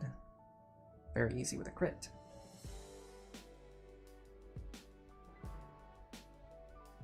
Okay, she's gone. Now we get all of our berries.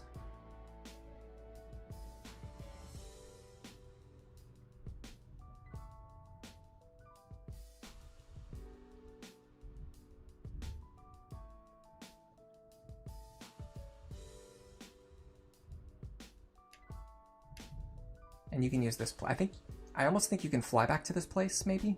I can't remember. I think you can, though, because I sort of remember flying back here. Maybe I'm misremembering. It's still pretty convenient, though, just having one place where you can plant, like, 12 berries in one spot. It's quite convenient.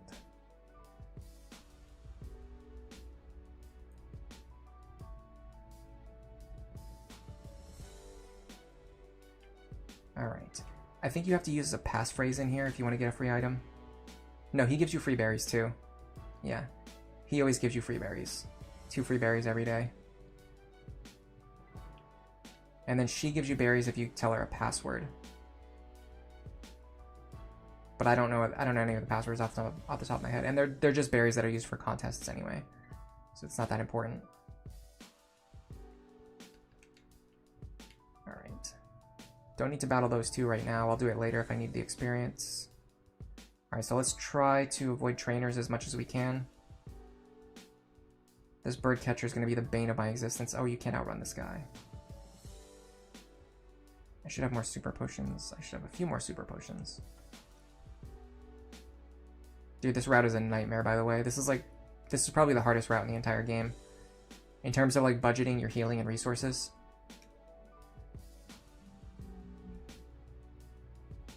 I just know he's going to turn towards me as soon as I go that way.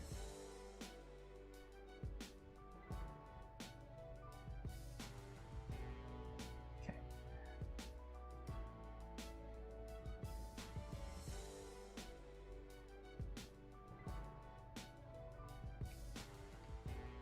The grass type thing was added later. Okay. Yeah, he gives you a Latios or a Latios, but I don't remember. I think it depends on your version. And you can't get it in this one. It's only an Omega Ruby and Alpha Sapphire. It's kind of weird, like, as someone who doesn't really use legendaries very much in Pokemon, just because I feel like they make the game too easy. It's kind of funny just, like, getting a legendary, like a super powerful legendary handed to you halfway through the game. Alright. Is this Route 119? Yes, it is. Okay. I'm actually going to get Fortree City, and then we'll come back and get Tropius.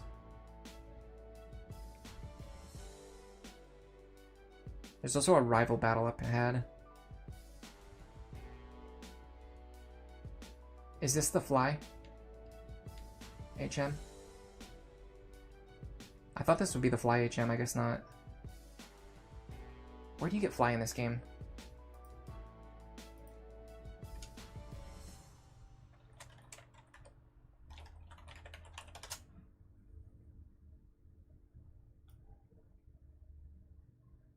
Oh, okay, it's just, we just have to beat this rival battle, and then we'll get it. Oh, the code is Cool Latias. Okay, I'm sorry, I didn't understand what you were saying. There's definitely a rival battle coming up. I don't know if I'm ready for it. Guess we'll find out.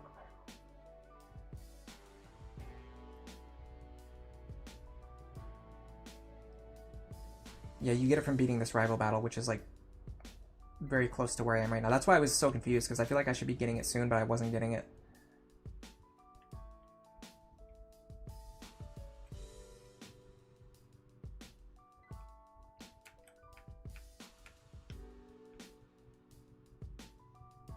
Anything good over here? Calcium, I'm just gonna sell that.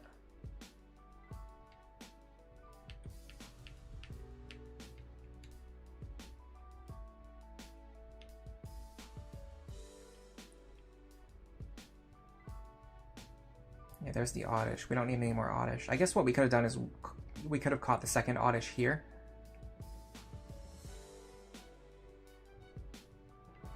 And evolved the second Oddish that we get into the Bellossom. So it'll be a higher level without needing to train it.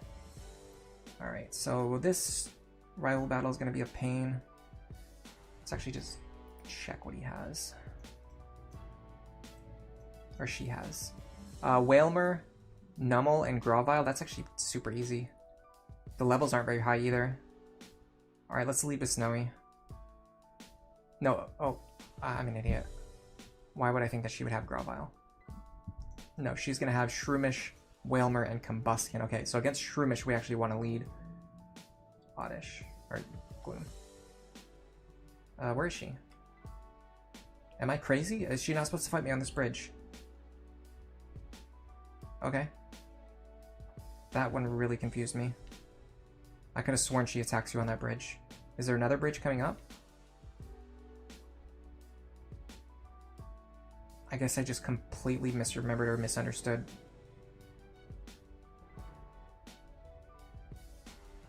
It's either that or the bridge is coming up soon.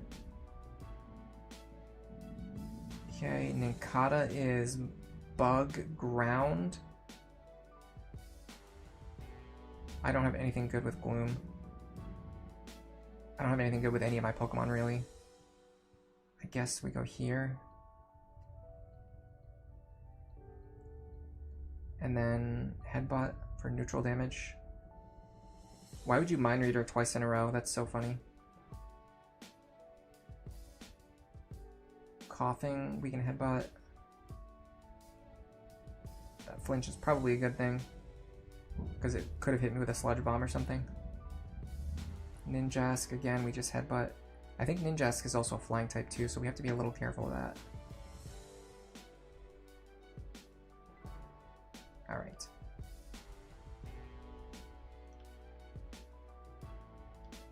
Weather Institute, okay. Dude, are you serious? You can't be serious, right? You have to clear all of this and the Weather Institute without Fly? That means if your Pokemon get weak, you have to ride all the way back down Route 119. Look at this. You have to go all the way back here, through all of this, including all the trainers, to get back to Mauville to heal. That's crazy. I cannot believe they make you do that in this game. Alright.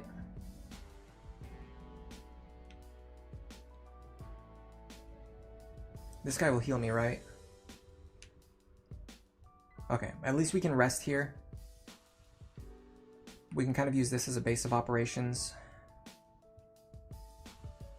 So, where was this rival battle?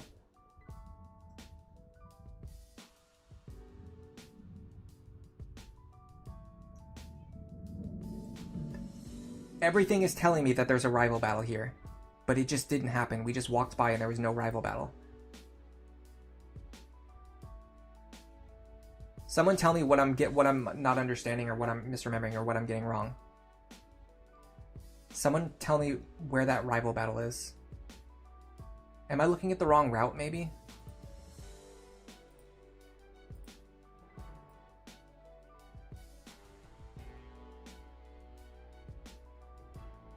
It's after the Weather Institute. I get it now. I thought it was before the Weather Institute. It would make way more sense. In fact, it doesn't make any sense to me that it's taken this long and we still don't have Fly. I think I can... He resists acid. HP ground should be neutral. And with our high attack, we can deal good damage. It's the bridge that the Magma Guards are blocking. Yeah, I was just misremembering. I thought it was the other bridge, which was just like driving me crazy. Technically, we could even access the PC. Yeah, you should get Fly way sooner. I'm sorry. This is ridiculous. You should get it around the 4th badge. In pretty much every Pokemon game. We have nothing for this Zubat, by the way.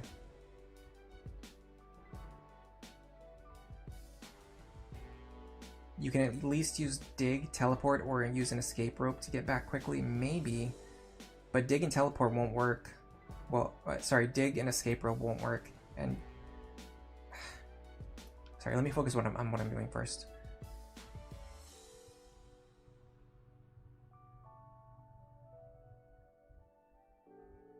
That does no damage at all. Okay. Cool. What I was saying was using Dig or using an Escape Rope won't work. And so we would have to have a Pokemon with Teleport, which we don't have. So that's not an option. Even if the game is expecting you to do that, that's a crazy expectation to put on the player. To just think that they would do that. Like bring a Pokemon with Teleport all the way up here.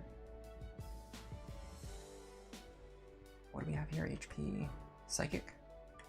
The more natural assumption would be thinking that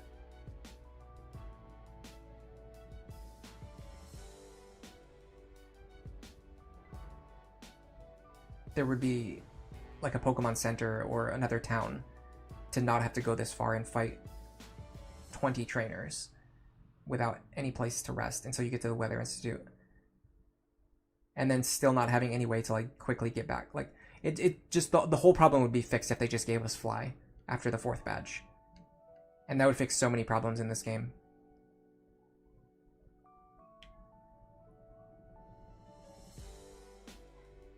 The Gen 3 is rival. They realize they have no chance against you and they change careers. Yeah, there's not even a final there's not even a final rival battle. Instead, you fight Wally, and he's also very weak.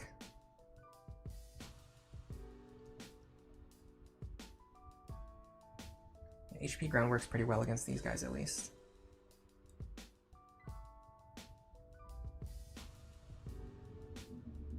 I'm just going to heal after every battle. There's no reason not to. The bed's right there.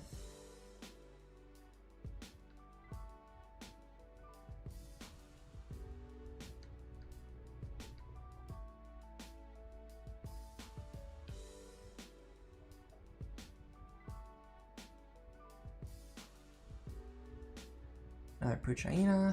This is nowhere near as bad as the Gen 2 Team Rocket section, at least.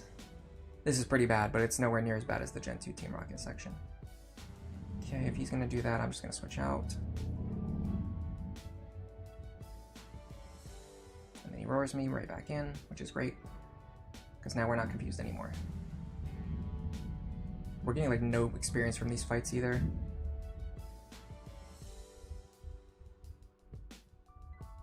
I'm just going to bring in Sceptile and use HP Psychic. Perfect. I can win with Fake Out. Yeah, we've kind of gotten to the point of the game where it's very, very difficult for me to get experience.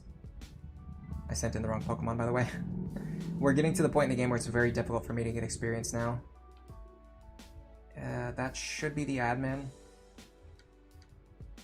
Have we done a contest yet? No. I've actually never done any Pokemon contest stuff on stream. I've actually never really done much of it at all, which is, I'm a little bit interested. I kind of want to do it at some point. I want to do like something contest related, but I don't know like what I would do exactly or when I would do it. It doesn't feel like it would be part of this challenge. It just feels unrelated. I kind of wish I had done it back when I was doing my Sapphire streams, when I was like doing everything. But then on the other hand, those streams like didn't really get any views either, so it would have just been me doing more stuff that nobody was watching. So I don't know if that would really would have been worth it. Probably better to do it later on when people are actually watching my streams. After I have more viewers and stuff. I don't know. Could go either way. Anyway, for the admin, I think we want to... Well, I don't know what she's sending out first. Let's see what she's sending out.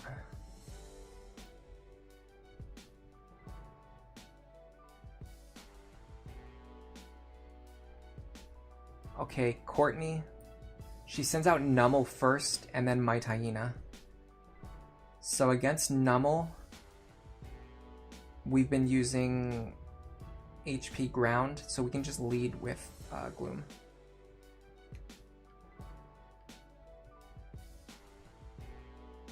Yeah, I want to do something contest related. That's actually part of the reason why I was doing the Eevee thing. I wanted to get a shiny Eevee, and then use it for contests. But man, I do not like grinding for shiny Pokemon.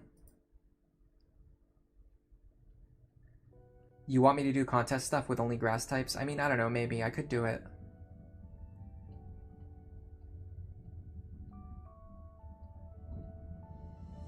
It just doesn't feel like it's part of like what this challenge is, but that doesn't necessarily mean that I'm not allowed to do it or that I wouldn't do it. Okay.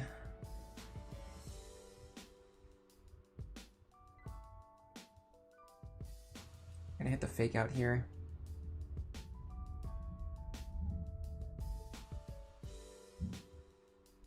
Now I would like to Leech Seed you.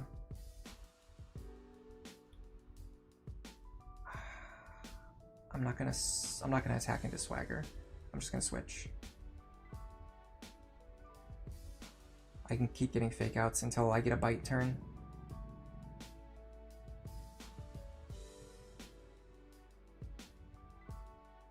If he wants to keep swaggering me, then I will just keep hitting him with fake out for free.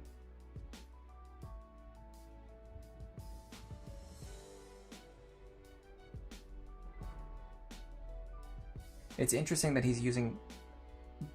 Like, why is he doing this? You know what I mean? Like, why is this happening randomly, or is this happening for a reason? Okay, well, he can't use bite.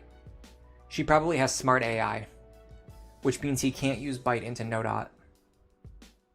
Is there anything he can do? He seems like he's just using swagger. So let's bullet seed him. Oh, he can use bite into no. Well, then why? Why did he swagger 3 times in a row until the one time when I didn't switch? You could have done that five turns ago and it would have saved us all a million years. That's fine. We won. And she doesn't have healing items, so I love her. I hate trainers who have healing items.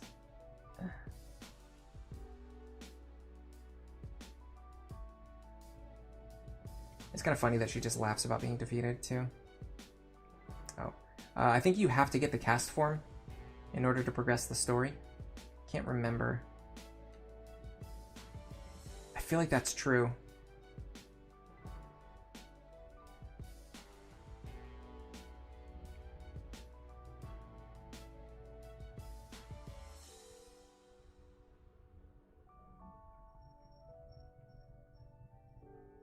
You do think it feels fitting?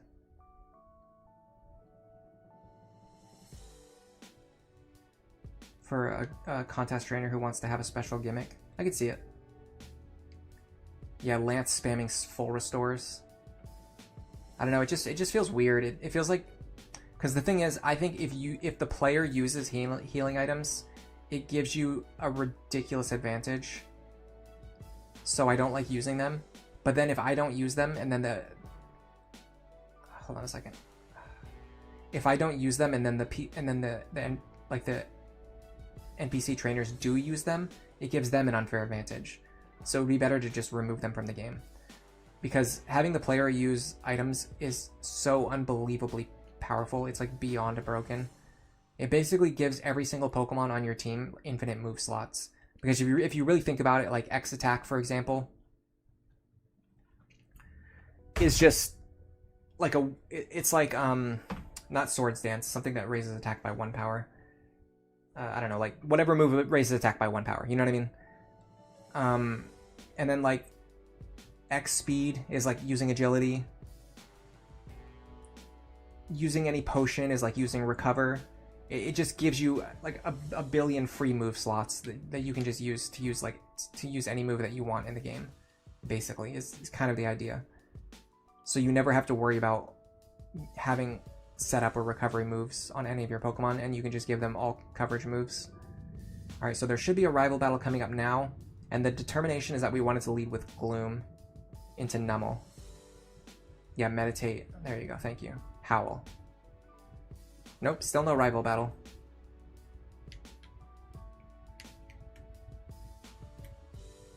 It really seems like there would be an item there. Is she here? Okay, here she is, finally. You were looking for me? I was looking for you.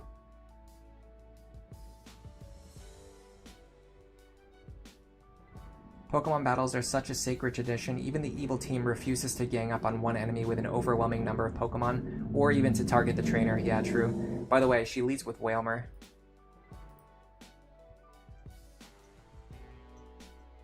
Did the wiki lie to me? Yeah, the wiki lied to me. The wiki says, or sorry, not the wiki, well yeah, Strategy Wiki says that she leads with Shroomish. That's just not true, she leads with Wailmer. Which is annoying, because I would have liked to have Sceptile in the lead here, if that was going to be the case. I will Sunspore you. No, I won't. I'll hit myself in confusion like an idiot. Perfect, okay, I'm just going to reset. That's annoying. I'm just going to reset because the wiki lied to me. Okay, so we lead Sceptile.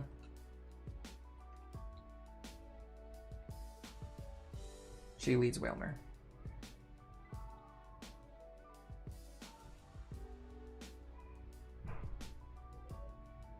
know why people have their kids playing out in the hall anyway.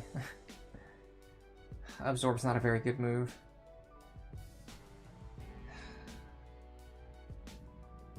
Feels like nothing. Okay, at least we didn't get confused. The thing is, Snowy is like one of our least valuable members, so having them go early on is kind of the best thing we can do with them. We might even win against this Whalmer. Nope. We would rather hit ourselves in confusion like a buffoon. Perfect. Of course you would. Of course you would hit yourself in confusion twice. Okay, let's go Tricky. Can you just lend us the Whalmer if you're going to stop collecting badges anyway? Yeah, we kind of need one. That would be awesome if she gave it to us. Why does the thing give so much experience? Okay, now Combuskin comes out. I'm going to try to Leech Seed it. Okay. It's a good start. It's using Peck. So it either doesn't have Flamethrower or she's throwing.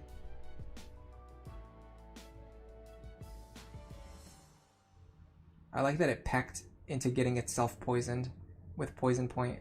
That's so funny. Dude, if it used Flamethrower there, I would have lost my mind. That would have been so funny. That would have been the ultimate throw. Alright, Shroomish comes out. Gloom. A Grovyle lost to a Whalmer. What has the world come to? I mean, I don't know if you've been paying attention, but the kind of the whole theme of this stream is that Grovyle kind of sucks. It just kind of loses to everything, even against water types.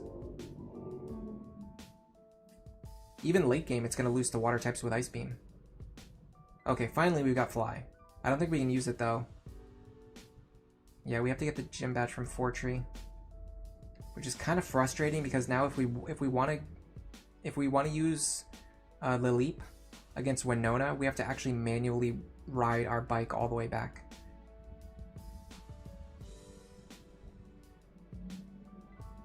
If it only has Ember, and then not using Ember in the rain, that would have made sense. Yeah, that might be the reason why.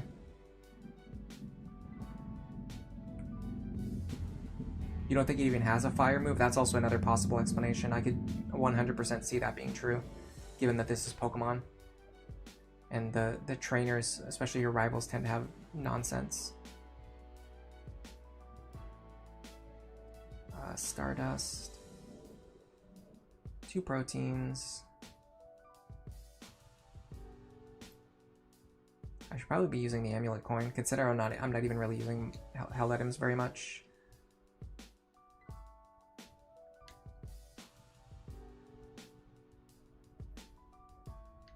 We can get Tropius. I feel like Lileep is going to be really powerful against Winona.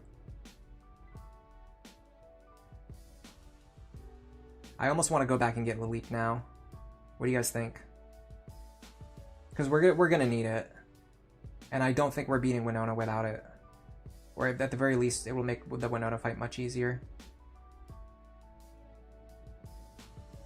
It has Double Kick, Sand Attack, Bulk Up, and Peck. That is an awful moveset. Alright, I'm going to be right back. I'm going to get a banana. You guys let me know if you want to go back and get Lileep, or if you want to stay here and try to beat Winona. I think if we stay here and try to beat Winona, it's actually going to take longer than just going and getting Lileep. Either way, I'll be back in maybe 5 minutes.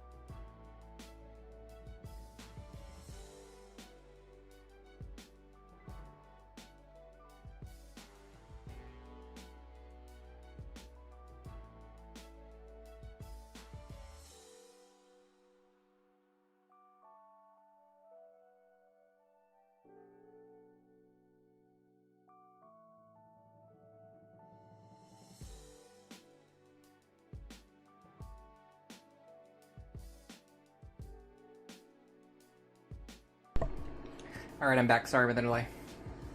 Got my banana. And also, I figured out what was going on out in the hallway, by the way. It looks like somebody new is moving into the building, which is why I've been hearing them talk out in the hall so much. As opposed to, like, I was wondering, like, why would you just be hanging out in the hall and not just go into your apartment? Just because they're moving in.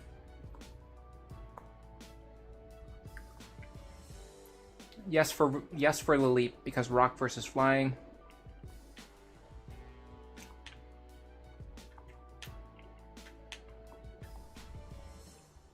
Go for it, Lilip is fun. I'd like to see Lilip do things, even if those things won't be too great at first. I think Lilip's gonna be pretty solid. I think Lilip's gonna be pretty strong. It's one, like, the thing about our move, and then the thing about our team, and with like monotype challenges in general, is that Pokemon who offer like any kind of coverage or like dual typage usually have inflated value, because otherwise we don't really have any other way to do these things. Like, we don't have any other really good way to do rock type stuff.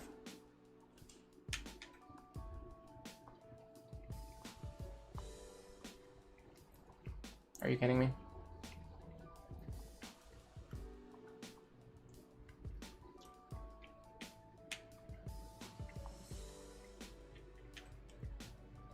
It's our fastest Pokemon, by the way.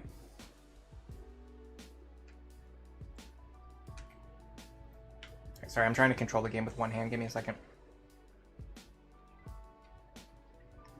I didn't know eating a banana was this difficult. Try to avoid these trainers as much as possible. I'll probably just use these trainers to train Lilip. On the way back up here.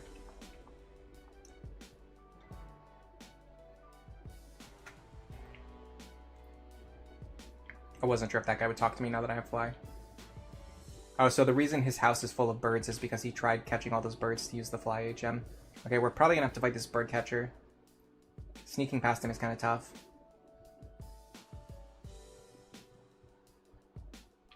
Yeah. Oh well. Hey, if he knocks us out, we'll get a free teleport back to Mauville. Even though now we're already almost there. Against Tailo, we fake out.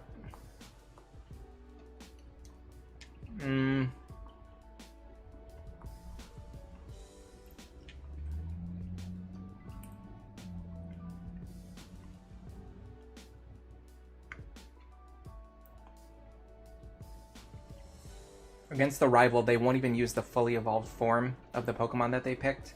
Yeah, that's true. They use the second form at level 34. Was that the last rival fight? I don't think so. She wasn't level 34 yet, was she? I kind of want to get a second banana. I ate this one really fast, and it was really good. Blaziken learns Blaze Kick. Then you can use the Overheat TM,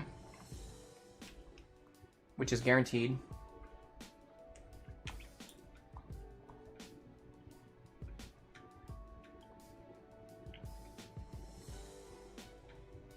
Sorry. I know you guys came here for the sound of me eating a banana.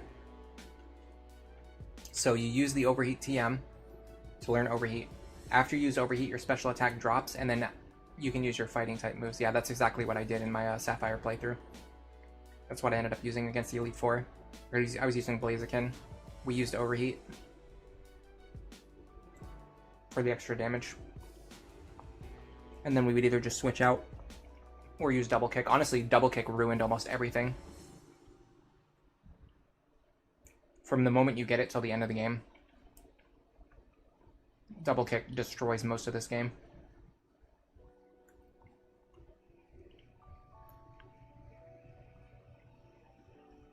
There's a fourth optional rival in Lilycove. I see. Alright, we gotta go through the tunnel now.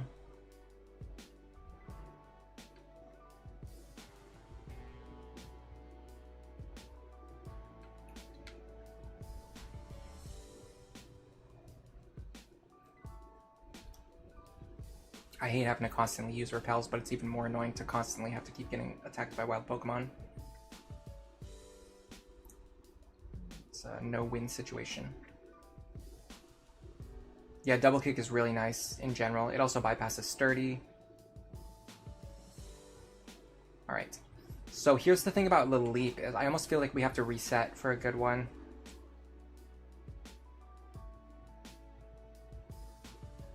So what do we want our Little Leap to be able to do? We want it to be a fast, physical, plus special attacker. That means there's not very much that we can have it sacrifice in terms of stats. Let's go back to Little Leap's page.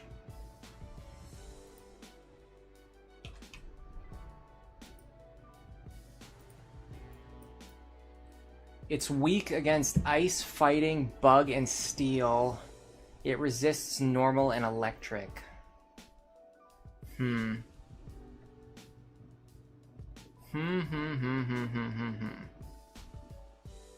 It's neutral against fire. And it's neutral against flying. That's important for our team. I almost feel like we want to... Well, here's the thing, though. It's never going to be fast. So why don't we get a minus speed nature on this thing? Because it's literally never going... No matter what we do, it's never going to be fast. So we want...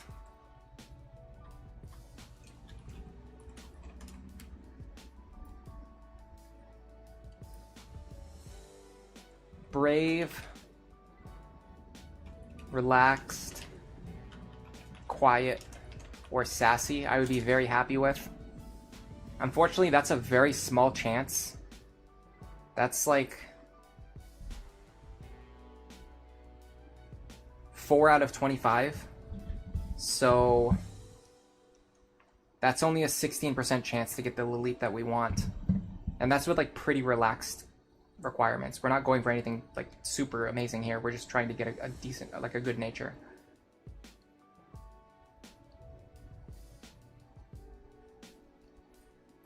So we'll put Zigzagoon in the PC so we have room in our inventory. We'll go here. And then I think it's this guy here.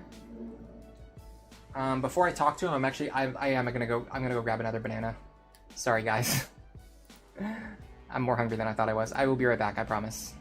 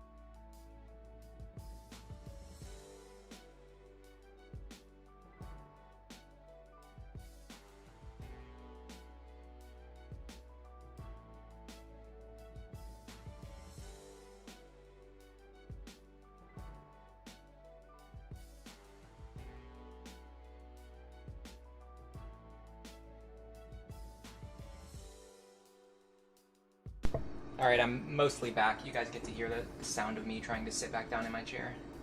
It's actually kind of annoying because of the place where it's set up right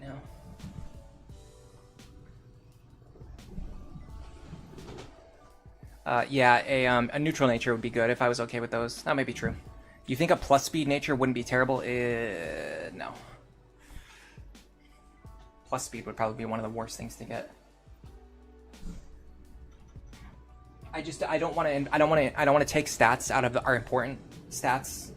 Like, it's going to be important for us to one-shot enemies with either physical or special attacks, so we can't take a minus in either of those. And it's going to be important for us to switch in on fire attacks and flying attacks, which means we need defense and we need special defense. So there's no nature that we can take a minus in.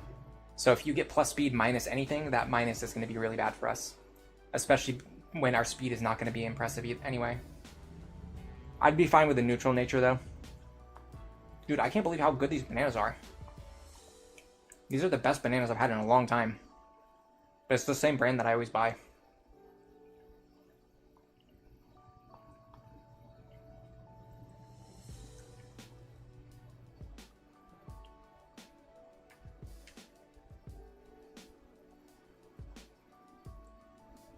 He wants me to go for a stroll.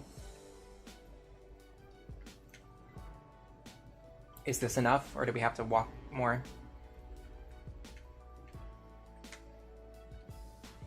Okay. It's fast.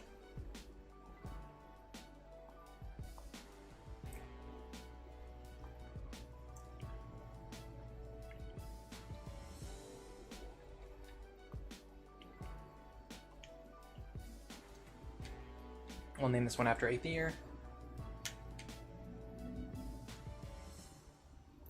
And then we'll look at its stats. Starts at level 20. That's not terrible. Sassy. Sassy is plus special defense minus speed. That means it'll be great at absorbing fire type attacks.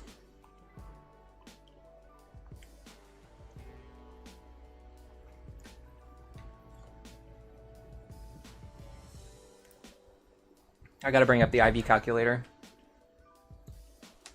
just to make sure it doesn't have like terrible IVs. As long as the IVs are good, I'm just gonna keep the first one. I don't think we need to reset over and over again. Plus defense might be better right now to deal with Winona.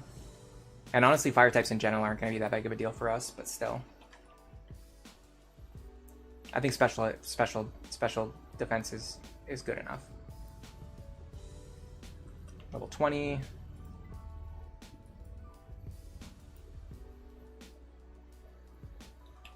Lily. Yeah, if I was going to change one thing about my streaming setup right now,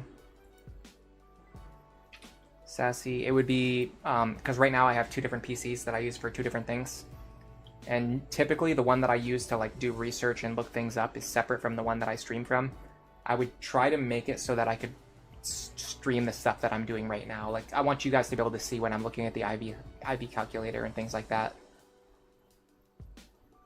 But because I do them on separate devices, it doesn't really work that well. 57 HP, 23 attack, 36 defense, that's great. 30 special attack, 45 special defense, that's fantastic. And 13 speed. We don't care about his speed. He's always going to go second. Alright, so the IVs are pretty awful.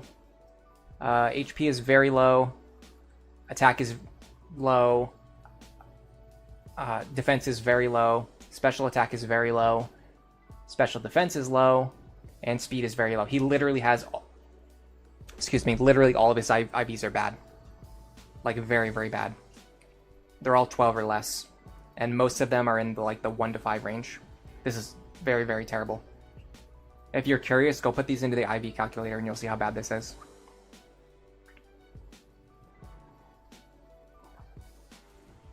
So we did get a good nature, but we're going to have to reset. I can't take one that's this bad.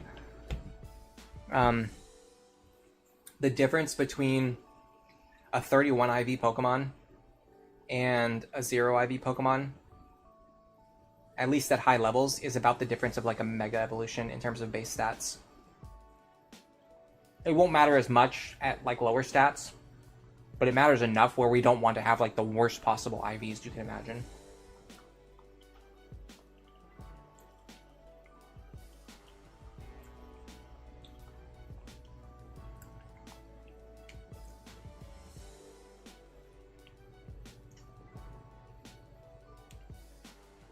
I'm gonna try saving right before I talk to him, and hopefully that doesn't mess things up.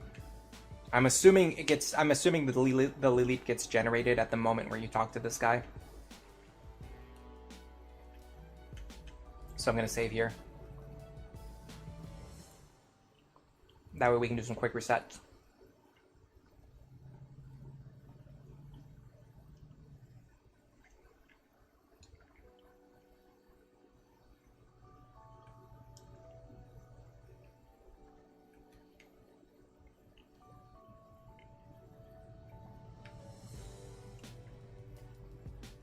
Aether 2. Hopefully this one's a little better. We got Rash. Rash is not on my list. It is plus special attack, minus special defense. I don't love it. I'll probably only keep it if it has really good IVs.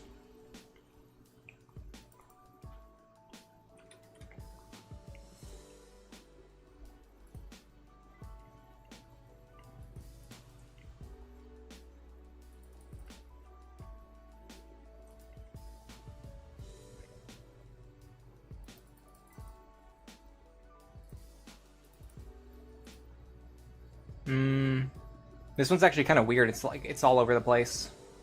It's got some really high ones and some really low ones. So HP is low, attack is high, defense is high, special attack is incredibly low, which is offset by the plus special attack nature. Special defense is incredibly high, which is offset by the low special defense nature. And then speed is quite low. Very low, in fact. It has pretty good odds to be 0. Speed IV.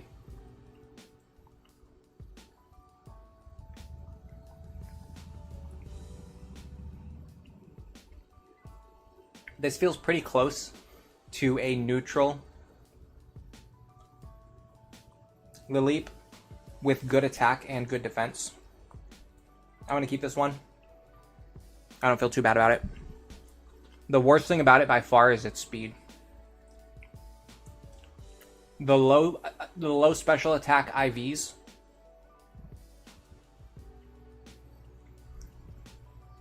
are being offset by the good special attack nature. And the low special defense nature is being offset by very high special attack IVs, or special defense IVs.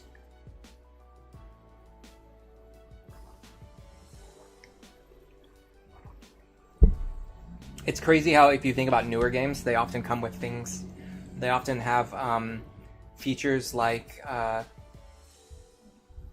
having Pokemon like gift Pokemon come with set perfect, like at least 2 or 3 perfect IVs or whatever, sometimes more. It's very interesting if you think about that. All right, we actually still have the hidden power calculator open. It'd be really useful if we could actually fly, though. Alright, Snowy, I'm sorry, but you're going in the box. You have not contributed anything for a very long time. You've consistently been our weakest team member.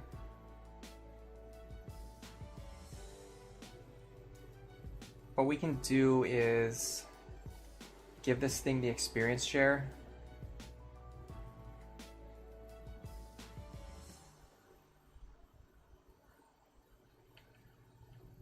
Do we have any more hidden power TMs? We have 1. So for hidden power calculation, we wanted to start with Taillow, right? And we determined that Taillow is found where? Actually, we ended up using Altaria.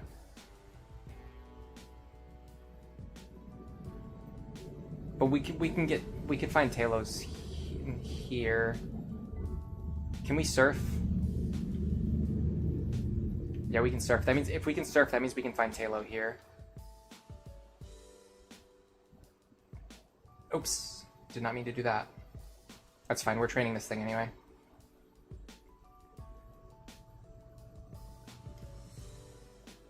Astonish might be super effective, or it might do nothing. Okay, unfortunately he's got a super effective move against me too, so I'm just gonna... I don't know, tricky. Yeah, Lileep is definitely gonna get a chance to shine in this run.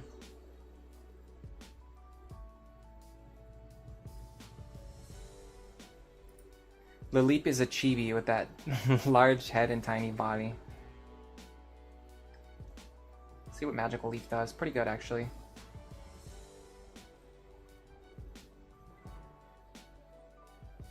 The problem is that if you know it has bad IVs, it will always feel bad if you barely miss a threshold and you know it could have been better.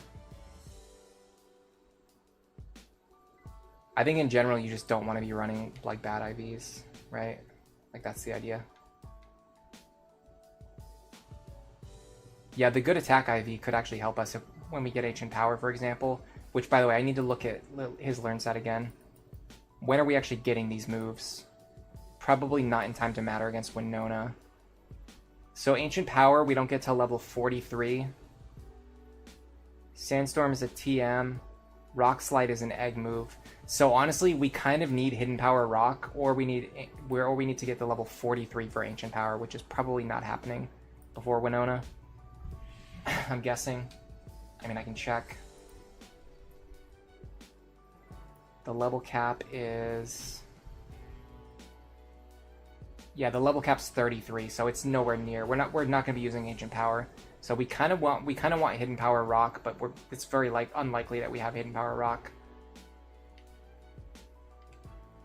Kind of sucks, but it is what it is. I mean, we can still check. If you had a Pokemon with bad IVs, but you didn't know about it, you probably wouldn't mind. I mean, it's easy to say that, but you can't know if you would mind or not if you don't know. But I don't know. At that point, we're getting into like a weird philosophical place.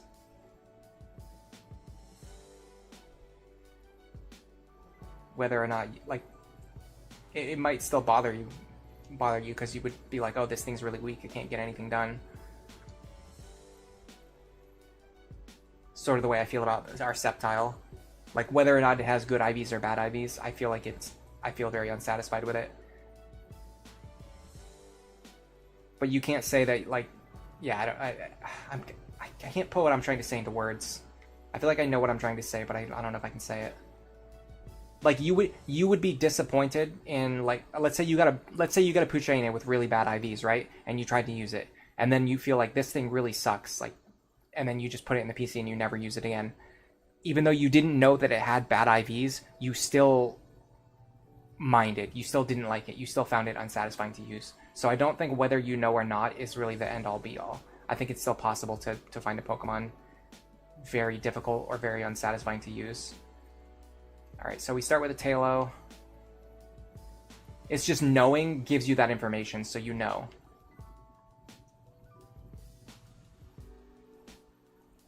Wonderful. This is fantastic. You're starting with Supersonics.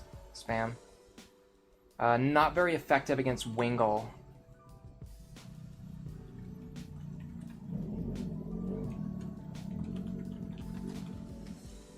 That's interesting. Wingull is... Unfortunately, he resists a lot of different types, and we can't escape. Perfect.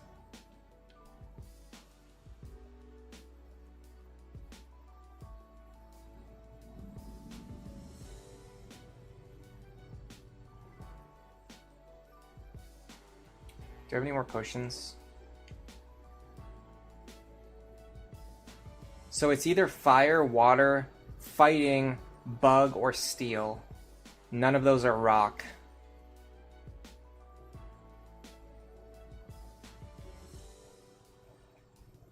That sucks.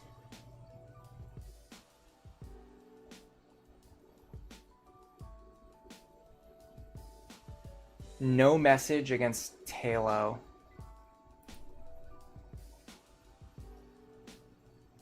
That means we should go fight a Magikarp.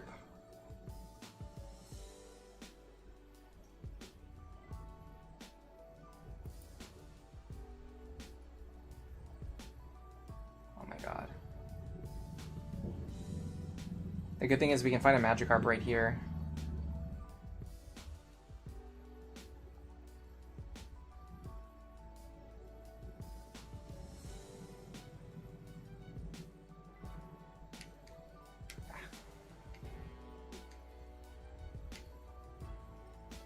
TM01.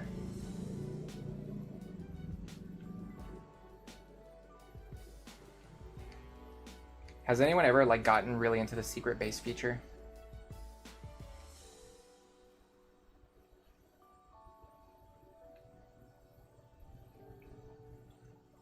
The downside is that like catching the Magikarp doesn't really give you that much information. It basically just tells you what other Pokemon you have to check against next. Okay, against Magikarp we have not very effective. Interesting.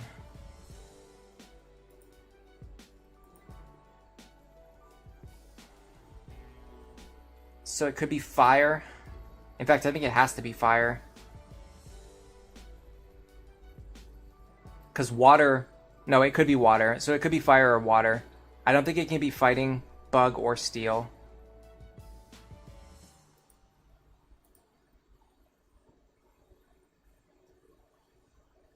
Yeah, it's either fire, water. It's either fire, water, or steel. This I don't think water resists steel yet, though, in this generation. Either way, it wants us to fight an Oddish now. So now we have to go do the thing where we have to go find Oddish again.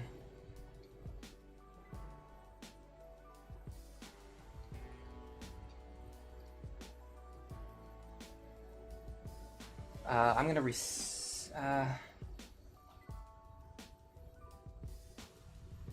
yeah, I'm gonna reset now.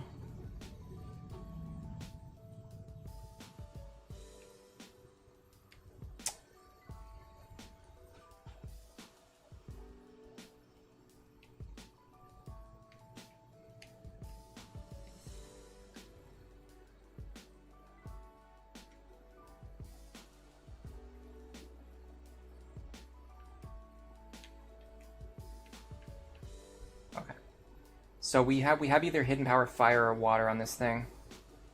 I don't think Water resists Steel yet. I think that was added in a later generation. I could be totally wrong, though.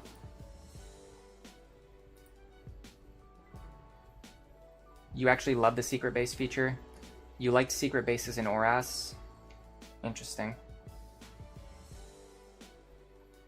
The Route 119 has Kecleon. Oh, that's true. Yeah, we can go find the Kecleon. But then the problem is we have to go all the way back up to Route 119. Which is not ideal either.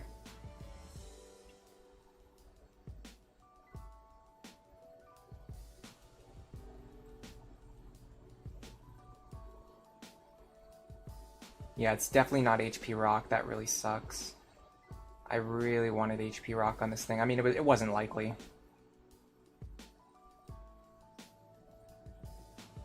But man, it would have been great.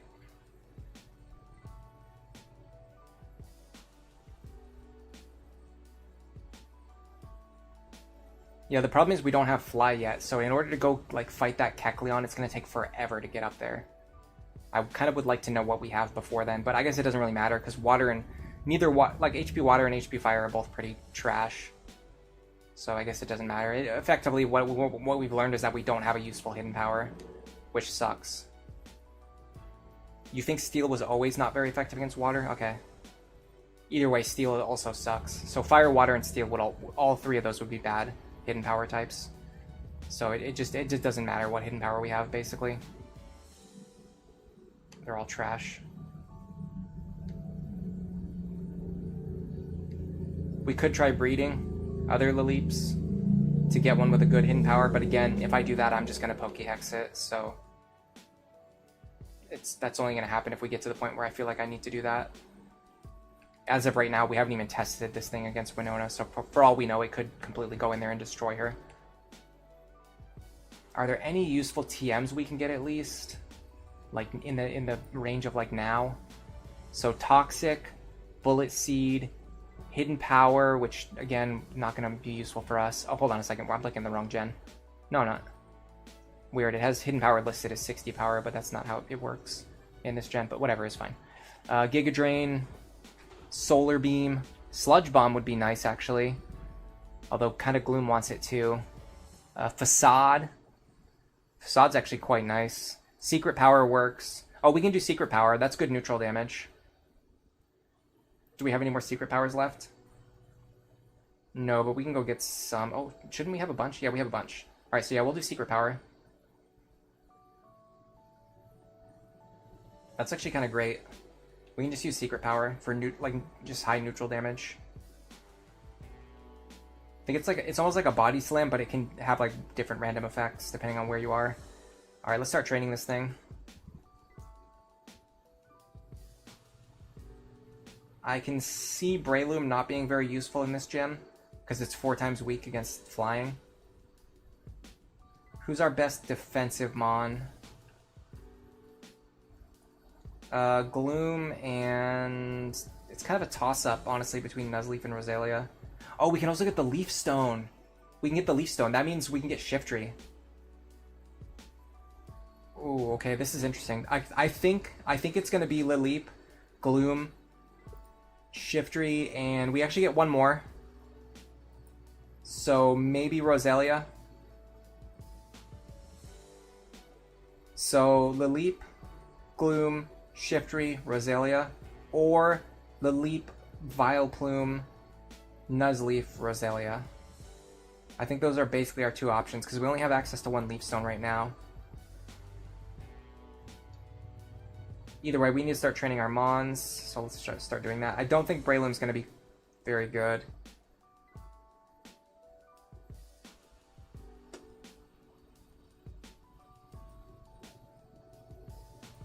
HP Fire would be nice if we use a Sunny Day strategy. Could be true, yeah, but the biggest threat is going to be Altaria, and it resists fire.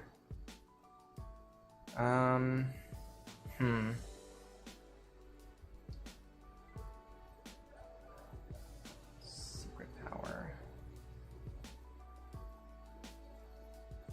I'm going to Leech Seed the Magnemite as soon as I can, because I feel like this thing's going to be a problem. We're just going to have to chip it down. I can also see Aether possibly fainting if he gets double targeted, but maybe not, because they didn't target him this turn.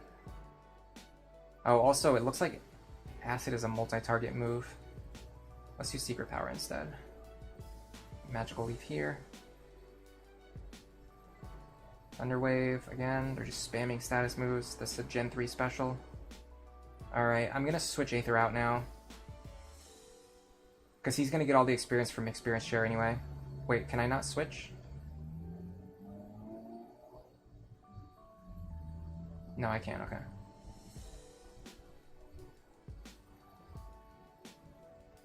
Interesting. Yeah, they really don't want to attack Lileep.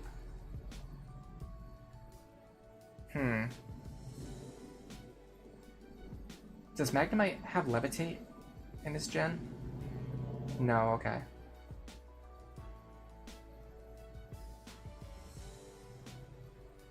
I kind of don't like Levitate either, and it's just for one reason. It's probably not the reason that you think. It's mainly just because like I've mentioned a couple times already, I'm really bad at memorization. And so as a result, I have trouble remembering which Pokemon have or don't have Levitate. Yeah, we're not using Grass Whistle.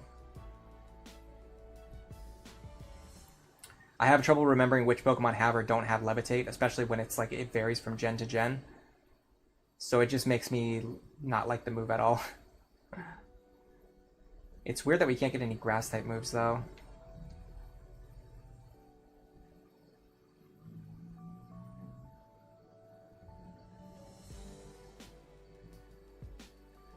I'm not going to evolve Shiftry right away. I'm going to check his moveset before I evolve him. I guess I'll do it now if you guys want me to.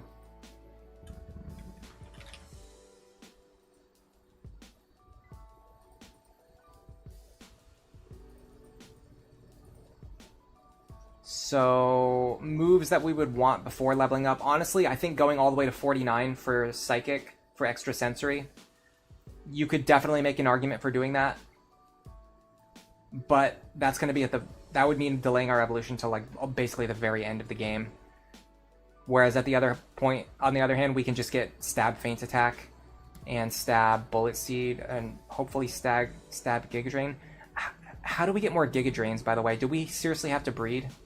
Is there no other way to get more Giga Drain TMs?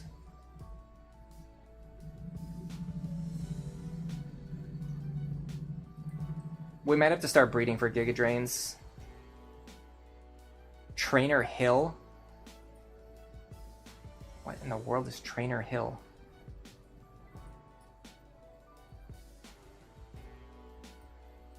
Is it like a post-game thing, I'm guessing?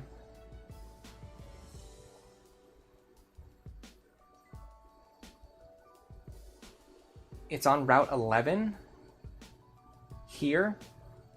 There's something called Trainer Hill. No, there isn't.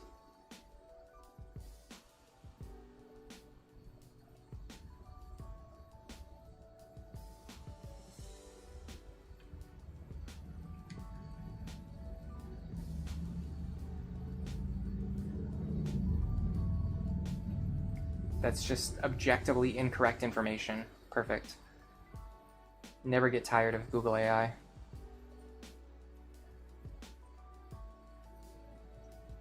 It's Pokemon Emerald. It's not in Ruby and Sapphire. And it probably is a post-game thing anyway.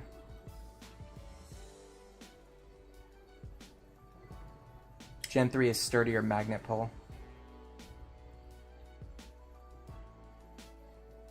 Yeah, at level 49, I feel like we're not going to reach 49 anytime within a reasonable amount of time. On the other hand, it is a special attacker, and psychic coverage is going to be really nice for things like Golbat, Golbat, Crobat, any poison types really, because our team struggles against poison types. I can kind of see the reason for delaying the evolution, especially if we can get by without evolving, then we shouldn't evolve until we have to. Same thing, like same logic that I use for promotion in Fire Emblem. If you can do it without needing to promote, then you don't need to promote yet.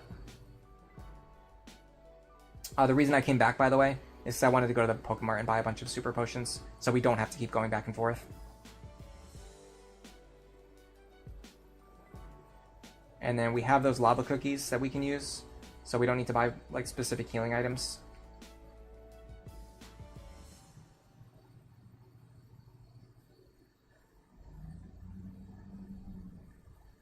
I'm gonna go put some stuff in the PC in case my inventory gets full again. Yeah, let's deposit some stuff. It won't be too bad because when we get to... I don't really want this potion. It won't be too bad because we just need to get to Fortress City.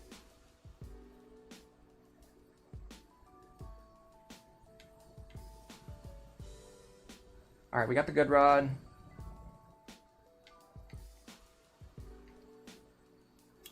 Some more stuff that I'd rather sell than keep. We fought the bird keeper already. It's kind of tough because I want to use the experience share and I also want to use the amulet coin. Having this thing in the lead sucks because it can't run away from anything.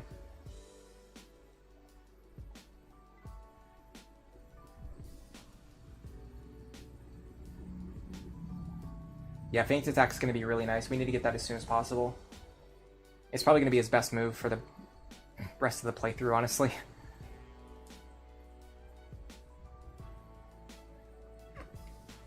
Alright. That's probably another bird keeper, so I don't really want to fight him. What I will do is start looking for trainers in the grass to fight, and I need to figure out where the leaf stone is, too.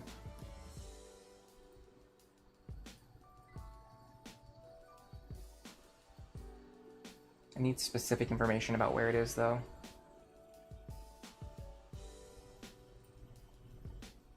This is Route 118. I think. No, this is Route 119.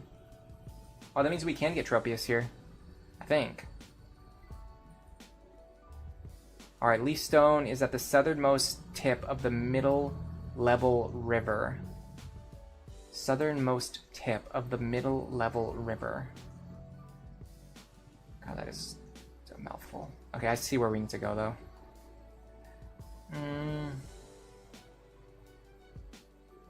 Let's try Secret Power. So this is the good thing about having, like, the rock typing. Is that, like, most things can't damage you. So we can just sit here and, like, spam attacks. And even if we're, like, a lower level, they just can't damage us. which means we can just sit here and tank through everything that they have. Yeah, what's he gonna do? Fury Swipe us for 3 damage? Okay, the accuracy drop is annoying. Accuracy drop's really annoying.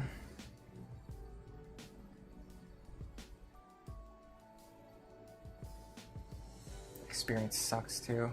Alright, I'm just gonna switch into something that can kill this quicker. Which is definitely not you. I don't know why I switched into you. HP ground, sort of, not really. Acid, even worse. Getting sand attack spammed again.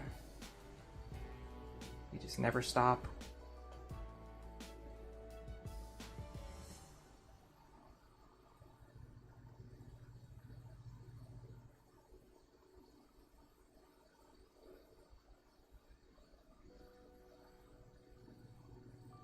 Yeah, training this thing's gonna be a little bit of a pain, honestly.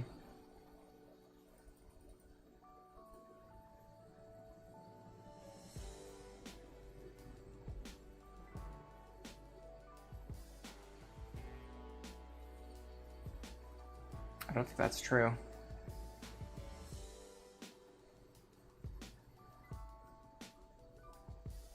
Acid might do good damage here. Not really, no. I'm just gonna spam acid, I guess. While he lowers my speed, aka does nothing, and hits me with normal attacks for 1 damage.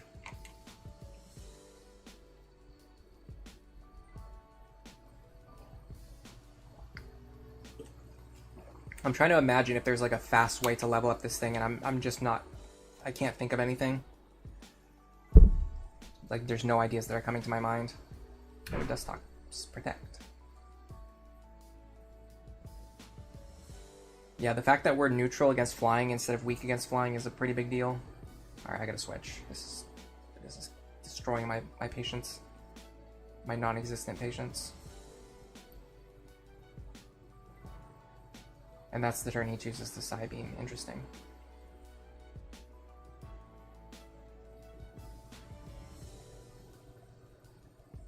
Wow, Psybeam does no damage. Okay. Let me just get a Leech Seed up on this thing.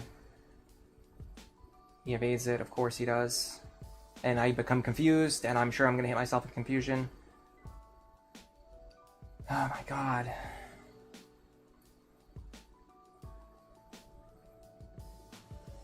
Now he's gonna spam Moonlight for 30 turns.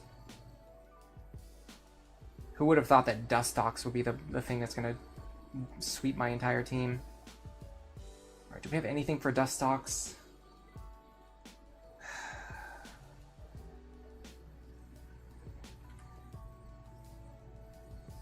Not really. We had Hidden Power Psychic. Of course, we put him in the PC because he wasn't useful for anything. Except for this one specific situation that comes up immediately after we put him in the PC. The problem is Gust is going to hit us for 4 times effective damage. But we can headbutt this thing. Okay, that's fine. The headbutt's strong enough. Just need strong neutral damage. What is the Leap's hidden power? We don't know for sure yet. It's either fire or water. Maybe steel.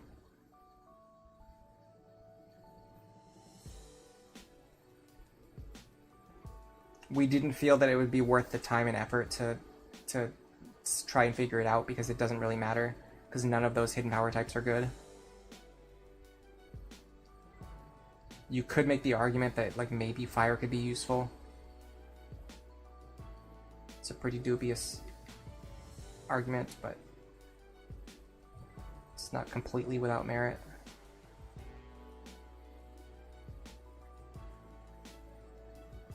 Alright, I'm gonna leave Aether in the back.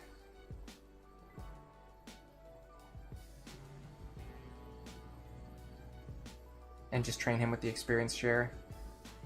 Especially because it's easier for me to run away from encounters. I'm also gonna ignore the trainers for now. I'm just gonna try to get to Fortree City. If it has HP Fire, it's good versus Steel? I guess so. I mean, that's not relevant right now, though.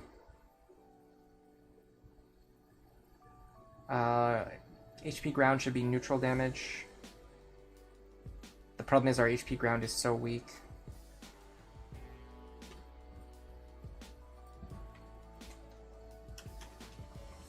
I should start writing that down too, by the way.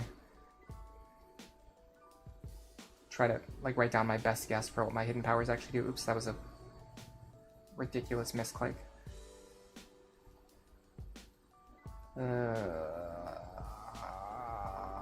This sucks. Gen 3 is... Honestly, Gen 3 can be so stally sometimes. It's actually pretty frustrating.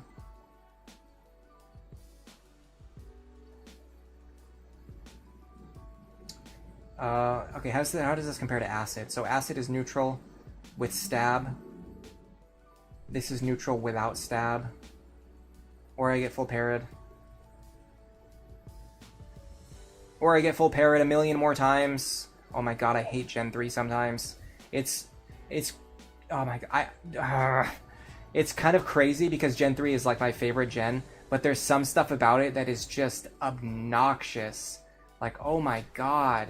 They just spam para, confusion, attract, double team, sand attack. It's just never ends. Like every single trainer battle takes forever because of this. And coming from me who has like really bad patience levels, like I get impatient really fast. It's fun when I'm like fast sweeping through enemy teams and the overall like scope of the game is really fun. But when I get into a fight like this, it just immediately just drives me nuts. I'm not ever going to use Constrict for anything. Honestly, Astonish and Constrict are both terrible, though. It's not like there's much of a decision to be made. I feel like the only thing I can do is just have Breloom sweep everything. Like, is that seriously my only recourse with this trashy team? I ran out of revives too. I'll buy more later. You guys get to hear the sound of me going literally insane. I'm gonna have to use my lava cookies too. I have that one potion that I want to get rid of. I'll use that now. Like, I just don't understand what they're thinking when they add these mechanics that just accomplish nothing other than slowing the game down. Alright, the problem is his level's already high. So I'd like to train other characters. That's definitely a ninja. I think I might have fought him already. Alright, so here's the thing. The stone is down here. Offensive Cradily with Sunny Day, HP Fire, and Solar Beam. Interesting. I think I want to get Extra Sensory though, just because I struggle so much against poison types, like Dustox, Golbat. I don't know if there's going to be any poison types that will really threaten us though. So it's a coverage that we might not actually need. It's one of those things where, like, yes, technically it can do this, but does it need to? Maybe not. Yeah, Constrict is 10 base power. It's awful. Tentacool, like, we can use Extra Sensory against Tentacool. Look what our Bullet Seed does. Just think about the fact that Extra Sensory would probably one-shot this thing. Yeah, she has a Skarmory. Does she?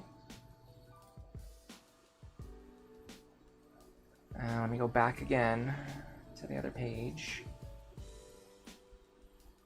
Fortree City.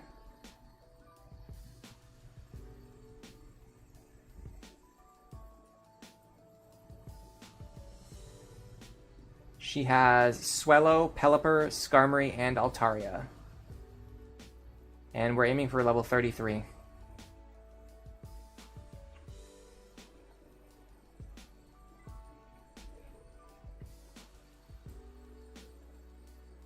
I'm gonna use a Repel here.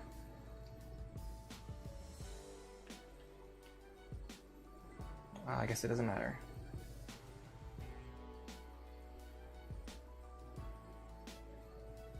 I am going to switch into Aether.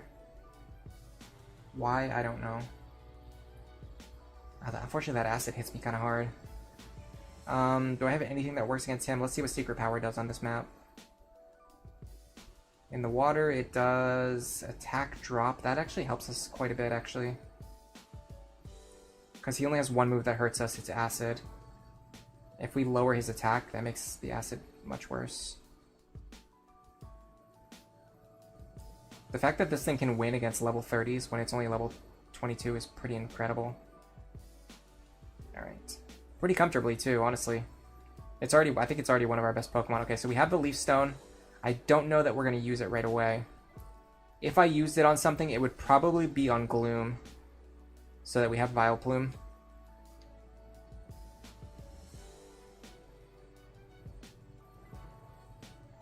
Let's take a look at Gloom and consider what the evolution would look like, or like, yeah, what would be, like, what moves do we need to learn before evolving, if any?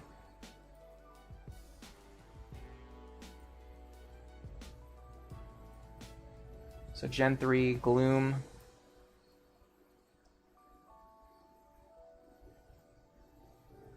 We can get Petal Dance at 70, but that doesn't really help us. We get Acid at 24. We get Moonlight at 35. Moonlight's pretty useful. It's basically Recover, but worse. Most everything else is TMs. I could see a strong argument for evolving Gloom right now. Excuse me, evolving Gloom right now. What about Vileplume? What happens when it evolves into Vileplume? Does it stop learning moves? No, actually, Vileplume still gets Petal Dance at 44. So the only thing we miss out on is Moonlight at 35 if we evolve right now. Yeah. We still keep our TM list. I can see a pretty strong argument for evolving this thing right now. So that we have extra stats going into the Winona fight. I mean, we'll see if we can do it without it first. We for sure need to train Aether, though. So let's get back to that, I guess. Yeah, I think evolve Gloom now, evolve Nodot later. Or evolve Francis now, evolve Nodot later makes probably the most sense to me.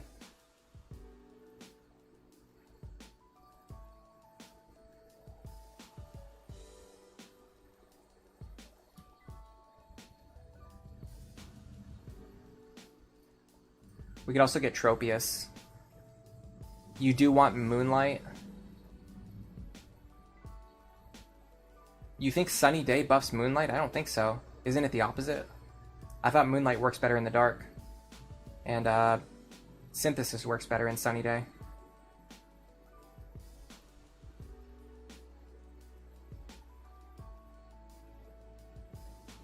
Oh, we got a Para.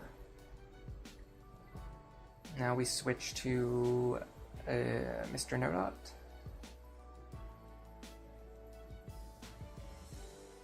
Fake Out. HP Ground. He has Levitate. Perfect. Bullet Seed. Yeah, like I don't... Like, Levitate doesn't bother me because of the fact that it makes them immune to ground moves. It just bothers me because of the fact that I don't know if they have Levitate or not. And I don't like having to remember things in games. I prefer the game to tell me the information. Alright. Tricky, you're up. Oh, Moonlight is powered up by Sunny Day? Okay. Interesting. I don't understand why it would work that way. It seems like it would work the opposite. It seems like it would be worse in Sunny Day, but I guess that's not how it works.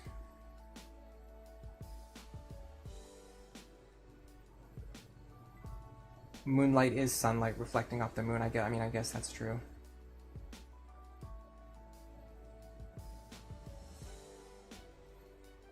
I don't know if we're really gonna do like a Sunny Day strategy though. It just doesn't work as well in single player. I don't know. It might be one of those things that maybe works better in single player because we can switch a bunch and the opponents aren't really gonna like block our weather for any reason. But Sunny Day ends after 5 turns, right? Even in Gen 3. It doesn't have, like, even in Gen 3, like, I think Sandstorm is permanent. I don't think Sunny Day is permanent. If Sunny Day is permanent in Gen 3, then it might be worth it to lead with a Sunsetter. But if it's not permanent, then I think it's just kind of a waste because we'd have to set up the sun and then switch around, and then we'd only get like, you know, 1 or 2 turns of value out of it after switching around. And switching around is kind of hard. Oftentimes when we switch around, we just end up taking a ton of damage. Yeah, the real reason is that they didn't actually have like a weather that makes sense. Perfect, we got a double team spammer. This is fun. I'm already having fun. This is the Gen 3 special right here.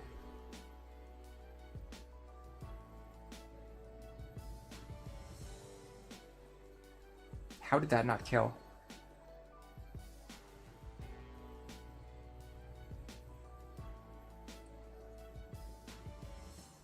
There's an item you can use to get +5 turns of Sunny Day. I don't know if it's in this gen or not. Yeah, I'm not sure. You get a Solar Beam TM and a Sunny Day TM. And our Grass Stab is a bit scarce right now. I mean, I understand the logic for why it would be useful to set up Sunny Day and then use Solar Beams. I just think in practice, I don't know if it actually works that well. It works really well for like... I think it works a lot better for like a solo challenge, honestly. When you're just using one Pokemon, and then you have them cast Sunny Day and then immediately like do something. But when you're trying to like win with a team of like Pokemon that are not over leveled, let's see.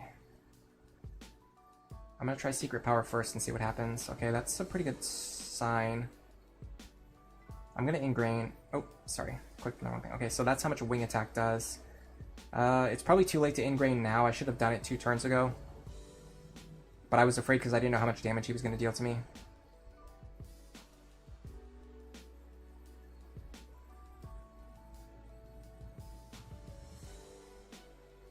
He's still faster than me even when he's paralyzed. That's hilarious. Got a lot of experience for that fight. We're winning fights though. We're winning fights. And we're like our opponents, we're way under leveled compared to our opponents too, and we're winning fights. That's a good sign.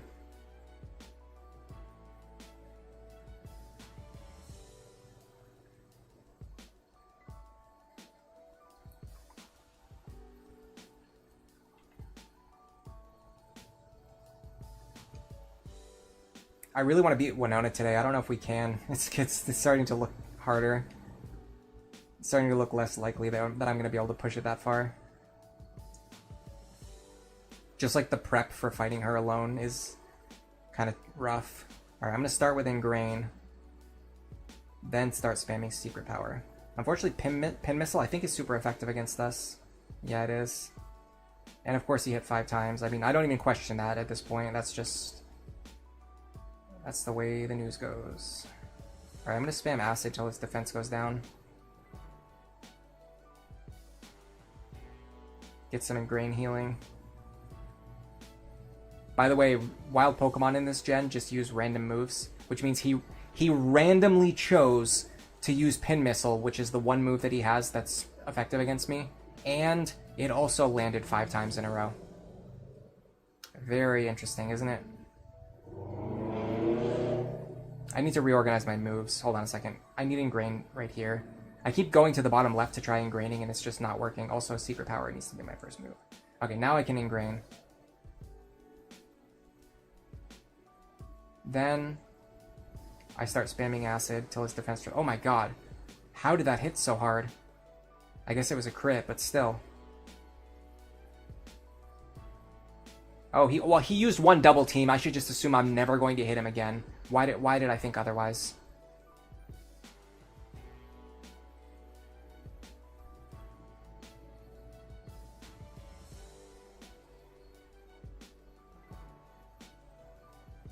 Alright guys, we're gonna be here for a while. Heat Rock was added in Gen 4. Nuzleaf doesn't have good stab. Cradily doesn't have good stab. I think all of them can get Giga Drain technically, but we might have to look at Pokemon breeding to get that, to get Giga Drain on everyone, like on everybody on the team. I'm sure it's possible. I'm almost certain it's possible. It's just something I've never needed to do before because I've never done a monotype challenge before.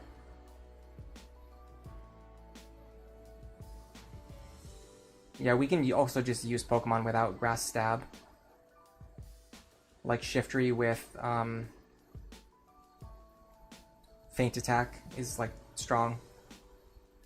We could also use, like if we need to, we can use Cacturn or Cacnea. Oh my god, this is torture.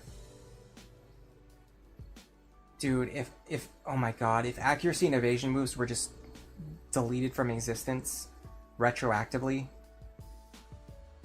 and time itself was unraveled, I would be happier than I am right now. This is just vile. Oh, there's Tropius. Should we catch it? I mean, we might as well, right?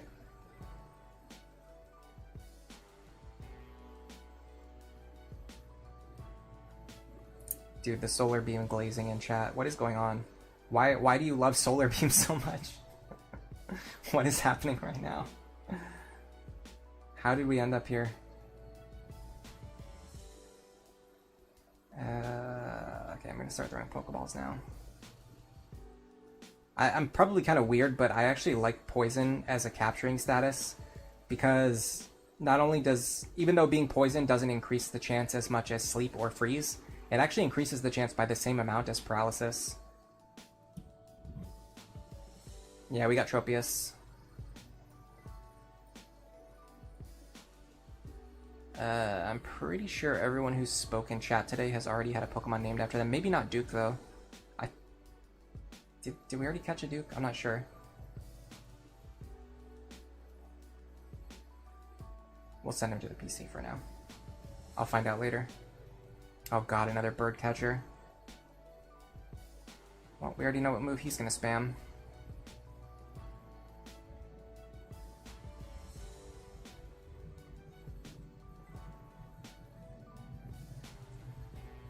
There it goes. There's his double team. I guess the trick is to kill him before he can set up enough double teams to become annoying, but I mean, come on now. You know where, you know the planet we live on.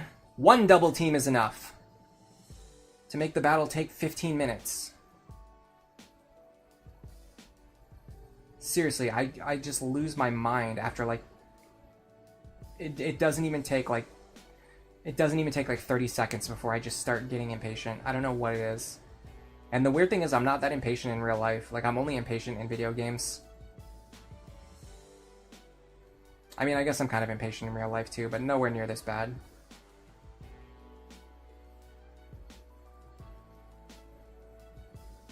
It's like the microsecond that I see him use double team the first time, and it's like I'm already going crazy.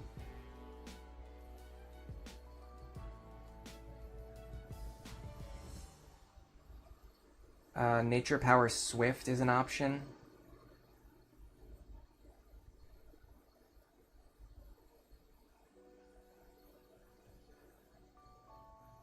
You just really like weather teams. I mean, it's fine. I just don't need to build my entire team around getting Solar Beam on one Pokemon just because you like weather.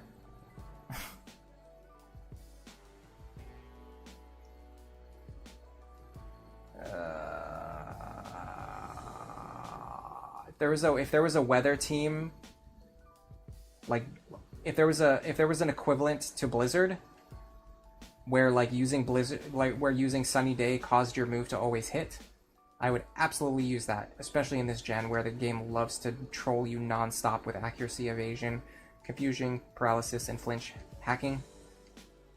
But other than that, I'm not really that interested in it.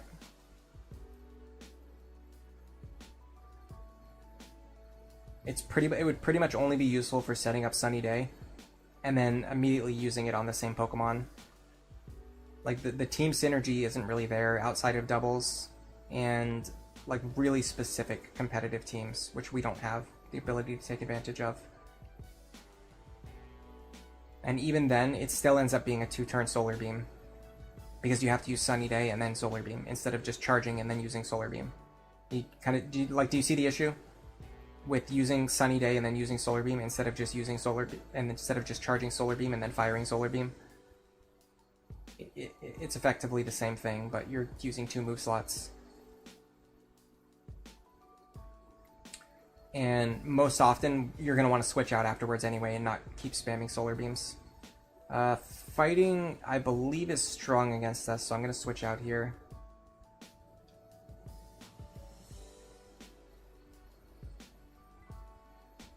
It's just generally less good in single player, I think. It's 1 sunny day and 4 solar beams. I don't think that happens as often as you're imagining. Maybe there's 1 fight where that's a useful idea. At least he doesn't work on grass types, by the way. It doesn't matter though, because he Mach Punched me.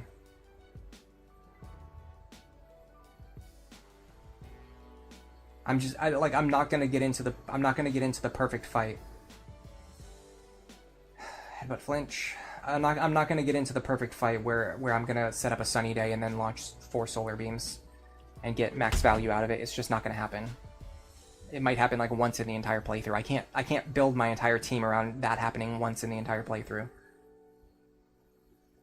He's gonna Mach Punch me and kill me here, but I'm gonna fake him out first. Dude, this Breloom is a monster. I don't have anything that can hurt him. Why is he not Mach Punching me?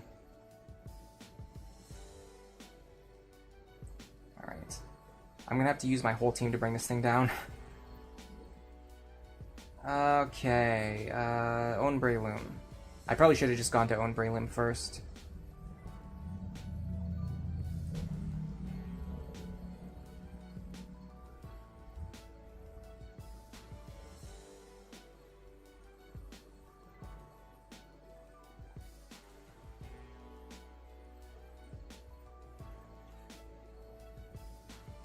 I don't know if it actually makes HP Fire any stronger. That's actually an interesting question. Why is a single Breloom a boss battle? So actually, for this entire run, we've kind of been struggling against probably fire types and flying types the most. Actually, I'd probably say poison types the most.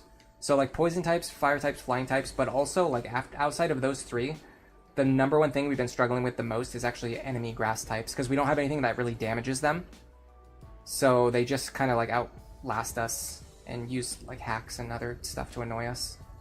Yeah, we should have just went to our own Breloom and just headbutted that thing to kill it. I wasn't really thinking. Let's look at the Tropius we picked up, and then find out if we actually have 2 Dukes or if we only have 1 Duke. I think we have 2 Dukes now. What am I supposed to do? Nobody shows up to these Pokemon streams. Yeah, we have 2 Dukes. It is what it is. I mean, this one is just to evolve into a...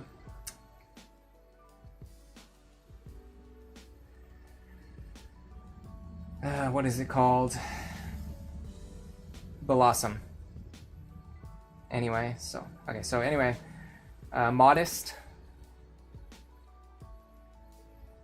I should know what Modest is. It's one of the actual natures that they're commonly used. I've been streaming for 5 hours. My brain is destroyed.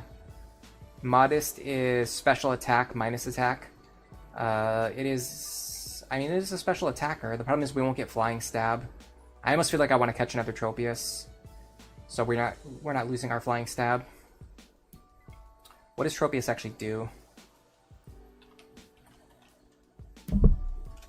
Is Flying Stab actually even a thing? I don't know. And it's kind of annoying that we don't resist flying types.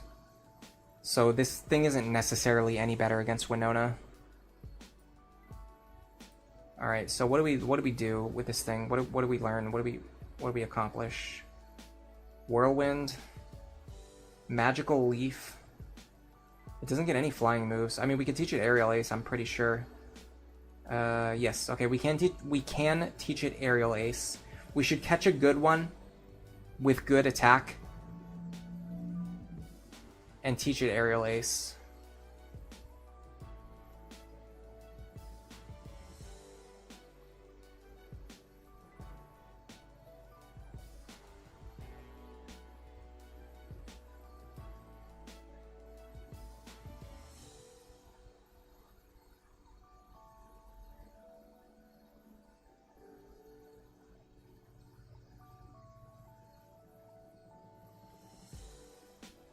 I'm just looking at the Tropius moveset right now. So we could get Magical Leaf, which I personally like more than Razor Leaf, especially for the guaranteed accuracy. We can keep Stomp.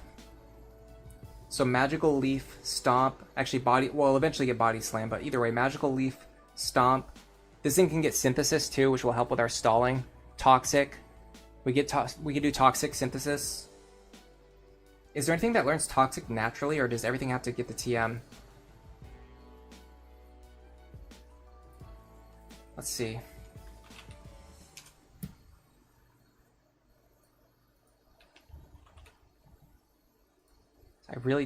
It's going to be tough if we have to decide which one Pokemon gets it from a single-use TM. Gen 3, Learn Set. Dustox. Roselia gets it at 45.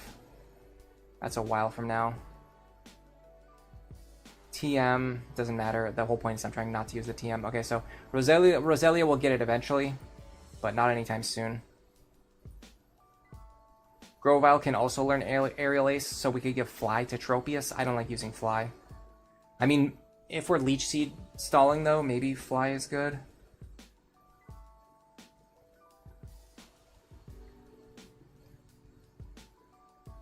I do think we're going to be using Tropius. I don't think we're going to be using Grovyle for much. I think Aerial Ace is pretty good. I don't think it's that bad. I mean, it's not amazing, but it's not bad. I think Aerial Ace is better than Fly personally. If you use Aerial Ace twice, you will deal more damage than using Fly once.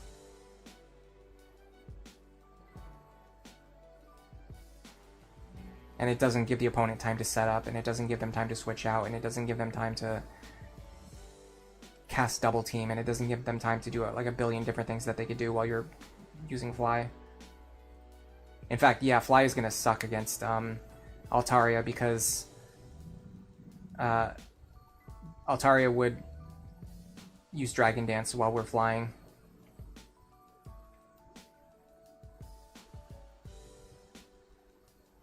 Sceptile can get Dragon Claw later. I wonder if we can get anything else better than that. I'm not exactly in love with Sceptile right now.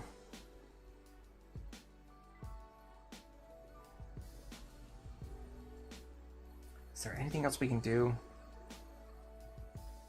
to make this process less painful?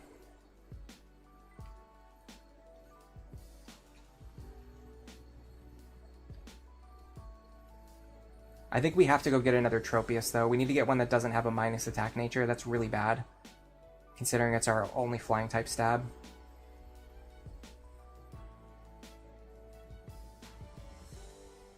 It's kind of tricky that our only healing method is Ingrain here, because it means we can't use switch training. We have to actually have this thing fight its own battles, because it can't switch out.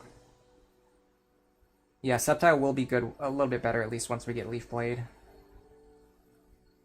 What else do you want me to use against Drake? I'm not sure yet. I'm just saying I don't know for sure. Like, I wonder if we have anything better means I wonder if we have anything better. It's just making me consider if I have any other options. I'm a little scared. If this secret power leaves it on like 1 HP, its flail is going to become insane.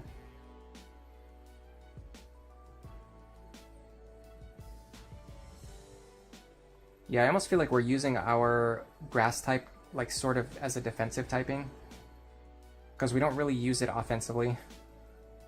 Alright, can you please get a defense drop?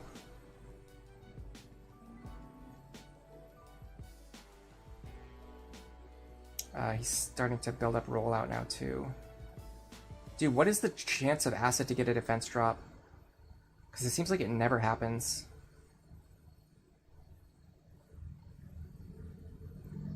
Alright, we should win now. I should have just used Secret Power there. Sometimes it's hard to know. You just don't know if you're going to deal enough damage or not.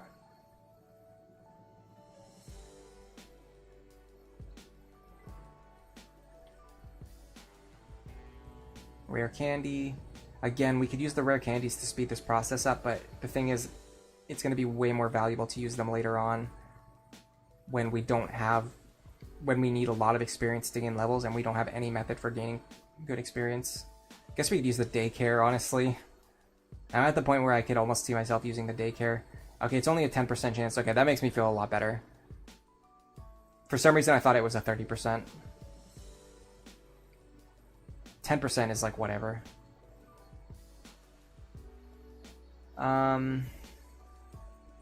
Yeah, I'm gonna want Breloom out here. I've learned I basically just always want Breloom out. I think Breloom is by far our best Pokemon. It's not even close. Nuzleaf has mostly ended up being a pretty big disappointment. I think I'm gonna start with Ingrain. And I think I'm just gonna Mach Punch this thing. Yeah.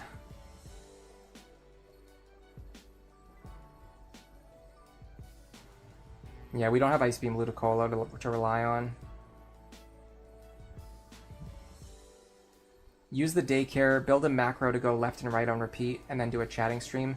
Honestly, I think I need to find some kind of macro to do that for me, because I just can't I just can't do it. It's just not in me to sit there and just like spam like running back and forth a billion times. And it hurts my wrist too. Like, I'm old.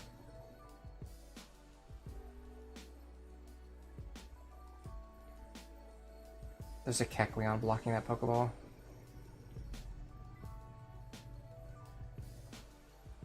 I can't just sit here and like give myself Carpal Tunnel.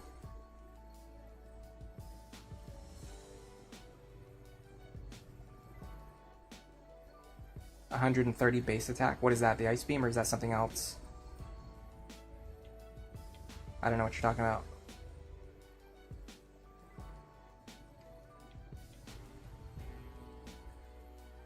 We could do it we could work on the Fire Emblem Iron Man and then just have Pokemon running in the corner.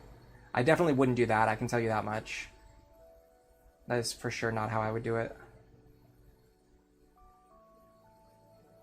But I could see myself setting up a macro to help with the wrist pain for like daycare training and hatching eggs and things like that. Oh, Breloom has 130 base attack. That's why it's good. Okay, yeah. I know Breloom's really strong. It's honestly a combination of factors. It's not just that its base attack is. I mean, very high base attack obviously helps, but it actually has good stab moves, which most of my other Pokemon don't have, and it also has Leech Seed, which not all of the other ones have either. We have a few Leech Seeders, but not very many.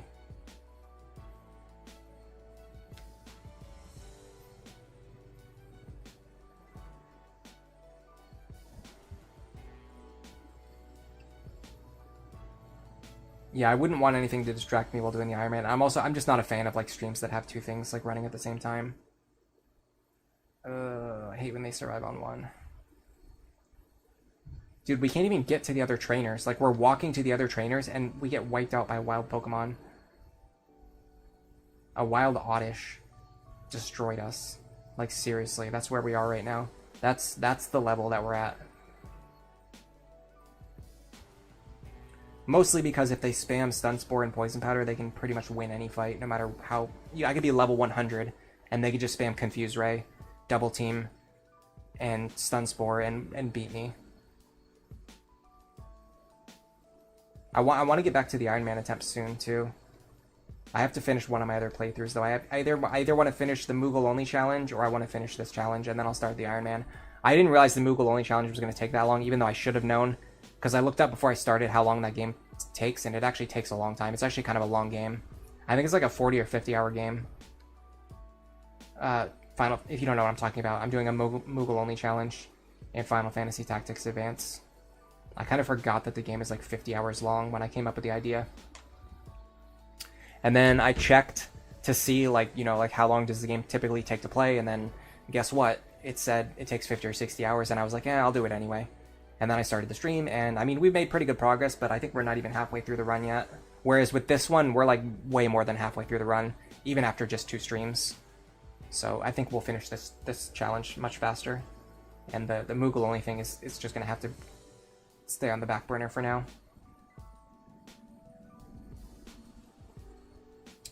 Can I check Lileep's hidden power? Let me think about what its least valuable move is, and then I will use hidden, and I will teach it hidden power in place of its least valuable move. In fact, if we can get to this Kecleon over here, I'll just do it there.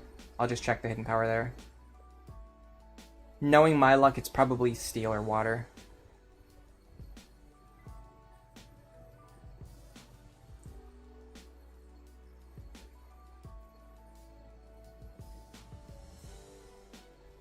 What is our least valuable move? It's definitely Astonish. Oh, wait, I don't need Astonish for anything. It's a terrible move. How come sometimes when I use Secret Power, it seems to take like half of their health, and then the second time I use it, it just takes a small sliver of their health? Maybe I'm critting and just like not noticing, because I'm so checked out right now. Do we have to run back to the Pokemon Center again? No, I think I can beat a Kecleon. I do have hidden powers, thankfully.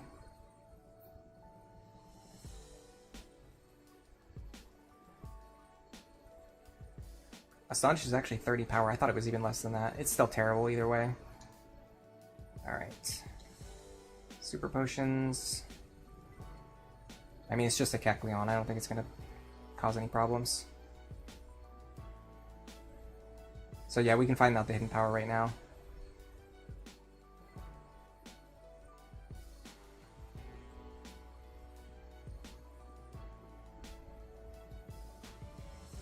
Here's our first Kecleon.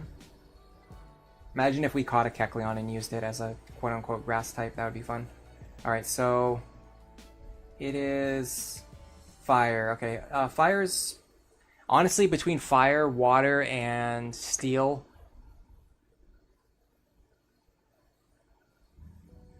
I think water would have been the best one, but fire is, I guess, okay. So he is a fire type now.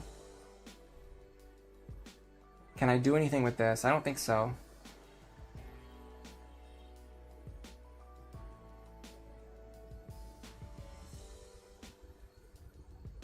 I got the defense drop.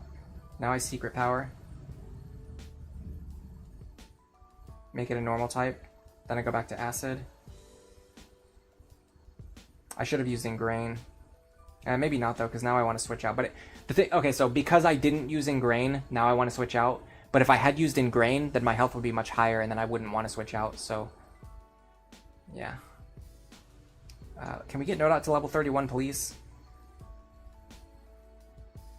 It's been sitting here for a while.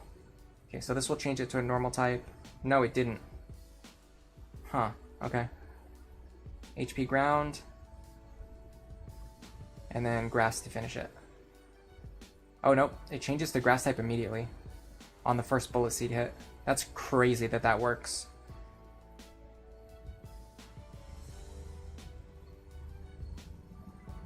Okay, finally we get our one good stab move. Feint Attack. I think I'm going to drop Growth.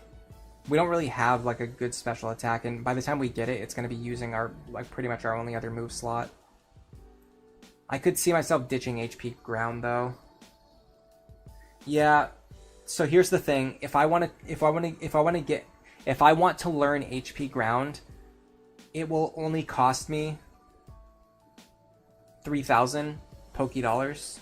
Whereas if I want to relearn Growth, I'll have to use a Heart Scale, which is a much more limited resource. So I'm gonna learn over Hidden Power Ground, especially because we have a really weak Hidden Power Ground anyway. Alright, so we could technically go fight Winona now if we want to. Yeah, Growth we literally never use. Also, that's another argument in favor of doing things this way. Let me mark down Leap's Hidden Power now, too.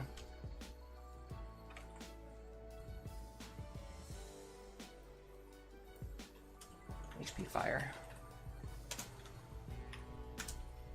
In fact... Oh, that's interesting. I closed out a sheet that I almost never close out. Let me open that back up. I wonder why I closed it. Not sure. Okay. try to find out the base power too.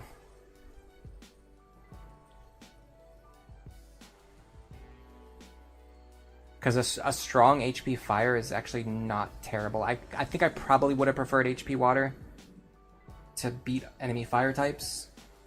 But I mean, okay, so this is our only counter against enemy steel types, so I won't complain too much. Well, no, that's not true because we have ground. This is our only counter specifically against Skarmory, which we do have to fight a Skarmory right now. So I guess it's okay.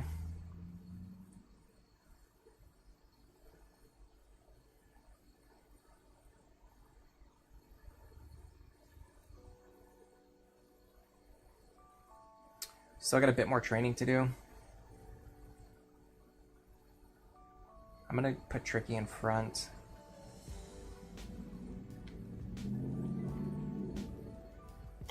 Man, this training would be a lot easier if we could use Fly.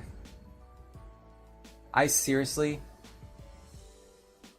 think that not getting Fly until after the 7th badge is one of the most egregious things in the history of Pokemon.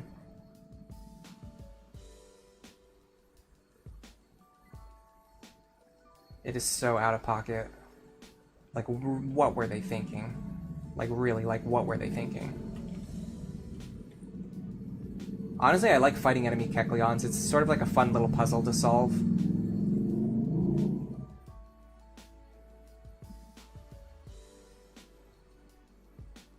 Like, for this one, we don't want him to resist grass moves, so instead it's better to set up with Growth first, and then just kill him with a single grass move before he changes his type to grass.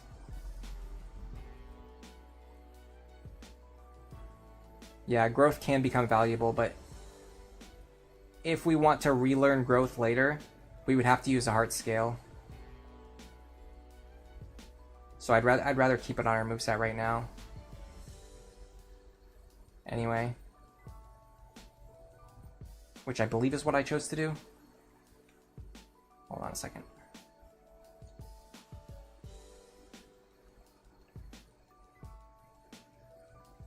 I'm looking at the wrong one. Yeah, no, I kept Growth. And the reason I kept Growth is because I don't want to have to use a Heart Scale to relearn it later, whereas I can learn Hidden Power just by paying a little bit, like a small amount of money. That's not a trainer. I think there's trainers up here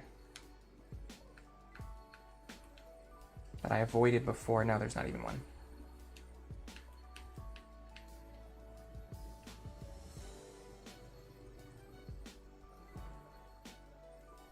Yeah, I don't think using Kecleon is very fun. There's just not really a good use case for it, other than the fact that I guess technically if an opponent hits you, they're pretty likely, especially against the AI where they don't really have a lot of good moves, they have bad movesets. If an opponent hits you, they're very likely to use a move of the same type again. So in that sense, Kecleon could be kind of nice. If you're fighting like a fire type, for example, it's pretty likely to hit you with a fire type again. Like, after it hits you with a fire type move, it's pretty likely to hit you with another fire type move, which means you'll resist the second one. Because they just don't, most of them don't have coverage moves. But in general, I more think it's just fun to fight against them. Just because it's like a fun little puzzle to solve. It's like, oh, if I hit him with this move first and then hit him with this move, that will actually work.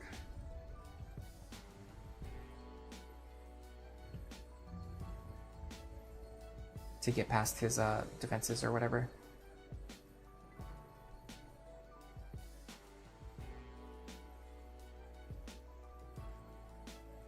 We'll have Rock Stab eventually. True.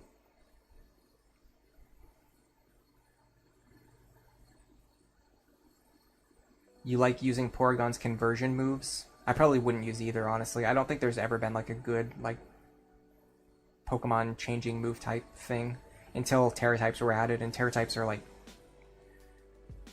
kind of like an awful gimmick. But this is coming from someone who's pretty much hated every Pokemon gimmick more than the last. So obviously take that with a grain of salt. I think bugs resist Dark type.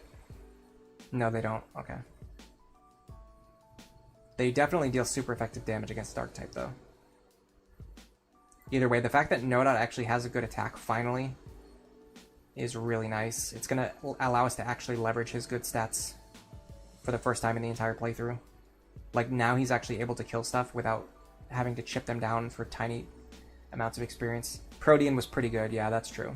That's true. The thing I don't like about Terra types is, like, if you remember people not liking Hidden Power, because it allowed pretty much any Pokemon to have pretty much any coverage, and it made competitive a little bit worse. It's like a more of like a guessing game, because your opponent can just have like whatever coverage move, and you just can't plan around them having a move of literally any type. They could have Hidden Power anything, right? Terra type is like the same thing. Like, you sort of know, it's a little bit more structured, so like you sort of know like what Terra type the opponent has, but still, like, them being able to just change types in the middle of battle, I don't know, I just don't like it personally. I'm just a grouch who hates all new mechanics that get added. I'm trying to think what was the last gen where I liked all of the new mechanics. I like the Gen 4 stuff. I honestly, like, even, I'm not going to say that I dislike the physical special split. It's definitely a good thing in many ways, but I also sort of like the Gen 3 system where, like, you know, all grass types are special attack, all fighting types are physical attack. That's kind of cool too. It gives like a specific niche to different types and like to different Pokemons who can do things like outside of their own typing, like better or worse than others.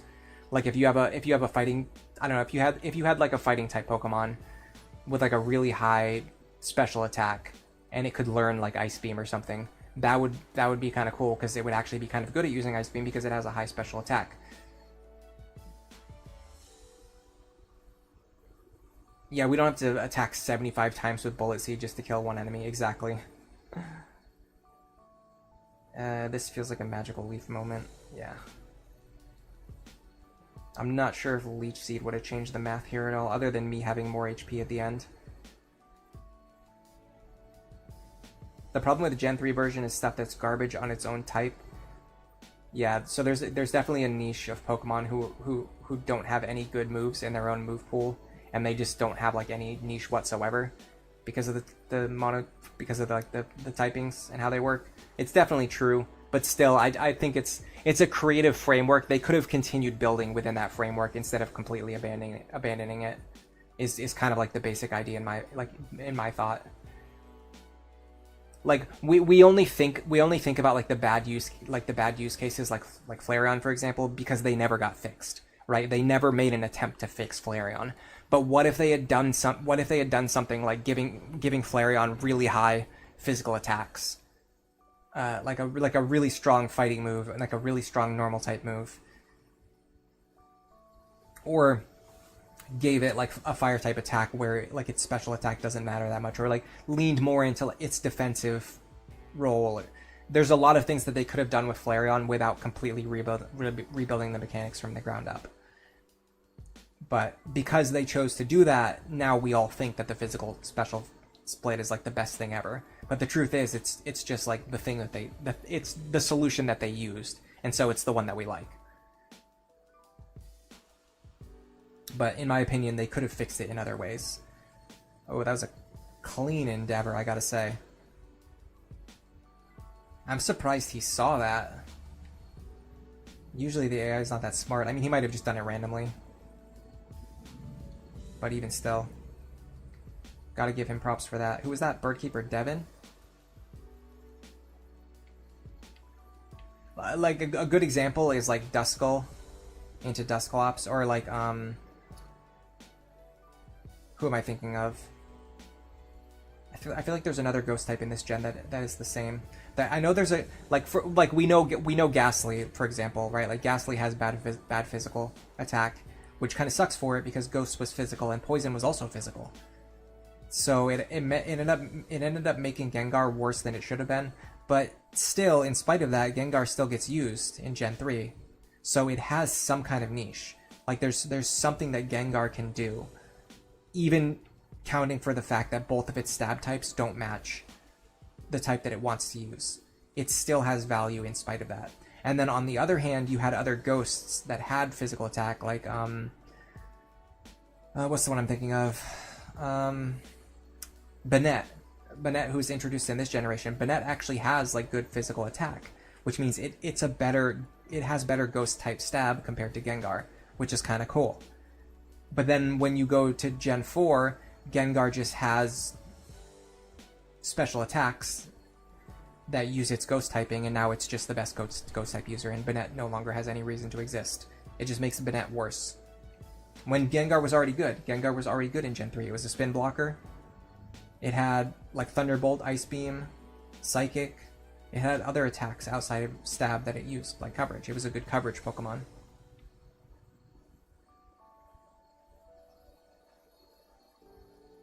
Yeah, it's really interesting that it had a very interesting role in the fact that it was very strong in every generation from 1 to 3, and yet it never used, well, not never, but it generally didn't use its stab moves. Why is it hitting me so hard? I don't know if I was like missing something there. Why was he hitting me so hard?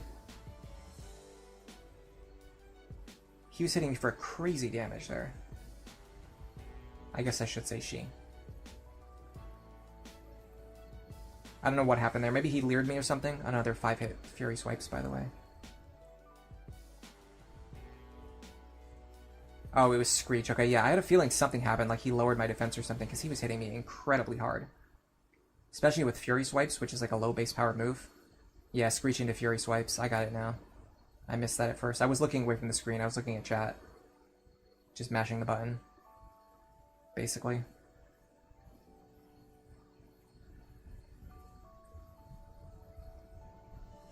Is there any faster way to level up?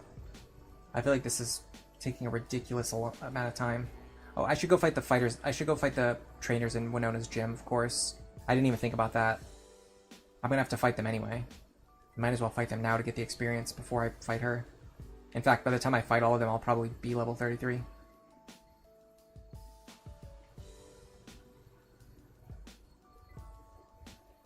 Oh, you don't even have to fight that Kecleon.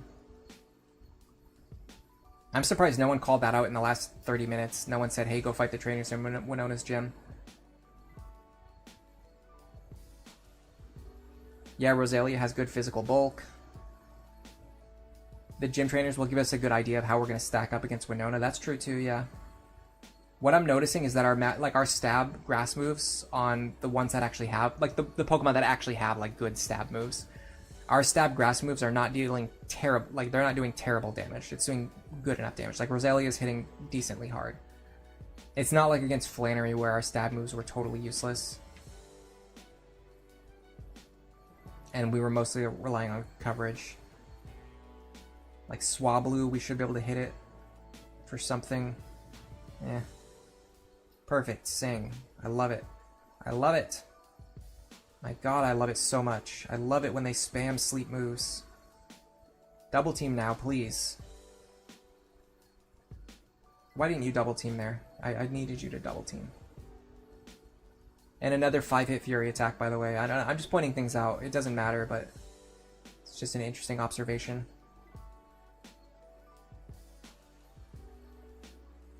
And a 4-hit Fury attack. Yes, you were too busy looking at arguments for why Solar Beam is good. I'm gonna give you a hint. You're not gonna find those arguments anywhere. It's just not that good.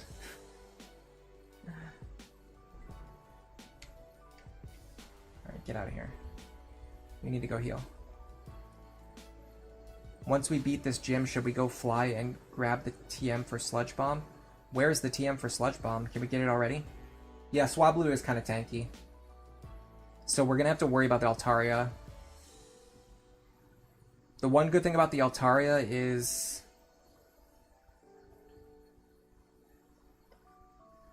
we could technically use Tropius against Altaria, but we have to train the Tropius.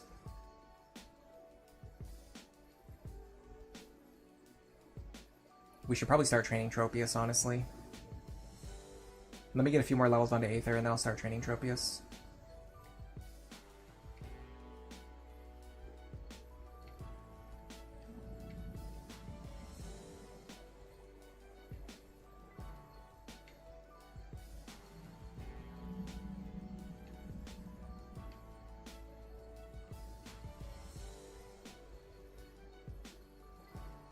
There's a collector in Dewford Hall.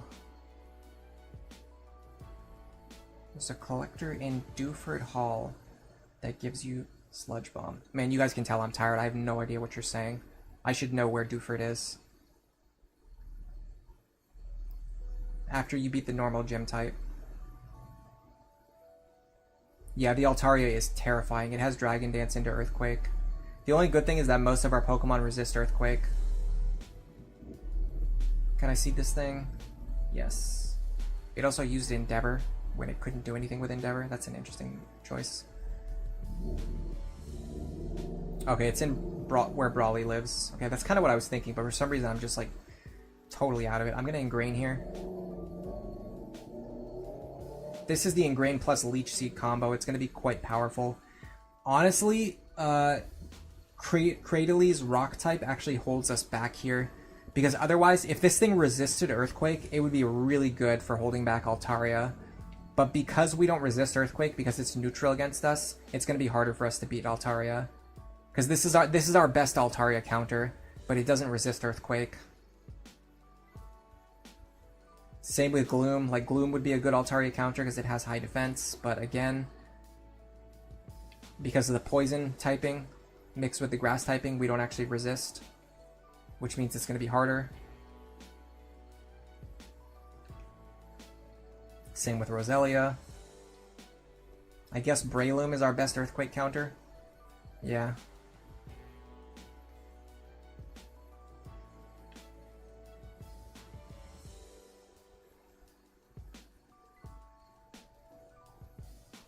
You don't think there's an actual Ford near Dewford, but it sounds nice anyway.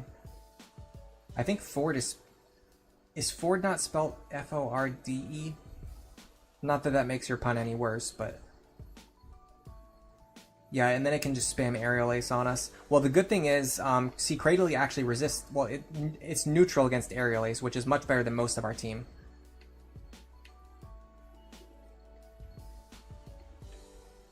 So Cradily could actually hold back Altaria if it just was spamming Aerial Ace.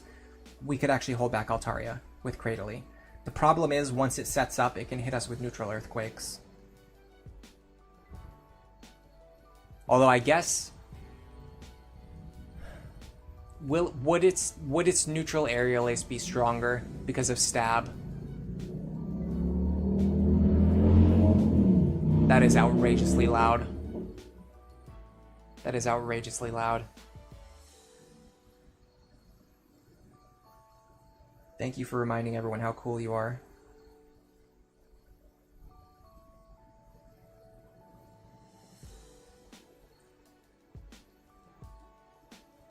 I mean, we can definitely beat Wingull with just like Magical Leaf. Pelipper, a little more dubious. I'm just gonna try to hit through the confusion.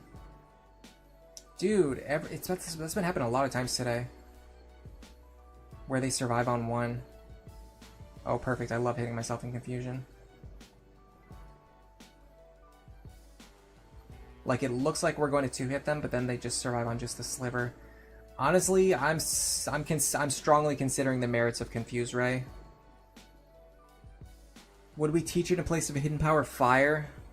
HP Fire might be our only way to get past Skarmory. Acid is nice too, though. So is Secret Power. I guess I would drop Acid. We have Gloom with Acid if we really need Acid. The best thing about Acid is that it has a bunch of PP. Honestly... Man, Confuse Ray is 100% accurate. Yeah, Acid sucks.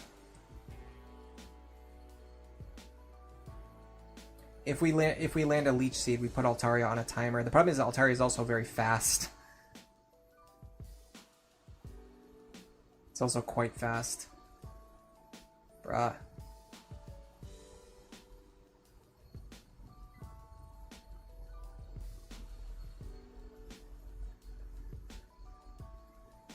So you would start with Ingrain.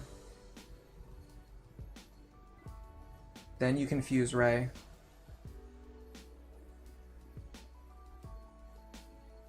Then you can HP Fire. So the problem is we lost a lot of PP though. And our fights tend to take a while. Like, we have to spend time slowly chipping down the enemy health, and so losing the 20 PP that we had from Acid does kind of hurt us. We forgot to set up Leech Seed too. That means we're gonna have to actually hit this thing one more time. Okay, we got it. Oh, not too bad. I don't think we're ready for the gym yet. I can't even get out of here. My god, I'm stuck. Get me out. Alright. I don't think we're ready for the gym yet, but I'm gonna try one time just to see like how our current team stacks up against her. Yeah, Confuse Ray into Altaria could be nice. We're very slow though. Remember that. Yeah, Confuse Ray is kind of a hard counter against Dragon Dance. I mean, you guys aren't wrong. You can probably guess, based on my hatred of sleep tactics, that I'm not really a big fan of confusion tactics either. But it is what it is. We got a pretty weak team, and this is one of our worst matchups.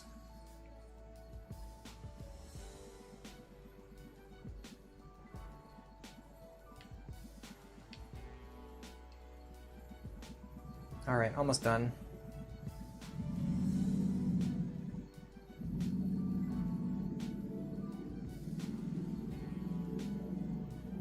I'm not 100% sure how we actually get through this either. I guess here, okay, yeah, this is it. So I'm obviously going to save because this is not going to go very well. What does she have in the lead?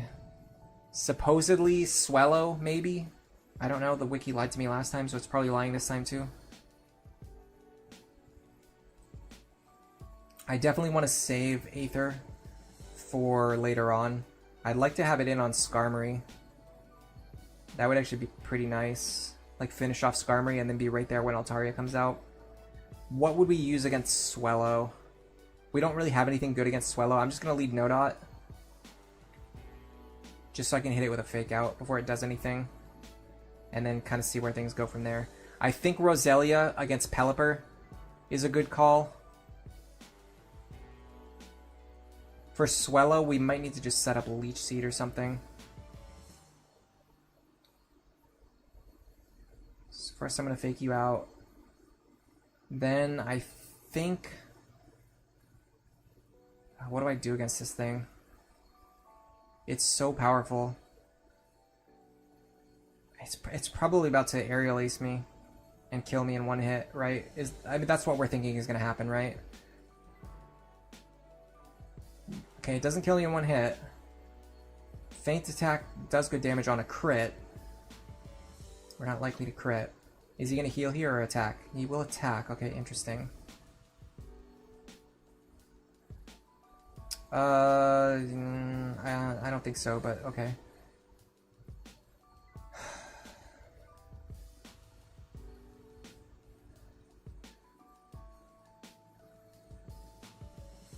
Why is she not using a potion?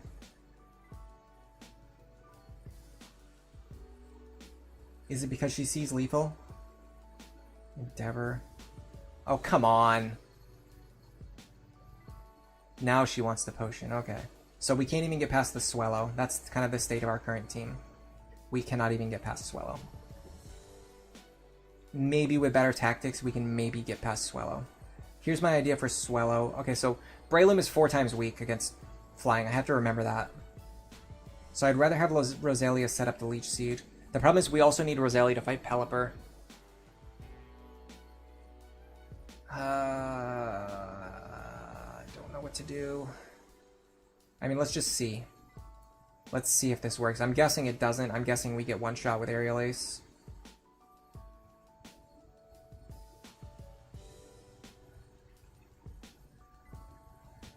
Yeah, we get one shot with Aerial Ace. Okay, so there. Honestly, Breloom can't do anything in this fight. Everything is just going to one-shot it and kill it. Maybe it comes in on Skarmory later and hits a single Mach Punch. Now, question is, can Tricky take the hit and then set up Leech Seed? I don't know if we ever get past this Swellow without severe like Leech Seed and like other hacks.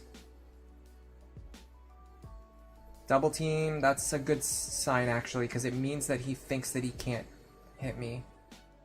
Or he thinks that he thinks that he can't one-shot me. If she thought that she could one-shot me, she would have attacked right away. The fact that she's setting up double team means that she doesn't think she can one-shot me. Do I switch? Or do I just stay in? I can Magical Leaf for crap damage.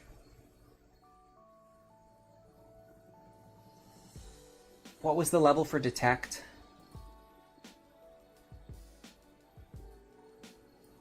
Yeah, there's by the way, there's no way we're sticking to opponent team size. I don't even know if we're going to be able to stick to level caps at this point. But there's no way we could beat her with only 4 Pokemon. We're going to need a full team to beat this.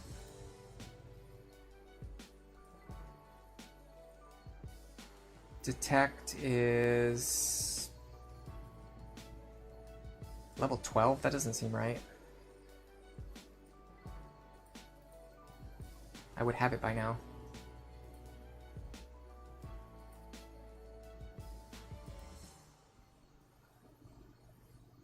$47. Okay, yeah, we're not getting Detect anytime soon. The best we can do with Breloom is just Mach Punch one time.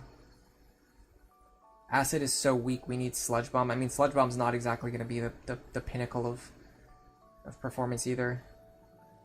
I mean, what do I do here? I just Magical Leaf again, right? Yeah. So maybe we Mach Punch here. Will it do enough? I don't know.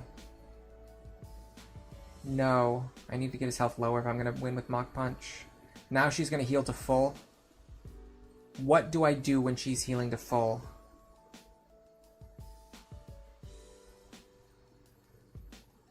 No, Leech Seed killed her. Okay.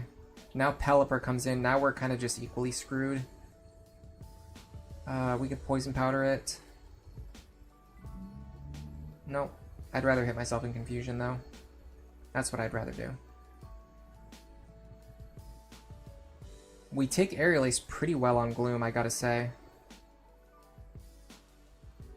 We're stuck with HP Ground, unfortunately. Both of our Leech Seeders are also dead now, too. It's not looking good.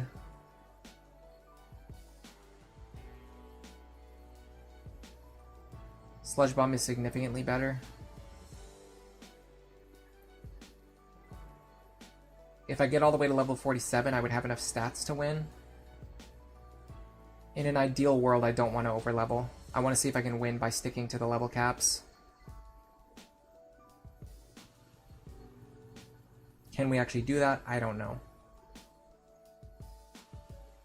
Right now it's looking pretty bad, but we haven't reached level 33 yet, so we have a few more levels. And then even after that, we have the opportunity to plan out our strategy better.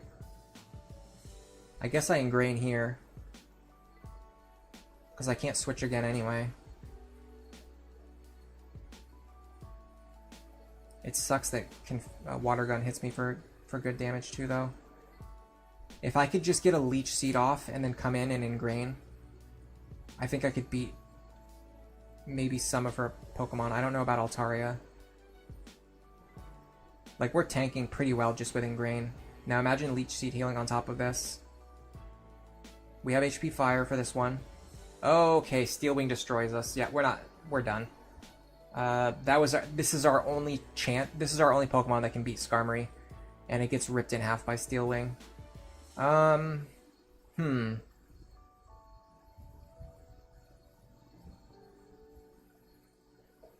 Yeah, we need to get Lileep up to level 33. We also still have the option to evolve Gloom. I don't think we're going to evolve Nuzleaf, but I think evolving Gloom would be a smart play. I think we need to go catch a better Tropius. And then train it up too. That will add a lot of power to our team. Versus bringing this Zigzagoon with us everywhere. Doesn't really do anything. Let me just triple check and confirm where Tropius appears.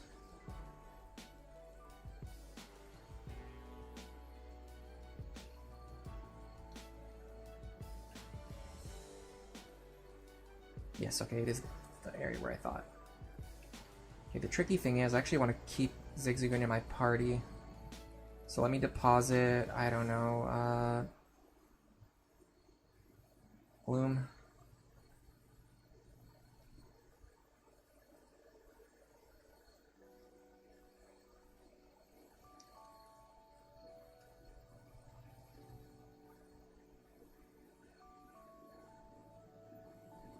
Just want to confirm I didn't accidentally put anything into the wrong box. If I do it this way, I can check the Tropius as soon as I catch it.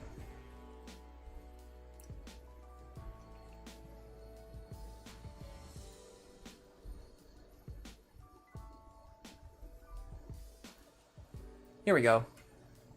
I figured it out. There's a little ranking thing on the chat where you can see the people who've like chatted today, and the next person on the list who doesn't have a Pokemon named after them yet is Juan Pablo. So we'll name the next one after Juan Pablo. I knew there was a way to look that up. Problem is now we have to find another Tropius and then hope. HP Ice against Altaria would be really nice, yeah. I mean, again, technically, if we want to do like the whole thing where we're just proving that it's possible, I could just give my Pokemon the ideal hidden power types and even give them like better natures or whatever else if I really wanted to. I don't think I'm quite at that point yet. I could definitely see myself putting hidden powers on them though, like the right hidden powers first as like a first step. Oh my god.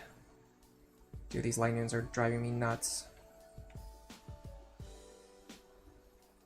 What is the encounter rate on Tropius, Steve? Does anyone know? Vileplume with Sludge Bomb would be a pretty big upgrade. A neutral Mach Punch should at least damage Skarmory.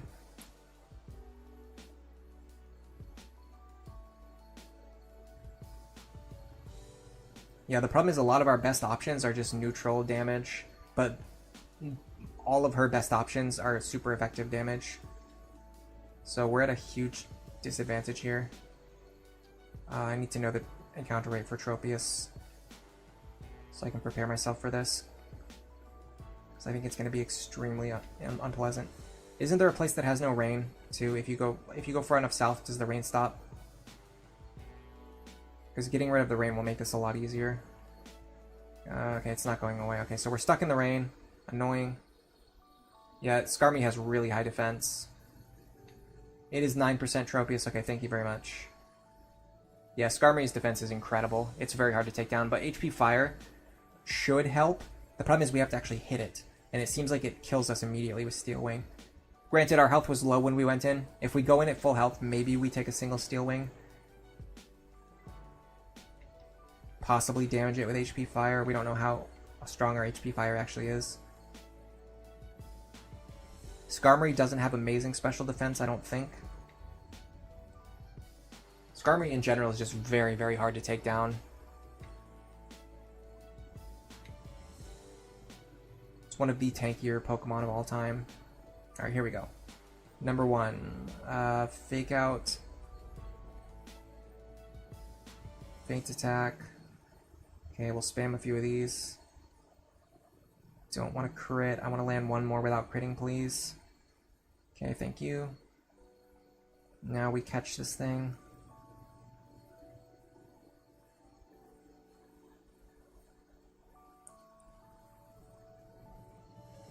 Confuse Ray and then spam HP Fire. I hate it so much, but I don't really hate it. Because I feel like that might be our only path to victory. Alright, give us a better Tropius this time, please.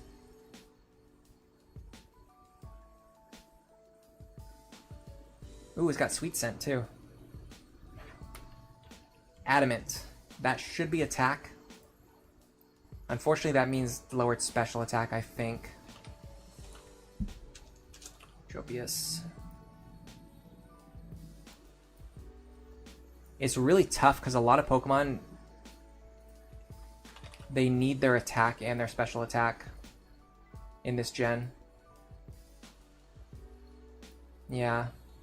Plus attack minus special attack. I mean, is this even worth running? Or do we just get another one?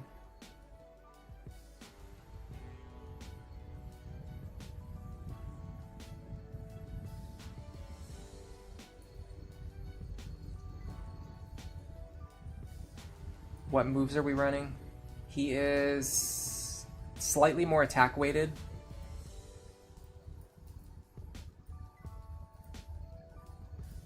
Gen 3 moveset. The thing is, he has Magical Leaf. So he's already one of our best special attackers, just based on the fact that he actually has a special attack, where most of ours don't even have a good grass attack. He has Magical Leaf. So I really don't think we want to run Adamant. I strongly feel that we want something that has either a neutral nature, or I'm not really sure what else would be good on Tropius. Maybe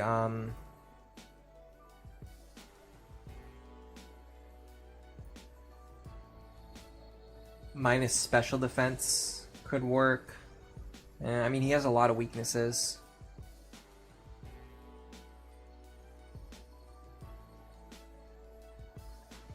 Yeah, his weaknesses and resistances are all over the board. We kind of want a neutral one.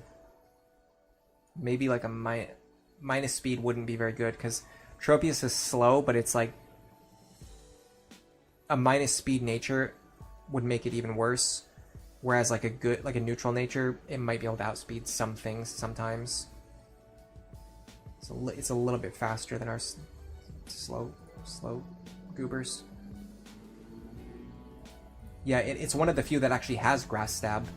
So I would almost prefer for it to be able to use grass moves. What are the IVs? I mean, I guess, yeah, we checked the IVs on this one.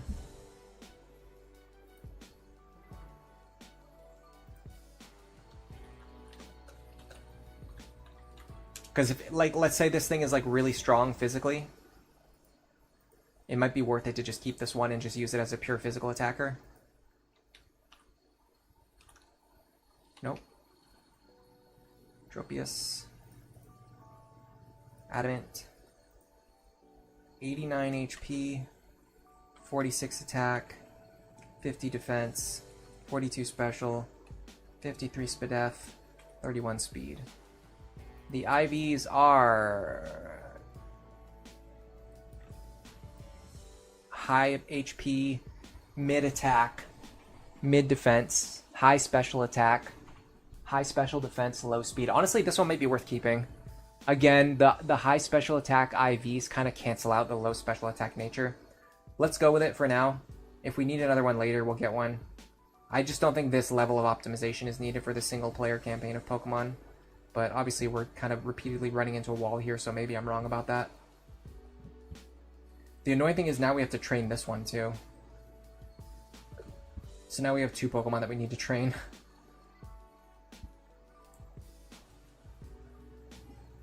There's an absolute nightmare Milotic over here.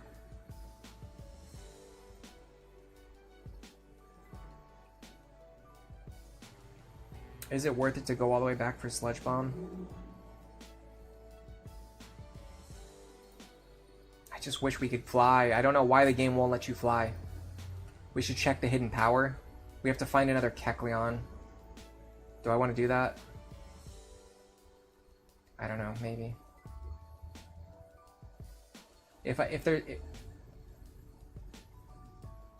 Dude, I think you're vastly underestimating how powerful this Milotic is. This thing isn't. This might be the most dangerous trainer in the entire game. She can PP stall an entire team. Because Recover, for some reason, in this gen has 30 PP or something. It's extremely difficult to beat. I guess if we do the whole Leech Seed, Poison Powder. But I think she has Marvel Scale too. No, I think she has Shed Skin. So if you try to poison her, she'll just keep casting off the poison. I can't remember. Let's lead with Tricky.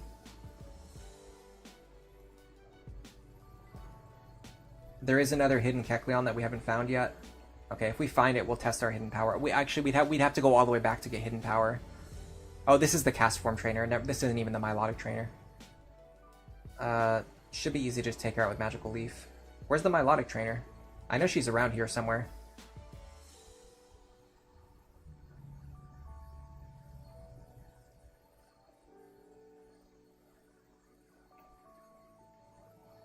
That would be her right there, yeah.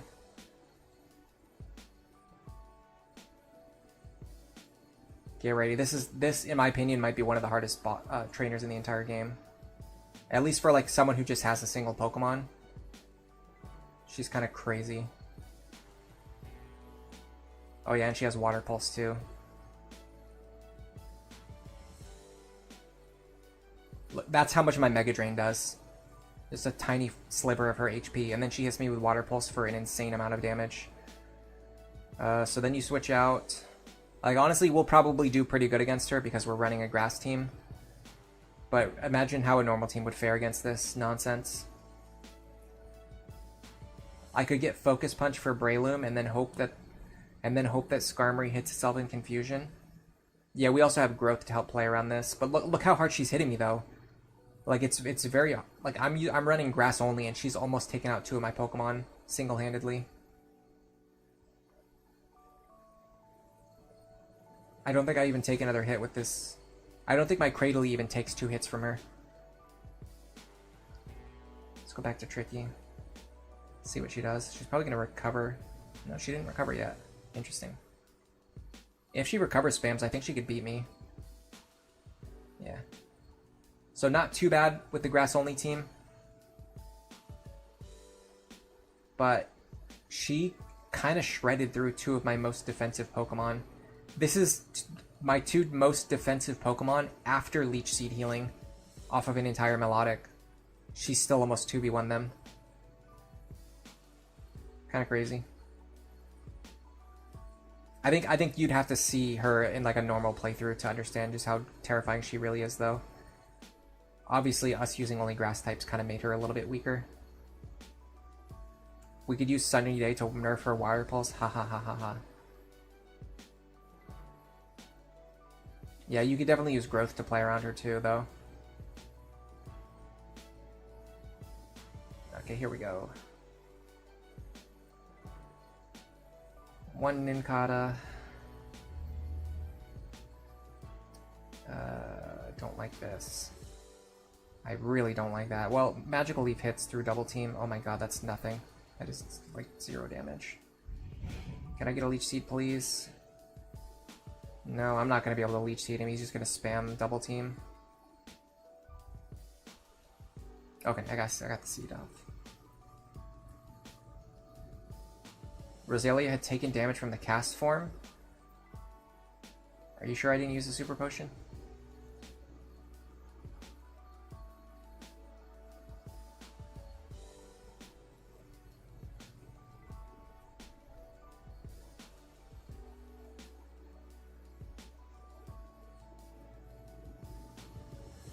Okay, well, Aether's level's getting up there. It's a good start. I'm gonna seed this thing too.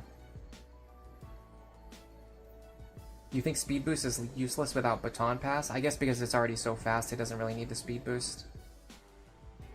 Well, that was a fortuitous crit. Okay, we got a little bit of experience over here, but man, we're really running out of sources of good experience without having to go super far. But if we have to go super far, then we want to be able to fly back, but we can't fly back because we can't learn Fly. I'm never going to stop complaining about this. It's just so egregious. Why can't you fly until after the 7th gym? Make it make sense. Somebody, please. What was the logic between not allowing us to fly until after the 7th gym? Dude, in Gen 1 you could fly after only having 3 badges. Why?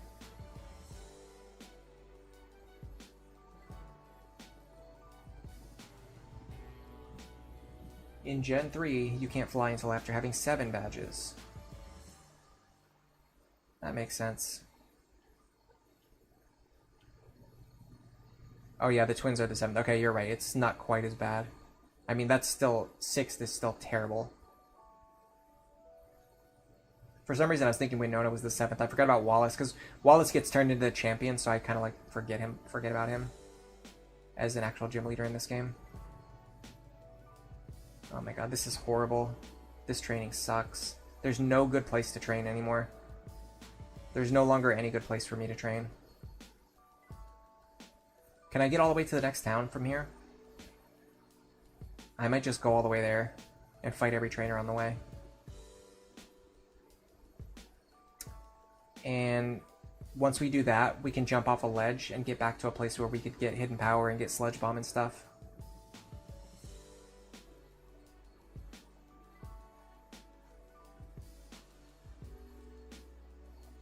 Daycare would be nice. Yeah, I mean, we're gonna have to go back anyway. So maybe we do the daycare once we're back there.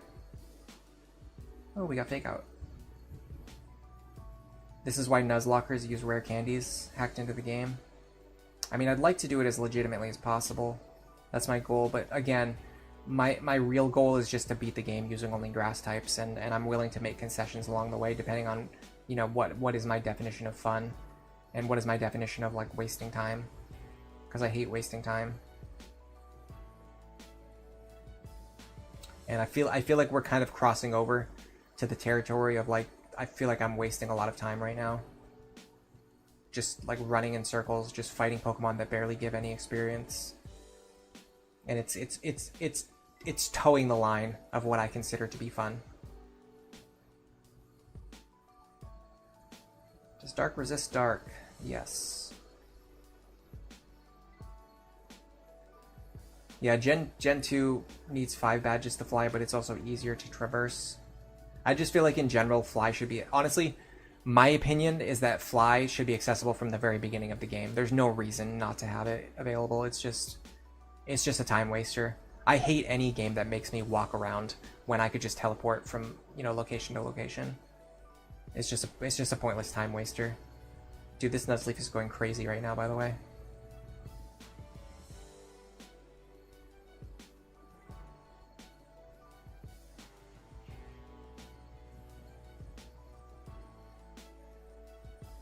Alright, let's run back to Mauville.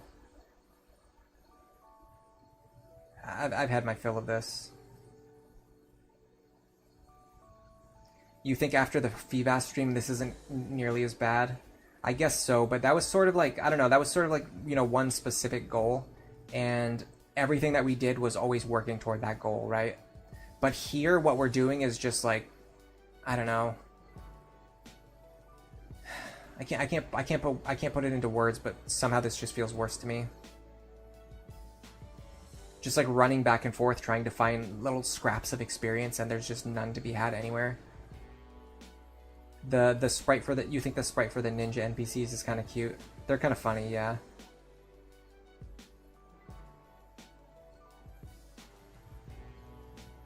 Alright, let's try this.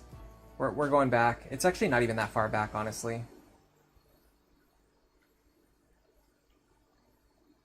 It's just one of those things where, like, we shouldn't have to do this. Like, we should be able to just instantly teleport around the map.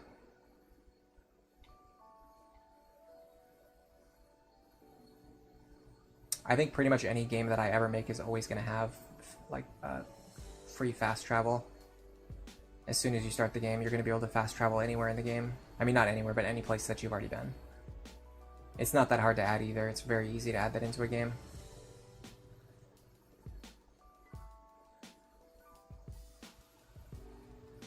We could fast train near the Weather Institute and use the bed for fast healing.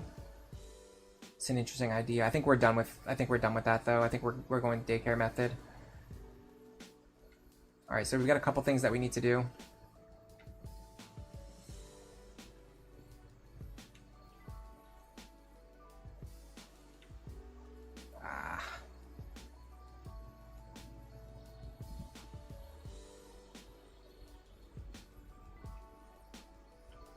There's no way I'm beating Winona today, by the way. I'm just telling you guys right now. It's just not going to happen.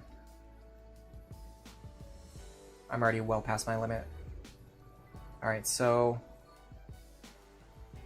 if we had Fly, I think I would be done by now with Winona.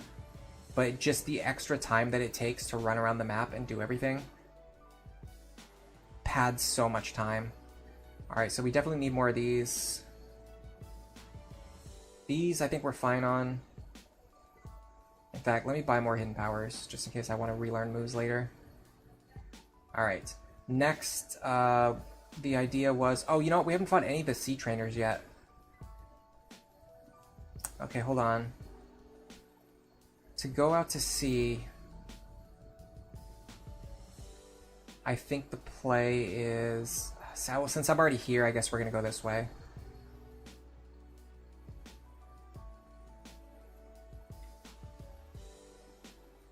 Again, you guys, I'm surprised nobody told me to go out and fight all the trainers at sea yet.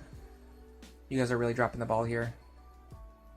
When I'm this tired and this out of it, I'm relying on you guys to give me, like, obvious hints for things that we should be doing. Alright, let me put Razor Leaf into the first move slot. I think Tropius might actually be able to just kill a lot of the things, yeah, like out here at sea. So this is a good training method for Tropius and our rock Pokemon, Lileep, at the same time. Oh my god.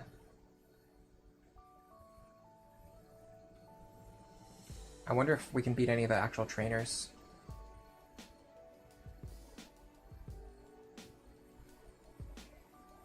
We do pretty good against the Wingull.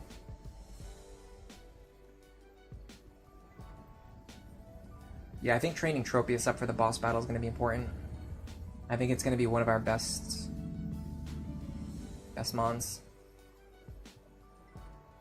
You don't know how good the experience is from trainers versus daycare or wild Pokemon. I think trainers are definitely better than wild Pokemon. It's just you can only fight them once. And then you have to go back to wild Pokemon training. For daycare, I'm not sure. Daycare is a little bit weird.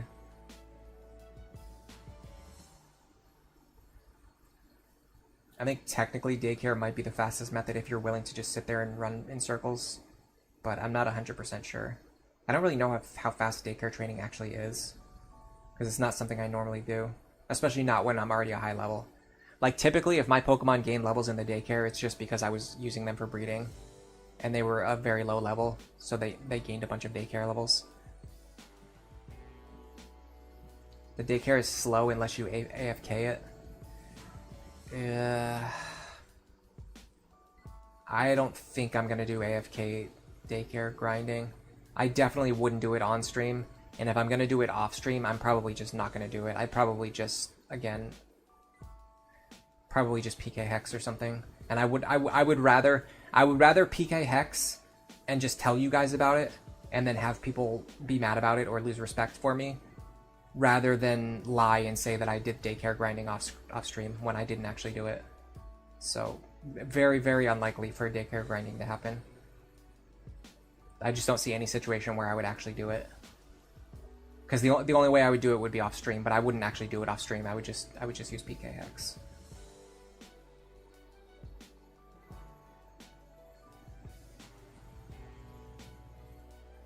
Man, tentacles are kind of nasty, aren't they? Alright, we have Gloom for this. No, we don't, because we put it in the PC. We have Nuzleaf for this, sort of. It's 1 experience per step. Yeah, but I don't know exactly. Like I know that, but I don't understand how that translates into actual like what does the process actually look like? You know what I mean? Like I don't know how much experience it takes to level up a Pokemon. I don't know how many steps you can take within a reasonable amount of time. It's just information that's too vague in my head for me to really have an idea of what that means. Level 34 tentacles are kind of crazy by the way. Ooh, that's really bad. Our team is like annihilated right now. I don't know if we can beat a trainer. Maybe Breloom can. Oh yeah, we're fine.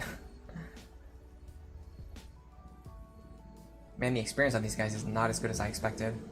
Especially with their levels being very high. It's like they just have Pokemon that give bad experience for some reason. Alright, let's try to dodge most of the other battles if we can.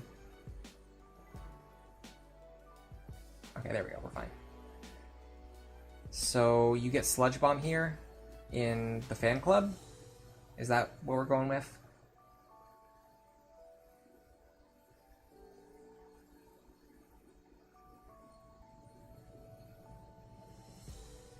I don't know from who.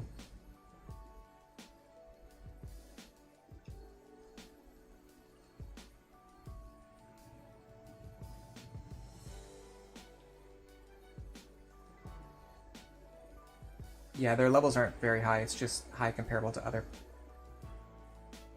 Oh, okay, there's Sludge Bomb. Finally. I do wonder, though, if Roselia or Gloom is the better Sludge Bomb user. One thing I do like about our Gloom is that it also has HP Ground. Yeah, I'm pretty sure our Gloom is the better Sludge Bomb user, because it has like HP Ground, it has Sludge Bomb now. It's gonna have like good physical attacking power, which not all of our Pokemon have. It gives it a sort of unique place on the team. All right, I'm gonna go back this way.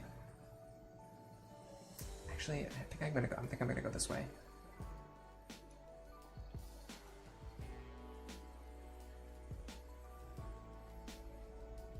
I'm very much looking forward to learning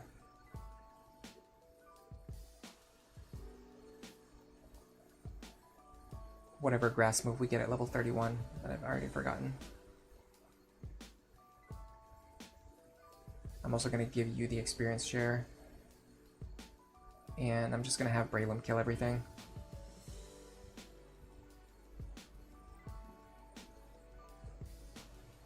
And of course, as soon as I switch, something comes out that Tropius could have killed itself.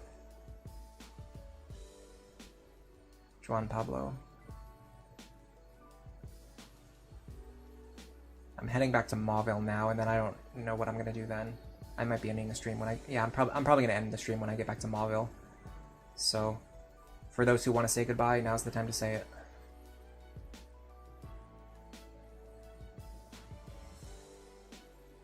We're on 7 hours already. I'm not getting past... Like, I could probably play for another hour and still not get past Winona.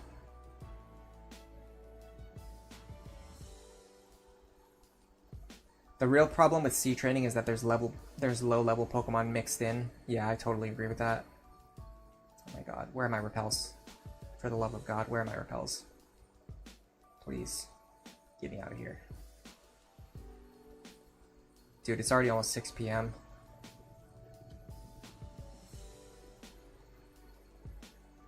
I can't believe I thought there was a chance that I would beat Winona today. I severely underestimated Flannery, and I severely underestimated Winona. I have learned my lesson, that's for sure.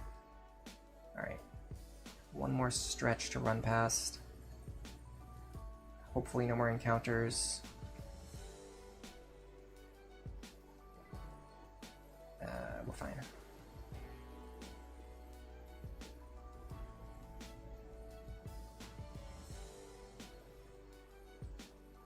I can kill 1 or 2 Whismers.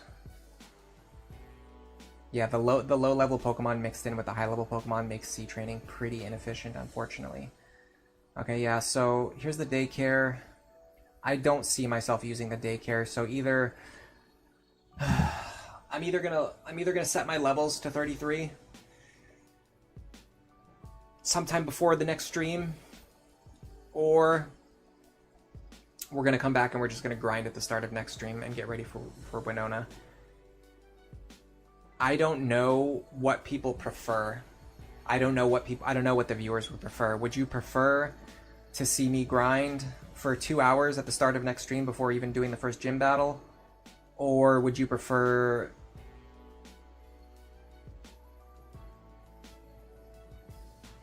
So, yeah, would you prefer for me to grind 2 hours at the start of next stream and keep my integrity? Or would you prefer to just beat the challenge and it doesn't really matter because grinding doesn't have... There's no skill component, there's no strategy component, it's literally just running back and forth, fighting wild battles for 2 hours. But we sacrificed some small bit of pride or integrity or whatever you want to call it. Whatever made-up value is assigned to thinking that running back and forth fighting wild Pokemon for 2 hours somehow makes you better at the game. So I don't know what thing you guys prefer. I guess I'll probably decide myself anyway. I mean, you can probably tell which way I'm leaning. But here's our team right now. Plus, let's go check out the box. So we got a couple things that we still could do. So we could level up Cacnea, technically. I don't think it's going to be too useful. Gloom, I think if we go Gloom into Vileplume with a Sludge Bomb, we could have a pretty hard-hitting Sludge Bomb, which could be nice. We need to level it up a little bit more first, though, which is tricky. Sceptile, I don't think is going to provide any value. I could see this Tropius being good if we train it up. I do think Lileep is going to be the star of the show here for a while. At least for this battle, for sure. Breloom sucks here, which is kind of tough because Breloom is kind of like... In a vacuum, I think Breloom is our best Pokemon. It has been for almost every battle in the entire game. But in this battle specifically, it gets one-shot by everything. So we almost can't even use it, other than like firing off one neutral, at best, Mach Punch. Or resisted Mach Punch. So I almost feel like if we have to build a team of 6, there's a good chance Breloom doesn't end up on the team. Like our actual team of 6... maybe Breloom gets the 6th spot. So Breloom, Vileplume, Lileep, Nuzleaf, Tropius, and Roselia is maybe the team to fight Winona. I could see this working, maybe. They definitely need to be leveled up. They're not that far off, but it's like leveling up is so slow. We have 6 Pokemon, all of them still need to level up. They gain a tiny fraction of experience from every battle at this point. Honestly, the level curves in Gen 2 and Gen 3 suck. I'm going to say it. Gen 2 is worse, but Gen 3 is pretty bad still.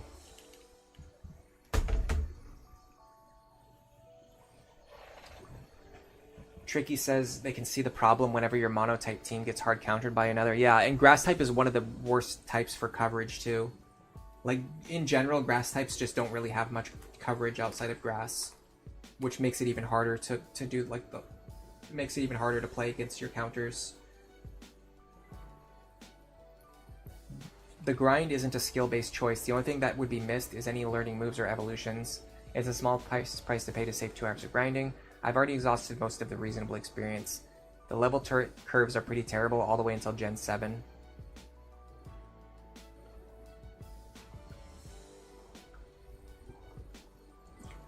I'm just enjoying some delicious water while I think about it. I mean, I kind of already know what I want to do, but having one person agree with me doesn't necessarily mean that it will be a popular decision. I could see, like, I mean, either way, if I do it, I'm absolutely going to disclose it. I'm not going to say that I did daycare grinding when I didn't. But I could see me saying that and then at least some people not being happy about it, but I don't know. You can't make everyone happy. I gotta think about my own happiness more than anyone else. And my own happiness tells me that if I have to grind for 2 more hours, I'm not gonna be very happy. So yeah, I'm probably just gonna level my team up to the cap and just go from there. And then we'll decide what we want to do after that. Either way, thank you to everybody who came and chatted. These streams don't generally get as much attention, so I do appreciate it. Thank you to Snow Warning, thank you to Tricky, thank you to Duke Nuka, Skywing, and actually, hold on a second. Check this out.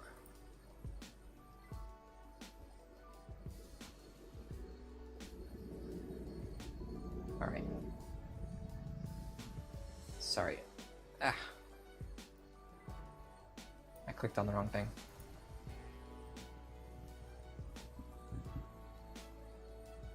Yeah, running a macro to do it in order to prevent carpal tunnel is basically the same thing, but I'm also saving power and saving the environment by not running my computer for 3 hours while I'm not even using it, so that's another thing to keep in mind. Alright, sorry, so let me get back to what I was saying. Thank you, Aether, for stopping by and for chatting, Juan Pablo, Nodot, Olerin, Clint Waukee, Sir Winston IV, Azius, Greybell, Aleph Null, Lactose Free, Bronze Vixen, Idius Maximus, and Zaxworth. And yes, I can even see the lurkers. I'm very omniscient today. I can even see the lurkers. Yeah, I'm gonna set my levels to 33 off off stream. And for those who are unhappy with that decision, I'm sorry, but I just don't see any value in me wasting more hours of my time grinding. But either way, I'm going to probably try to get something else to eat that's more than just a banana. I recommend you guys eat some vegetables, drink some water, do something healthy rather than unhealthy. And for now, enjoy the rest of your day.